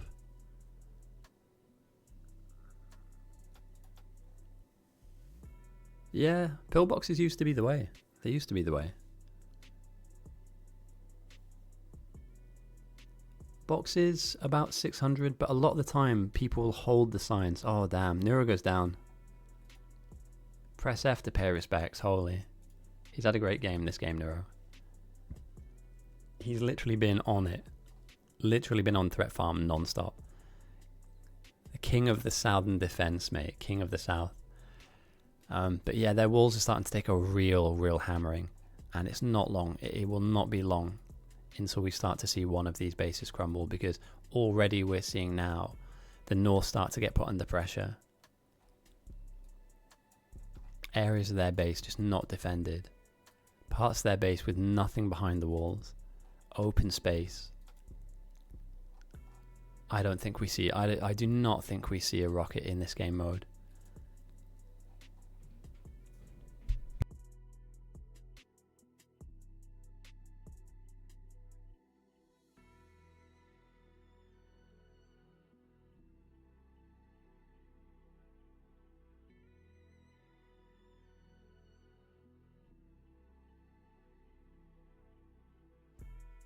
It would be a massive turnaround. I was not expecting a defense like this from them. I was expecting something else. I thought they'd caved in at the opening part of the game. What we have to remember here, guys, is this is a quarter-final game of a tournament that we've been running for a while now. So both teams are really strong. Both captains are really strong, and both teams are very strong. Rationalize. Wait, thank you for chatting. What does the minus 400 blue and plus 2100 red mean? Yeah, good question. So when you have bugs on the... each side has bugs, and each side bugs have different strengths and evolution. If you can go and fight your side bugs and kill them, you make them passive. So if you have a negative number, they must spawn 2000 threat before they become angry and then fight your base. So you silence them by fighting them. At the moment, the bugs are very strong. 106% is very, very difficult to kill. So as a player, you need your car to run around and hopefully some big lasers to kill them. So it's a huge manipulation strat, yes. Also, the south bugs are 152% evolved. And if you look at some of the walls, when a wave comes here, they smash deep into the defense. So this is dangerous for the south. Their bugs they're hard to kill, and there's a few of them. At the moment, we're waiting to see who has the next big move.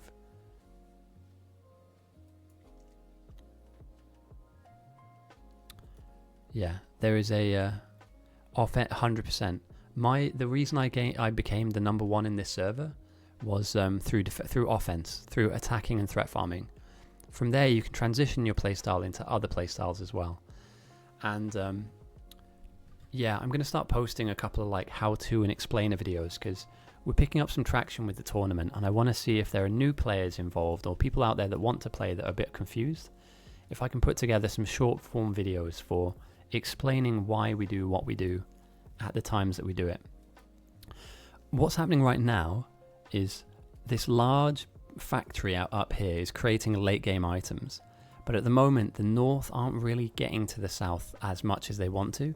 So instead of spending all those resources on sending yellow signs, I think they're going to be working on building a rocket in their rocket silo, which I think it's maybe a bit of overkill. In my mind, if you push the south to like 170%, 180%, they fold. I may be wrong. And coincidentally, I think if the north get pushed to 150%, it's over. You know, I think they don't handle that.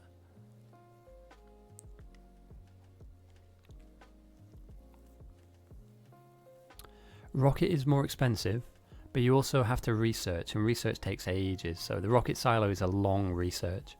And sometimes if you think your enemy is going for silo research, you make their bugs really strong. You quickly throw some science at them, and you try and get them before they can get their silo.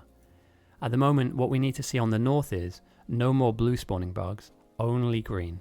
Green are the strongest versions. So once the weak versions die, these pink and blue bugs, it will only be green, and yeah, big problems if they're only green. You can use the starter silo, yes. At the moment, I'm not sure if this. I don't think we get to rockets. Like, I think it's a bit of a non-play.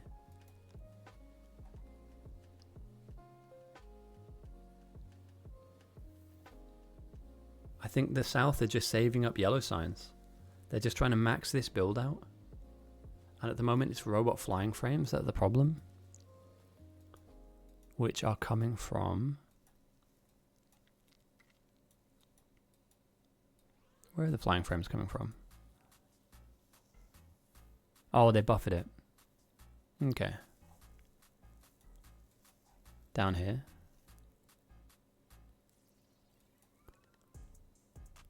Oh, I see. And it's green chips? Green chips is the limiting factor? I mean, color me shocked, but there's like 3,000 green. This game's going to go on forever because people aren't looking at their bases. We have like 4,000 green chips here, and we have robot flying frames here that are missing green chips. Who wants to put their hand up and see how we solve this problem? Anybody? Class is in session. Do we walk over here and grab everything out of these chests and then walk over here and hand feed this? No, that's silly. Why would you do that? It's not allowed. It's not allowed. Meanwhile, some friends, yeah, bots will fix it. Of course, I know, mate. The red belt count is genuinely frustrating, and the thing is, the guy that did it, he's got like enough games in the server to know that red belts are not a thing, and to know this is a quarterfinal game. This is like a really big deal in our community, like throwing out red belts is kind of a troll, I'm not going to lie. But it's done now. As long as it's turned off, as long as they stop that from producing, it's a mistake. But yeah, what can you do, you know? Red belt is terrible. Just don't use it. Firstly, what's wrong with yellow belts? You know, yellow belts are cheap. We get them from the very beginning of the game. And they work fine, you know? Only in very, very niche instances, like certain parts of builds like this, will you need a red belt in like 3 or 4 spots. Don't even get me started on blue belts. Apparently the green belts in Space Age are called turbo. Yeah, I think they're called turbo belts, yeah. So my new Horsemen of the Apocalypse, when we see them, are... If you see anybody making green belts, we're going to call them turbozos. Yeah, we're just going to call them turbozos. If they build turbo belts in bite battles, then no.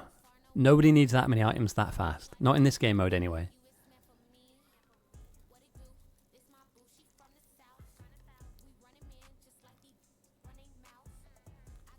No, absolutely not. Unless it's like meta too, but I don't know, like unless they make it cheaper, I guess. Maybe cheaper is the way to go.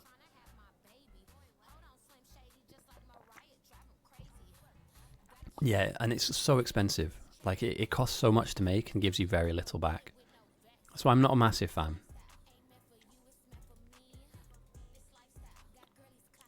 But both teams are kind of stalling now, dude. Like yellow is trickling in because robot flying frames haven't been hand fed. And as I said before, boys, like, oh, this is so depressing, lads. I'm not even kidding. Like, 2,000 here, 700 here. You could just hold down control click and just drag across these buildings, and they will build you flying frames all day long. It's such a joke. Like, what are we doing? This is an easy win. Simple, easy win.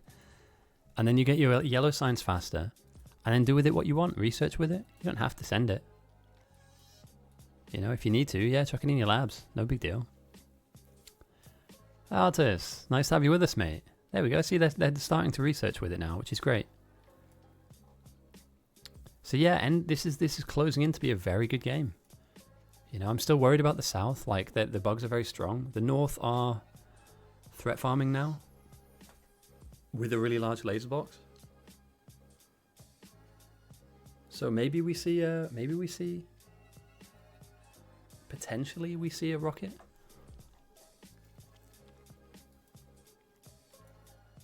I know. Oh, we can go so much deeper than that, dude. The lowest I've managed to drop it is close to 1 million. So negative 1 million bugs. Yeah, dude, vanilla Psy.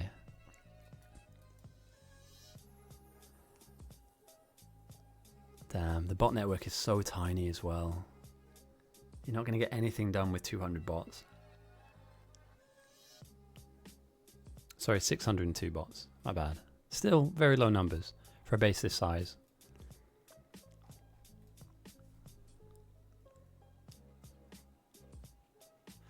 Oh, 100%. Yeah, Zero Sun has absolutely killed it. And I may need to go and make some food in a minute. So what I might do is I might leave us with his POV so you can see what a threat farm is like. Although getting stuck in the poison is not the play. Don't lose the car. Don't lose the car. No. The Fiat 500. No, the Fiat Punto. It's down. Ah, now it's back. The Mirthmobile is down.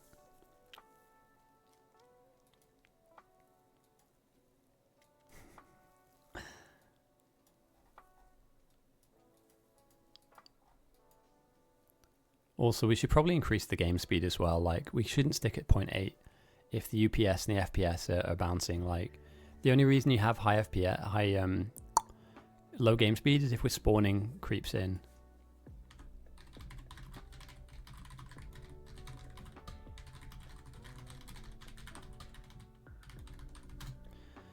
So, yeah, the way I used to admin these games are, as long as we can run at 1, we run at 1.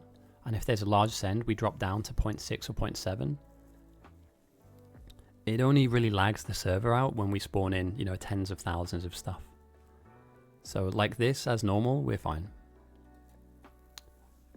And yeah, we carry on. I mean, nothing really is. I'd like to talk about more stuff, but at the moment, not a huge amount is happening in this area. You know, some yellow is being built. We are researching with said yellow, and I'll check in on that research now. The north obviously have their silo complete, and the south are just moving slowly towards the silo, but they'll be late in comparison to the north.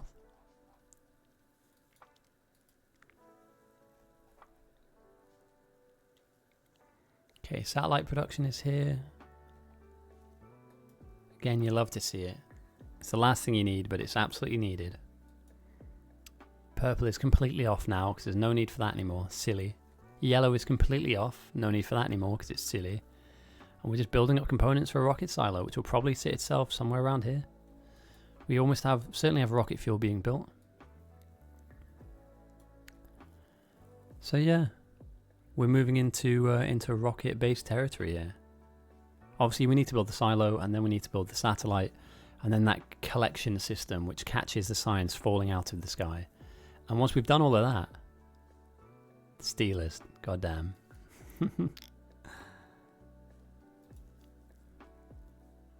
But I feel like it got really tense, you know, about an hour ago, and it started to really chill itself out now. So, yeah, both sides are gearing up for what could be a very explosive endgame. And trust me, when white sign starts flying around at this point in the game, we're not on for a long game. You know, I just hope they don't save like 20 rockets worth. There's no need. Both teams are over 100%. All you need now, realistically, is 5, at most 5 rockets worth. 5k white signs blows the doors off both teams. 100%. No questions asked. They are just absolutely detonated. The only difference from the north is they have a negative threat, which obviously means that, you know, some of that threat that would normally go positive through the rockets gets eaten up. But even then,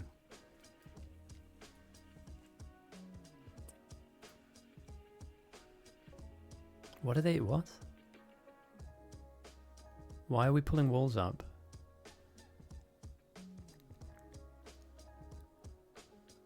Whose big idea is this? If they attack now, they'll get in. What are we doing? Am I taking crazy pills here? The threat is aggressive. Your walls have been smashed to pieces, and now all of a sudden we're deleting massive swathes of our walls to allow robots to bring them in one at a time. Are you kidding me? But you as a human being can come and plug this, right? You can fill this gap right now. Like this purple patch is a literal corridor into your base. No, that's suspect, mate. That is suspect. Like, and you don't have enough bots for this. This will take a minute or two to finish. And they're sending signs to you. They're pushing your threat up. You're about to be attacked. Is anybody threat farming outside of it? No. So we're not catching waves either. Nah, bro, that's seriously bad play here. Imagine there's no blue in this area. There is smatterings of walls, pieces of wall, and an open door towards your defense. And if this group managed to make it here, they're in and on top of you. And you could argue, yes, there's lots of lasers, that's fine, but no, it's not fine, dude. The game's been going on for a while. It's been a good game. Why are we doing this to ourselves? Panicking. This is a panicked move. Don't need to do it. Come here yourself, build this yourself. It would have been done by now. Yeah, literally do one stage and then one stage behind it, one stage behind. But a human player could have come here and filled this in easy. And that's what it sounds like when you build walls, by the way. For anybody who doesn't know, it sounds like the ocean. Okay, guys, happy days. A silo is down. Some beacons are around it. We have some of the items closing in, but we'll need some production 3 modules to sit inside the silo. The cargo landing pad is here. Satellite production sits just below. And the North have managed to now take the lead once again. The South have been slow. Do they have any silo ambitions? Is there anything around here that signifies a silo? Do they have anything that looks silo-esque? No, they don't. Because it's in the queue for research. Now, I do believe that they do have some rocket fuel being... Oh, it's being piped up. And there's a lot of it, to be fair. What are we looking at here? Yeah, enough for a few. Not for a ton, but enough for a few rockets. God damn, why didn't they red belt this? Guys, do you know red belts are really fast? All of this would already be at the silo right now if you just red belt. Oh god. Let's ask South if we can borrow some of their 1,000 red belts too. Damn. So here we go. We're going to see some production 2s turn into some production 3s. And then from there, hopefully... Oh, we'll make some production 2s first. We'll slam those 3s into the silo. Start slamming items into the silo. And from there, job's a good one. We should start to see some rockets fly. As the gap now is still open. Like, this isn't safe. But fine, it's whatever.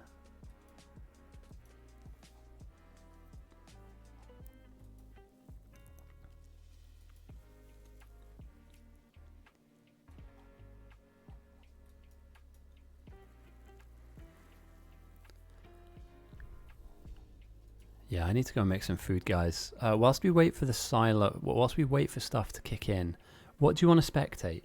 Just for the minute or two that I'm away, do you want to spectate the threat farming from Zero Sun? Or do you want to spectate the rocket silo on North? What would be more fun for you guys to watch? Farming or silo? Probably farming, right? Because it's more dynamic, isn't it? Here we go. Right, chill out for a minute. If you need to grab a drink, grab a drink.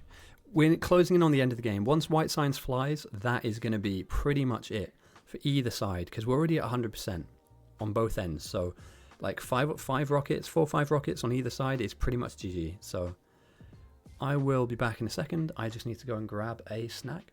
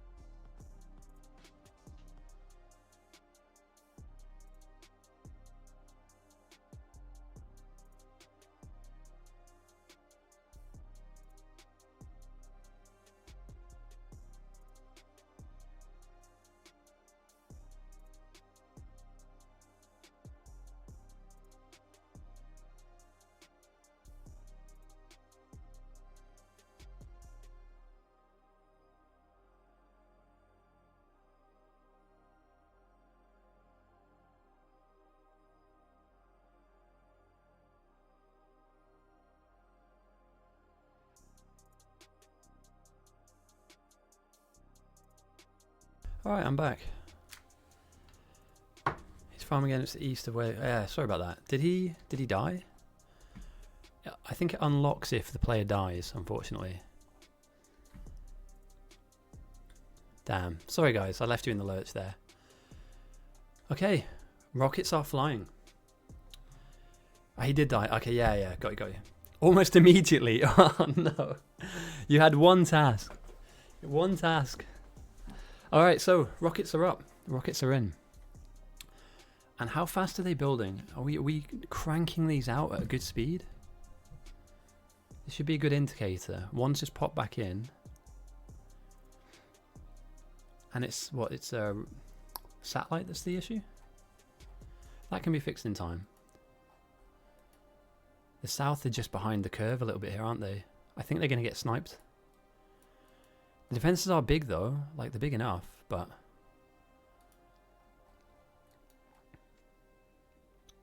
I guess my question to you guys is... He died in 1 minute. Oh no. Dying like...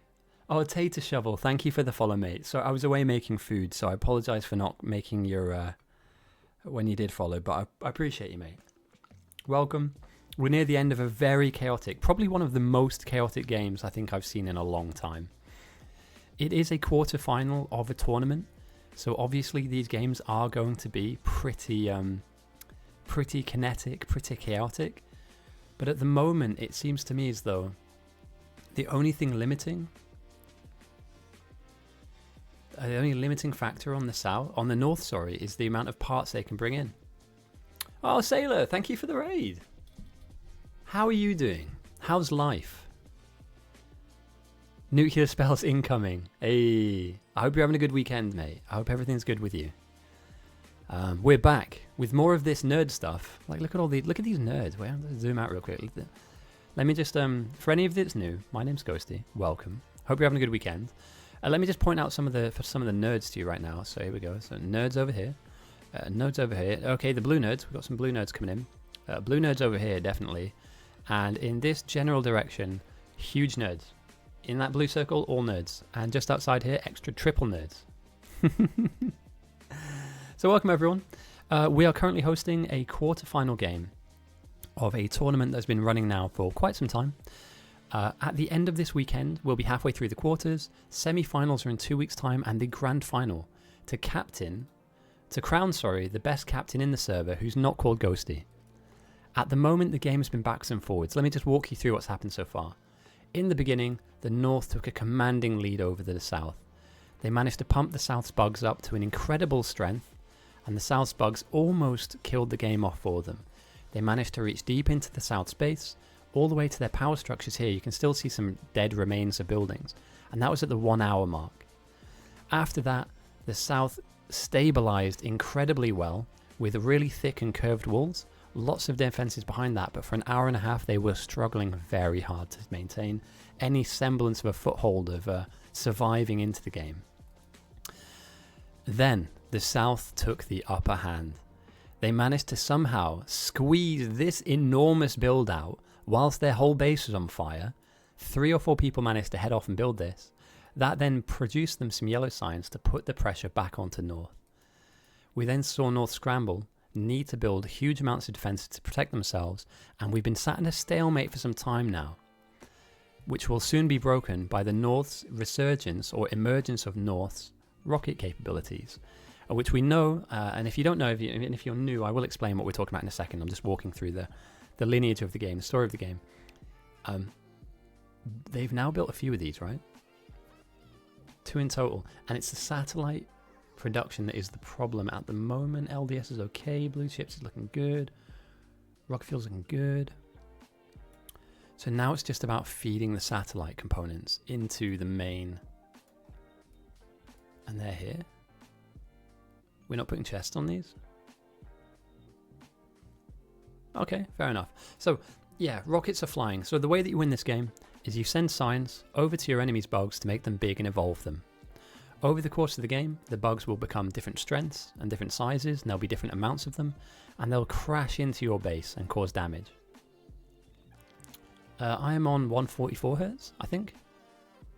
I might be wrong. I think I'm on 144. So the north are dealing with 106% strength bugs, the south 150%. And as you can see here, I mean, just a second ago, this wall was here. With one wave crashing in, they've managed to decimate a portion of that wall. Now imagine 10, 15, 20 waves coming all at once. You're in for some trouble, even with defenses as strong as this. Yeah, maybe. I've heard 140 Hz is better. I'm going to be honest, I don't know about this stuff. So any advice would be helpful. Nuclear spells incoming, definitely. Soon, very soon. And you can see here, the bugs are denting into the defenses. So we're in a really precarious situation now. The south don't really have an answer to this.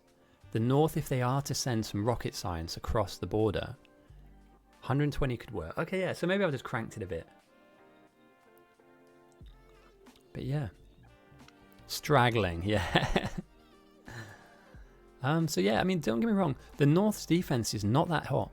And in some areas, it's just non-existent, right? If any of the bugs crash into this part of the base, it's not going to survive. But that being said, and again here, a really anemic wall that in some spaces is a rock, a wall, and a rock. And I don't know about you, but I think bugs the size of a house, I think they eat rocks and bugs for breakfast. So, yeah, and here we go, another, oh no, wait, that's just patch job. Do you know, I'll swap to 60 Hz for tomorrow's stream and see if I have, I'll see if I get some love off the back of that. I'm going to be honest, I'm not massively technically minded. An incredibly skillful gamer, yes. A legend, some would say. Humble, definitely. Remember to say humble. But yeah, I don't really kind of think about these things, so I'll definitely take a look in and see what I can tweak and twig and yeah. So I didn't ask you, Sailor, and that's my bad. I do apologize. What were you up to? What were you streaming? More Factorio or a little bit else?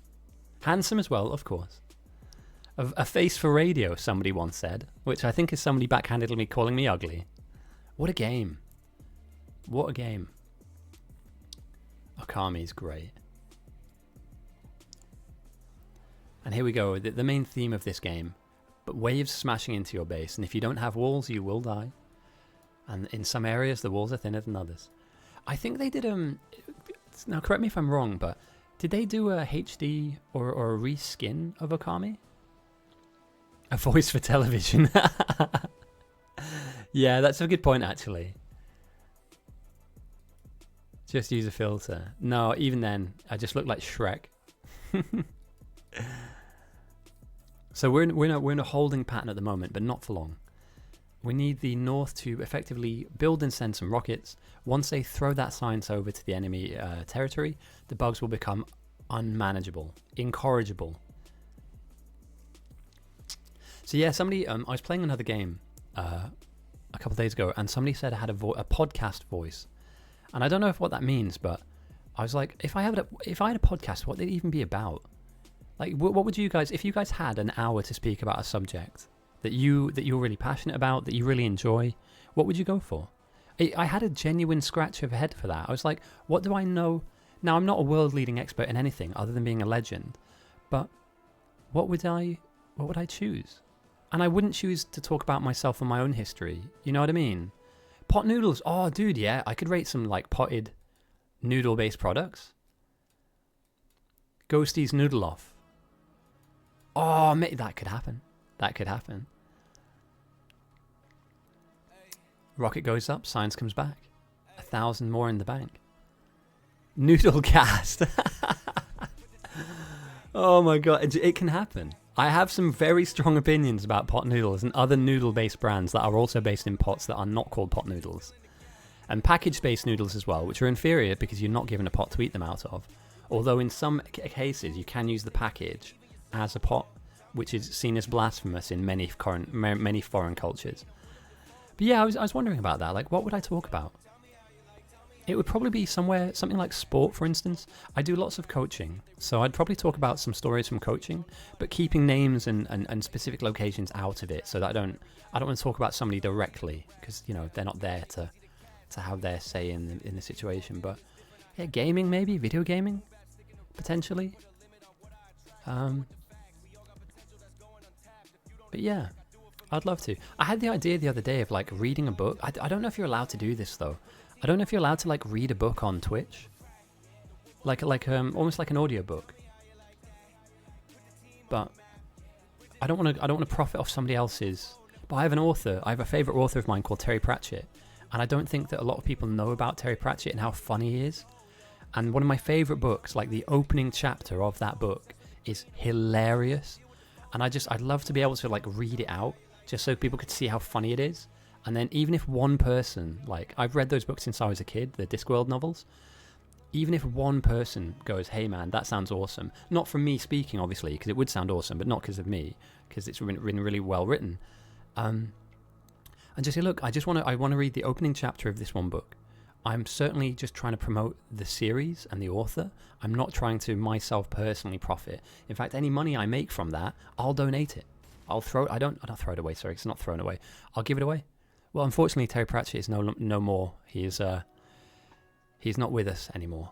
But his estate still exists, so I may do that. I think back onto the game. So I'm rambling again because we're trying to fill some time here. But 5K I think breaks the South. And mostly because of the strength of the bugs. You know, they will start carving deeper holes into the walls, as they're already doing now, 150%. He is very well known, and I think Good Omens as well, he co-wrote with Neil Gaiman, has also become incredibly popular on TV, I think. There's like a TV adaptation of it. To us, just bear in mind, guys, and girls, people of the internet, we're all here at the same time. We all like video games and stuff. I believe there's a portion of the community or people that just don't read generally, who might just fall in love with reading off the back of reading something silly and funny and very kind of nuanced. You know, I've managed to, in my adult life, maintain a reading habit of at least one book every now and again. And I think it gives me an incredible amount of like mental space to kind of decompress and dive into another world that somebody else has created. And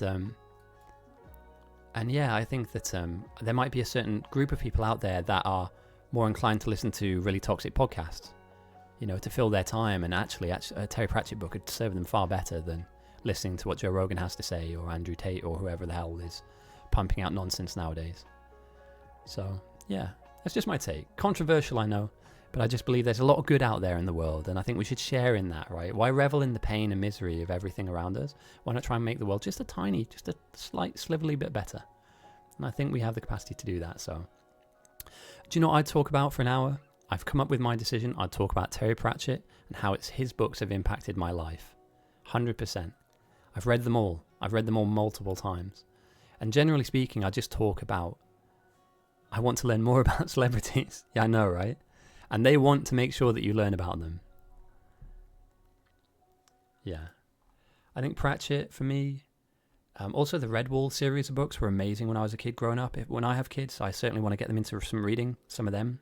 Some of the novels were fantastic. Yeah, no worries, thank you. And I appreciate the raid, and thank you, Raiders, for joining us.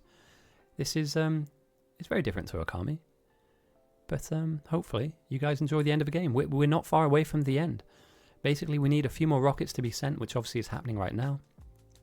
And when a certain amount of this white science has been built up in North, they'll send it and the game will end. There is not long left for the South on this front.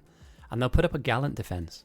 But that's about as best as we can hope for, a Galant defense, because the bugs will be so strong, they'll just bulldoze their way in. And I believe the South's, I'm not entirely sure where they're at, but the silo is 40% complete. Not even close.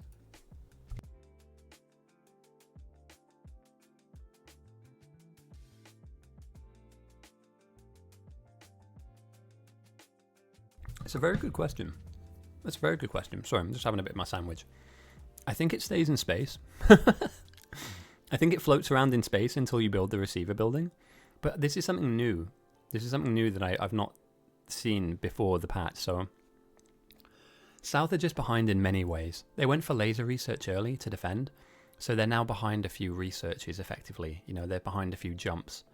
So they've transitioned out from white science now. And I believe they're, just trying to get a rocket up, but I don't think they're going to get there in time. The North can build almost like 10, 15 rockets before the South can build one. The question here is, how many do the North build? And if they take too long, the South might have a chance, just a chance, to throw a bit of white signs back. So there's this kind of buffered zone, this time period where if they don't just accurately time their throw correctly, ultimately I believe that if the North don't time it correctly, then they miss out on an opportunity to win the game outright. And it's not about winning like pretty, it's just about winning full stop.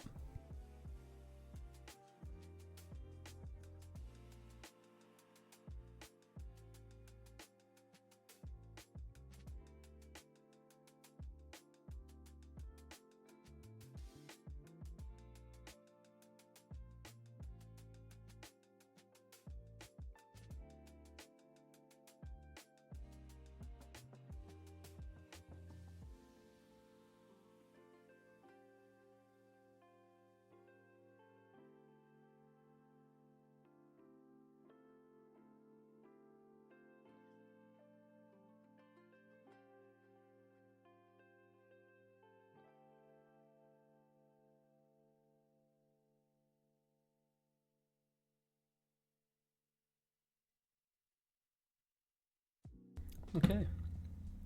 God damn, that is a tasty sandwich. Who would have thought chicken and bacon? A glorious combination. Maybe after noodle cast we do sandwich cast, because I do like a sandwich.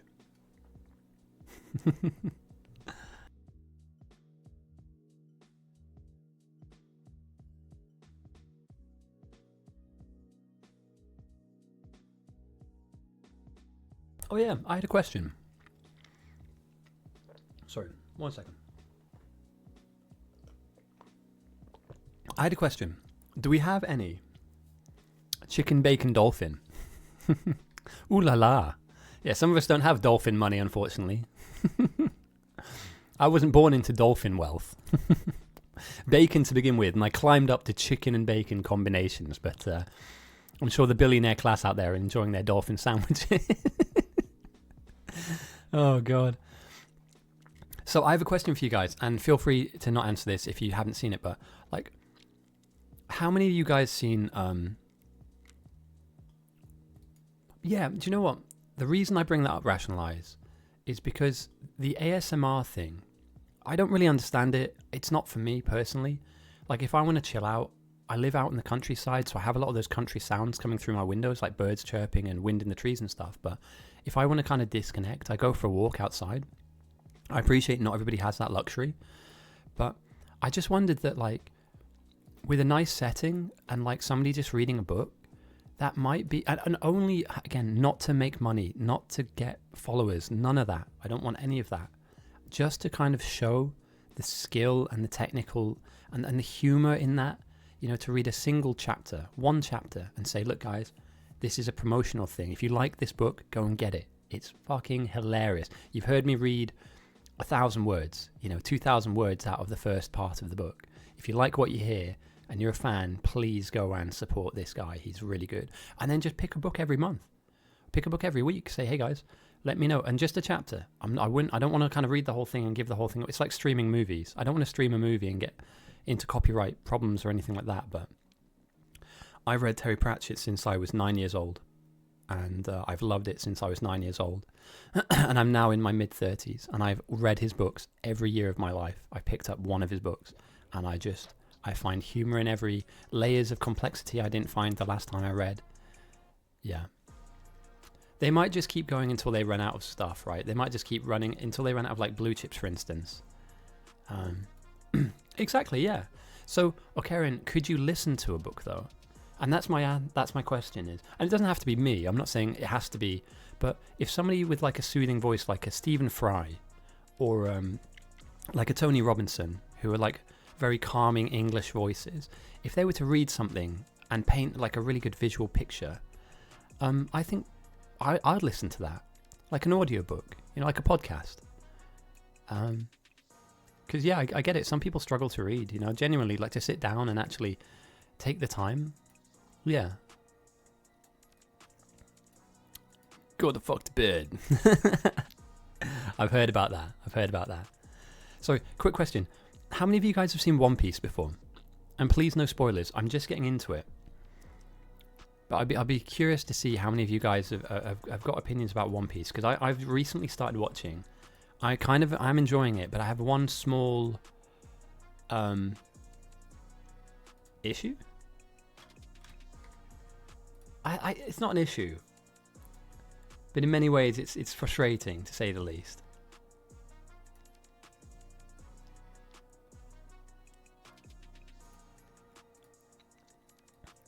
Not for me. The pacing. No, like, does Usopp become useful at all?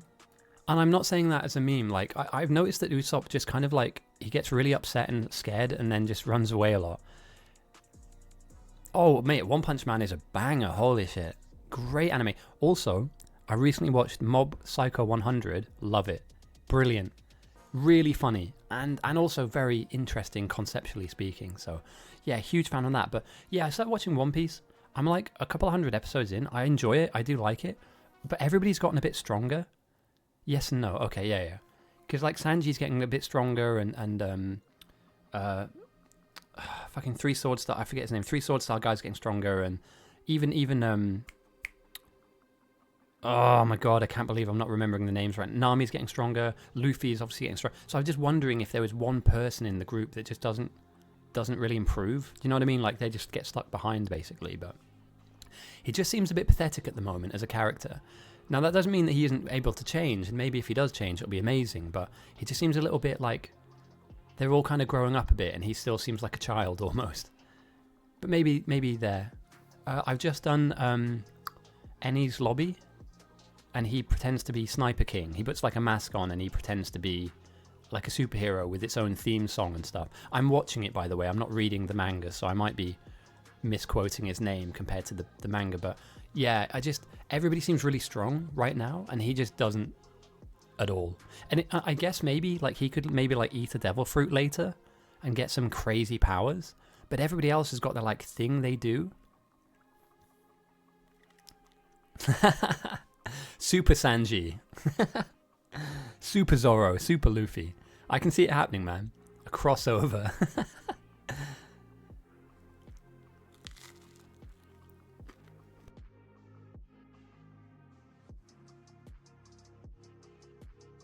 Rocket number 7 goes up. Blue chips are still in abundance, but we will start to run out of rocket fuel. We will start to run out of LDS. We're on a timer here. We are on a timer here.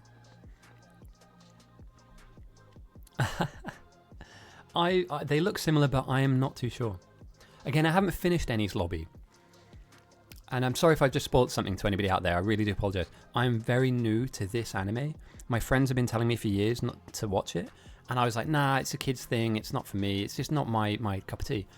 I'm loving the writing. It's a bit weird at times. Like Sanji's a bit creepy, if I'm being honest. But I guess that's just part of it. Like they have to build each character differently. You know, Zoro's hard-headed. I don't know much about Robin at the moment, but I'm practically never changed. Shit. Zoro's bad with direct got you. Here's what I'm going to do. I'm going to keep watching through, and what I might give you some One Piece updates. So when I hit certain levels, so my friend is telling me that the arc that I'm on at the moment is really good. I can't force them. But they have enough to win the game. However, they might be going for a round number of like 10 rockets. I know we need to end, mate. It's game basically. And the South aren't even close to a silo. So it's not as if we're waiting for both teams to swing a punch. Sorry, I made that. I'm wrong. They have some, but they don't have the 8 that the North have. So this could come down to a small send from the South and a huge send from the North. And then you just have to take your hands off the steering wheel and let Jesus take the wheel, you know? It's like, all right, what will be, will be. A humongous base with humongous defenses versus some defenses up here. Good threat farm and nothing out here, dude. But being a quarterfinal, though, we have to see it out to the end. I'm under good authority that the semi-finals and finals are on a faster game mode. So we're not going to be playing these long 3-hour games for the semis and the finals. Do they have a receiver? No, they just chuck it. So what happens is you pick the science up, once it's in your pockets, once it's in your inventory, if you're a player, you have a panel up here on the left-hand side, and then you can click the send signs button. For me, if I'm North, 10 rockets. I mean, if you're gonna make a round number, then it's got to be 10. If they take it to 20, that's taking the piss. You do not need 20 rockets to win this game at all. 10 is more than enough. In fact, 5 I think is more than enough. And spoilage is not in this version the same way that we've turned pollution off as well, because naturally the bugs will kind of come at us. The way that the map normally works is that the bugs will, over time, build up groups and they will run down the map at us. So adding in pollution kind of messes with that mechanic a bit. So spoilage is off, we've turned off pollution, and there are some items that are disabled as well because they mess with the server itself. Things like landmines have been turned off. But yeah, 9 rockets out of 10. Rocket fuel is starting to run low. LDS is still kind of nice. And blue chips are running low, so this is... Yeah, this is starting to really come slow and low to their resources. 10 might be the limit for the north, sorry. And again, for any of you guys wondering, we do have Space Age Biter Battles, which will be shown off in a show match in the not too distant future. We ran it once, it ran well, but there were some teething issues. So what we need to do is kind of go back to the drawing board, or the programmers of that game mode need to go back to the drawing board and tweak and twist certain elements of it to make it playable for the user base. But believe me, trust me when I say this, guys, when Space Age Biter Battles is here, I will be casting it because I cannot bloody wait. That being said though, I need to play the DLC myself so that I understand what the hell is going on. So you'll see me streaming during the week a Space Age playthrough to try and get my head around what it is that the DLC is all about. Because I'm a huge Factorio fan. I'm one of the better players on this server. At one point, I was the best player on this server. So it's time to kind of introduce myself to the next level of the game. North needs 5 more rockets. 10 have been made. 10k sits on North. On South, 1 has been made. And what are we running out of? We're low on most stuff.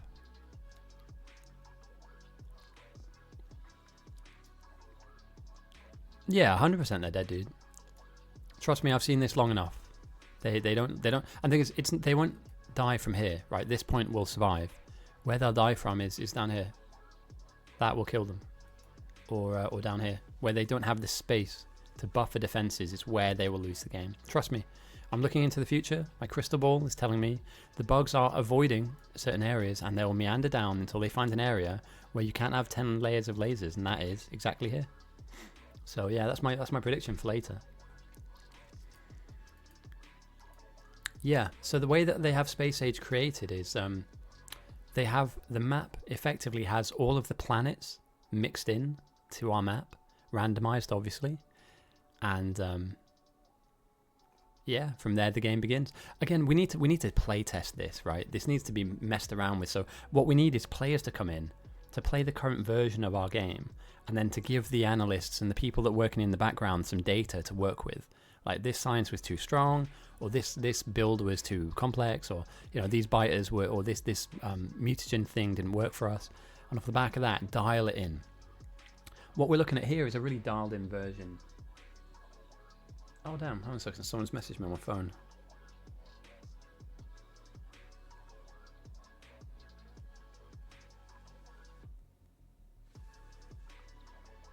Oh damn, I should have messaged them back earlier. Sorry, I got to make a phone call. I'm really sorry, guys. Somebody messaged me about half an hour ago, and I really should have responded. Whilst I'm having a phone call, and I promise you I won't miss anything, let's just follow Zero Sun again and hope he doesn't die. Let's all pray for Zero Sun in chat to keep him alive. I need to make this phone call. I'll be back as soon as I can. If a big send happens, even if I'm on the phone, I will move the camera to the relevant location, okay? So let's all pray that Zero Sun stays alive. Okay, he's got this. He's got this. And if anything happens... brilliant. There we go. It happened. I haven't even made the phone call yet. All right, excellent. This is going to be awkward. Do I have a relevant emote for this? Probably that, isn't it? It's going to lag a little bit whilst we spawn in 1.7 million biters. That's an M for million, by the way. And the south are now at 300%. Now, I identified this area as a problem. Damn, I have to make that phone call. I'm really sorry, guys. I promised I'd call them back. I will be back soon, but I will follow around the map wherever the problems occur. And I'll try and give commentary when I can, but I need to get this person and just let them know what my plans are for tomorrow, because it's quite important. I don't want to mess anybody around, so back in a sec. And if anything happens up north, like Zerison dies, we will check in on that too. It's an M for Mambo number. That's it. No. You've said it now. Can't. No takesy backsies. It's a thing. We're not using M for million anymore. That's an M for Mambo number 5. A little bit. I might get DMCA'd if I sing that song. So at the moment, I'm here. At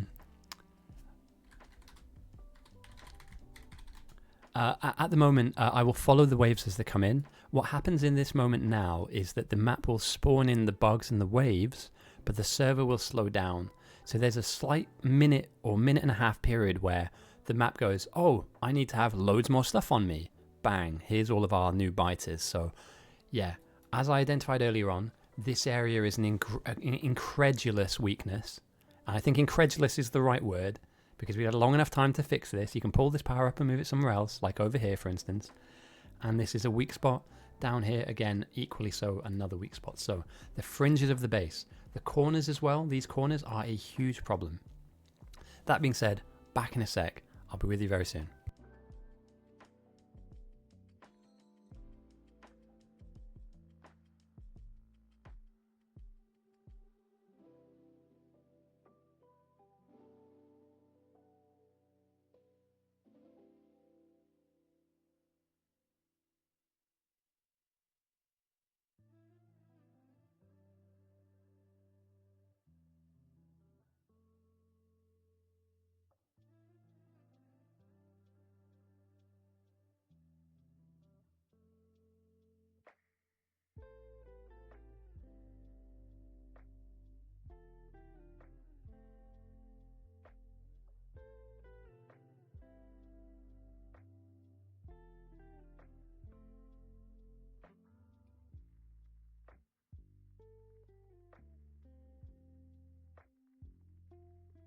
Okay, well, I got a voicemail, so I've left one.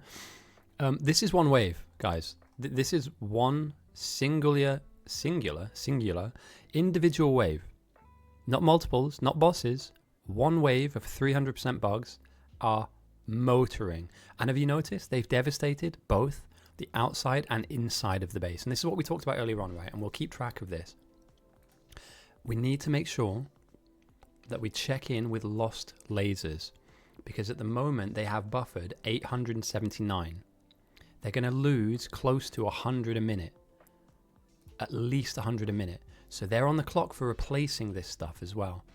Now again, oh damn, here we go. I told you the shoulders. Huge boss wave. Enormous, an offensive amount of bosses have aggressed egregiously through the corner, the shoulder, the wiggly woggly wall. Sorry, wiggly wall, not woggly wall. That's not, you don't say woggly. Wiggly wall. And they are smashing the lasers up. More than 100 will be lost to this wave. And let's check in on the power structures right now, because at the moment, there's so many blueprints going down. Offensive amounts, mate. It offends. Silly. So at the moment, what's happening is we have a lot of blueprints that need to be placed here, right? We need to stop them from being placed right now. Cancel those blueprints because we need to fill the wall in. Oh, no, dude. No. I was right. Trust me. You don't get to number 1 in the game without knowing where the weak spots are, boys and girls. It's just a matter of when. It's just a matter of when. You know, I did mention earlier on that the sides were, the corners were vulnerable, and that the edges are vulnerable too, and they will come. This is just the first wave. Remember, we had 1.88 Mumbo number 5s coming in. And those Mumbo Jumbo number 5s will come in all across the wall. This is just wave number 1, 2, and 3. Seriously, there's a lot to come. And that is just pure devastation. That is just... yeah, damn. Get flanked. Get rotated, nerd. And they're just carving up in here now. Absolutely. I mean, look at that. Let's go back to Lasers Lost real quick, just to do a comparison. It was at 900 a second ago. It's at 2,200. It just increased by over 1,000 in the space of a minute. 1 minute, and they've lost over 1,000 lasers with only 700 buffered and far too many blueprints to be put down. There's an opulent amount of blueprints currently sat on the ground that will never be filled. Meanwhile, there is an enormous critical blueprint fill that needs to happen. And again, Neuro sends some science up to North. North are dealing with some space science, and we'll take a look on that because they have sent rockets. This is the end. But don't be upset that we're here. Be happy that it happened. Only 3k have gone from South to North, and the North are now dealing with 146% bugs. Meanwhile, they're just ravaging and savaging, aren't they? Ravaging and savaging the edges of the base. It's been disconnected. Yeah, I was going to say the next thing I was going to check on was Roboport coverage and power. Just everywhere, and they all just sweep across like it was nothing. Like these walls mean nothing, you know. Just don't mind me, mate. I'm just going to kind of kill your base off. Enjoy.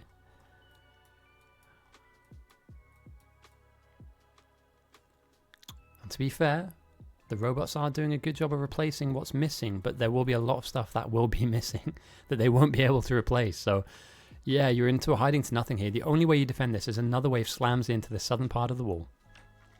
Is you need to get bodies on point. You need to get bodies on the point, bring slow capsules, bring poison capsules, and try and kite them in and around this area, right? Power stays strong. The lasers that can shoot are shooting, and these are bosses as well. But dear God, they're in. They are in.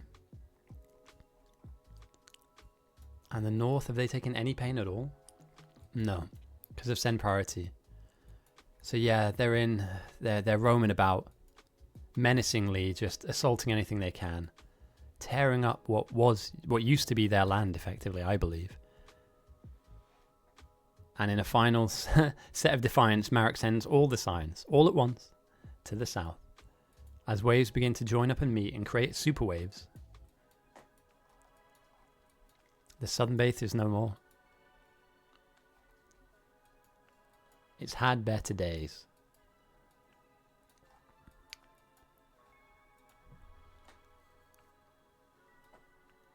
%350%.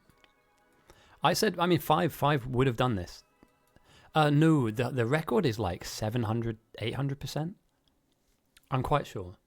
And Phylar, thank you for the follow. I'm sorry I missed that. I've got my alerts turned down. So I appreciate you. Ever the coiner of the phrase, Mumbo number 5 for millions. We will be using that from now on. 100%.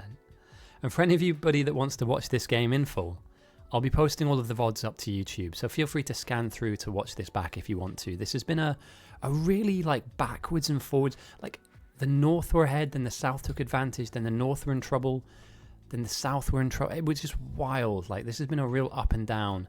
We're not too sure who's really in control. And as I say that, another wave makes it to the edge. And just as a hole gets patched, another one will be made. Jumbo Billy Boy goes down. The bugs are aggressing deeper into the southern base. And all these guys can do is just sit back and see the last rocket they'll ever send go to space. It's really good fun. It's really, really good fun. And although we've had quite a long game this game, we're at the 3.5 hour mark, I believe the semi-finals and the finals themselves are a shorter format of the game. So we're not going to be seeing any longer games than about 2 hours, 2.5 hours. So, and that is if it is prolonged. So yeah, feel free to tune in. It's really good fun. You can find all of the videos that I've made already at this channel.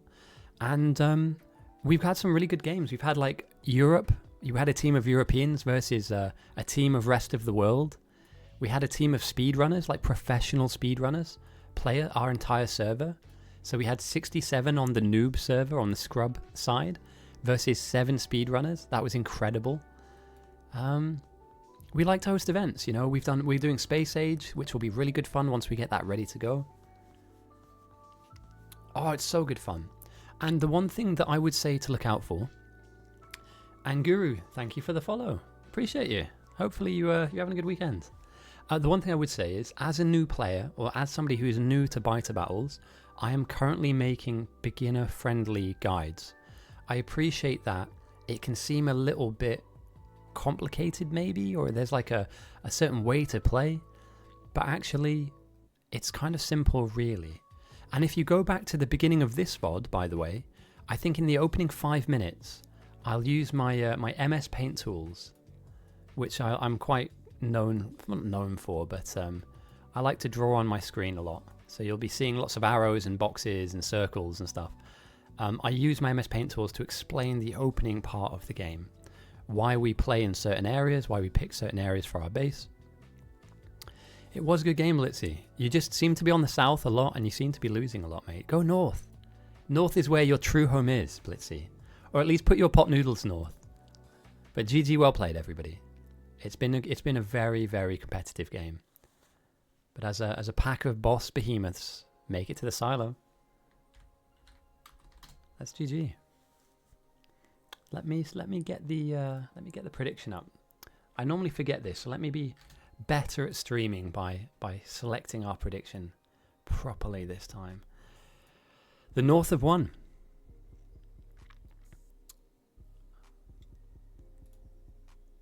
Which means Califerbop moves on to the semi-finals. Quite a lot of pot noodles went to the North, though, to be honest. A lot of people decided that the North was for them. Hikaru draws arrows, yeah.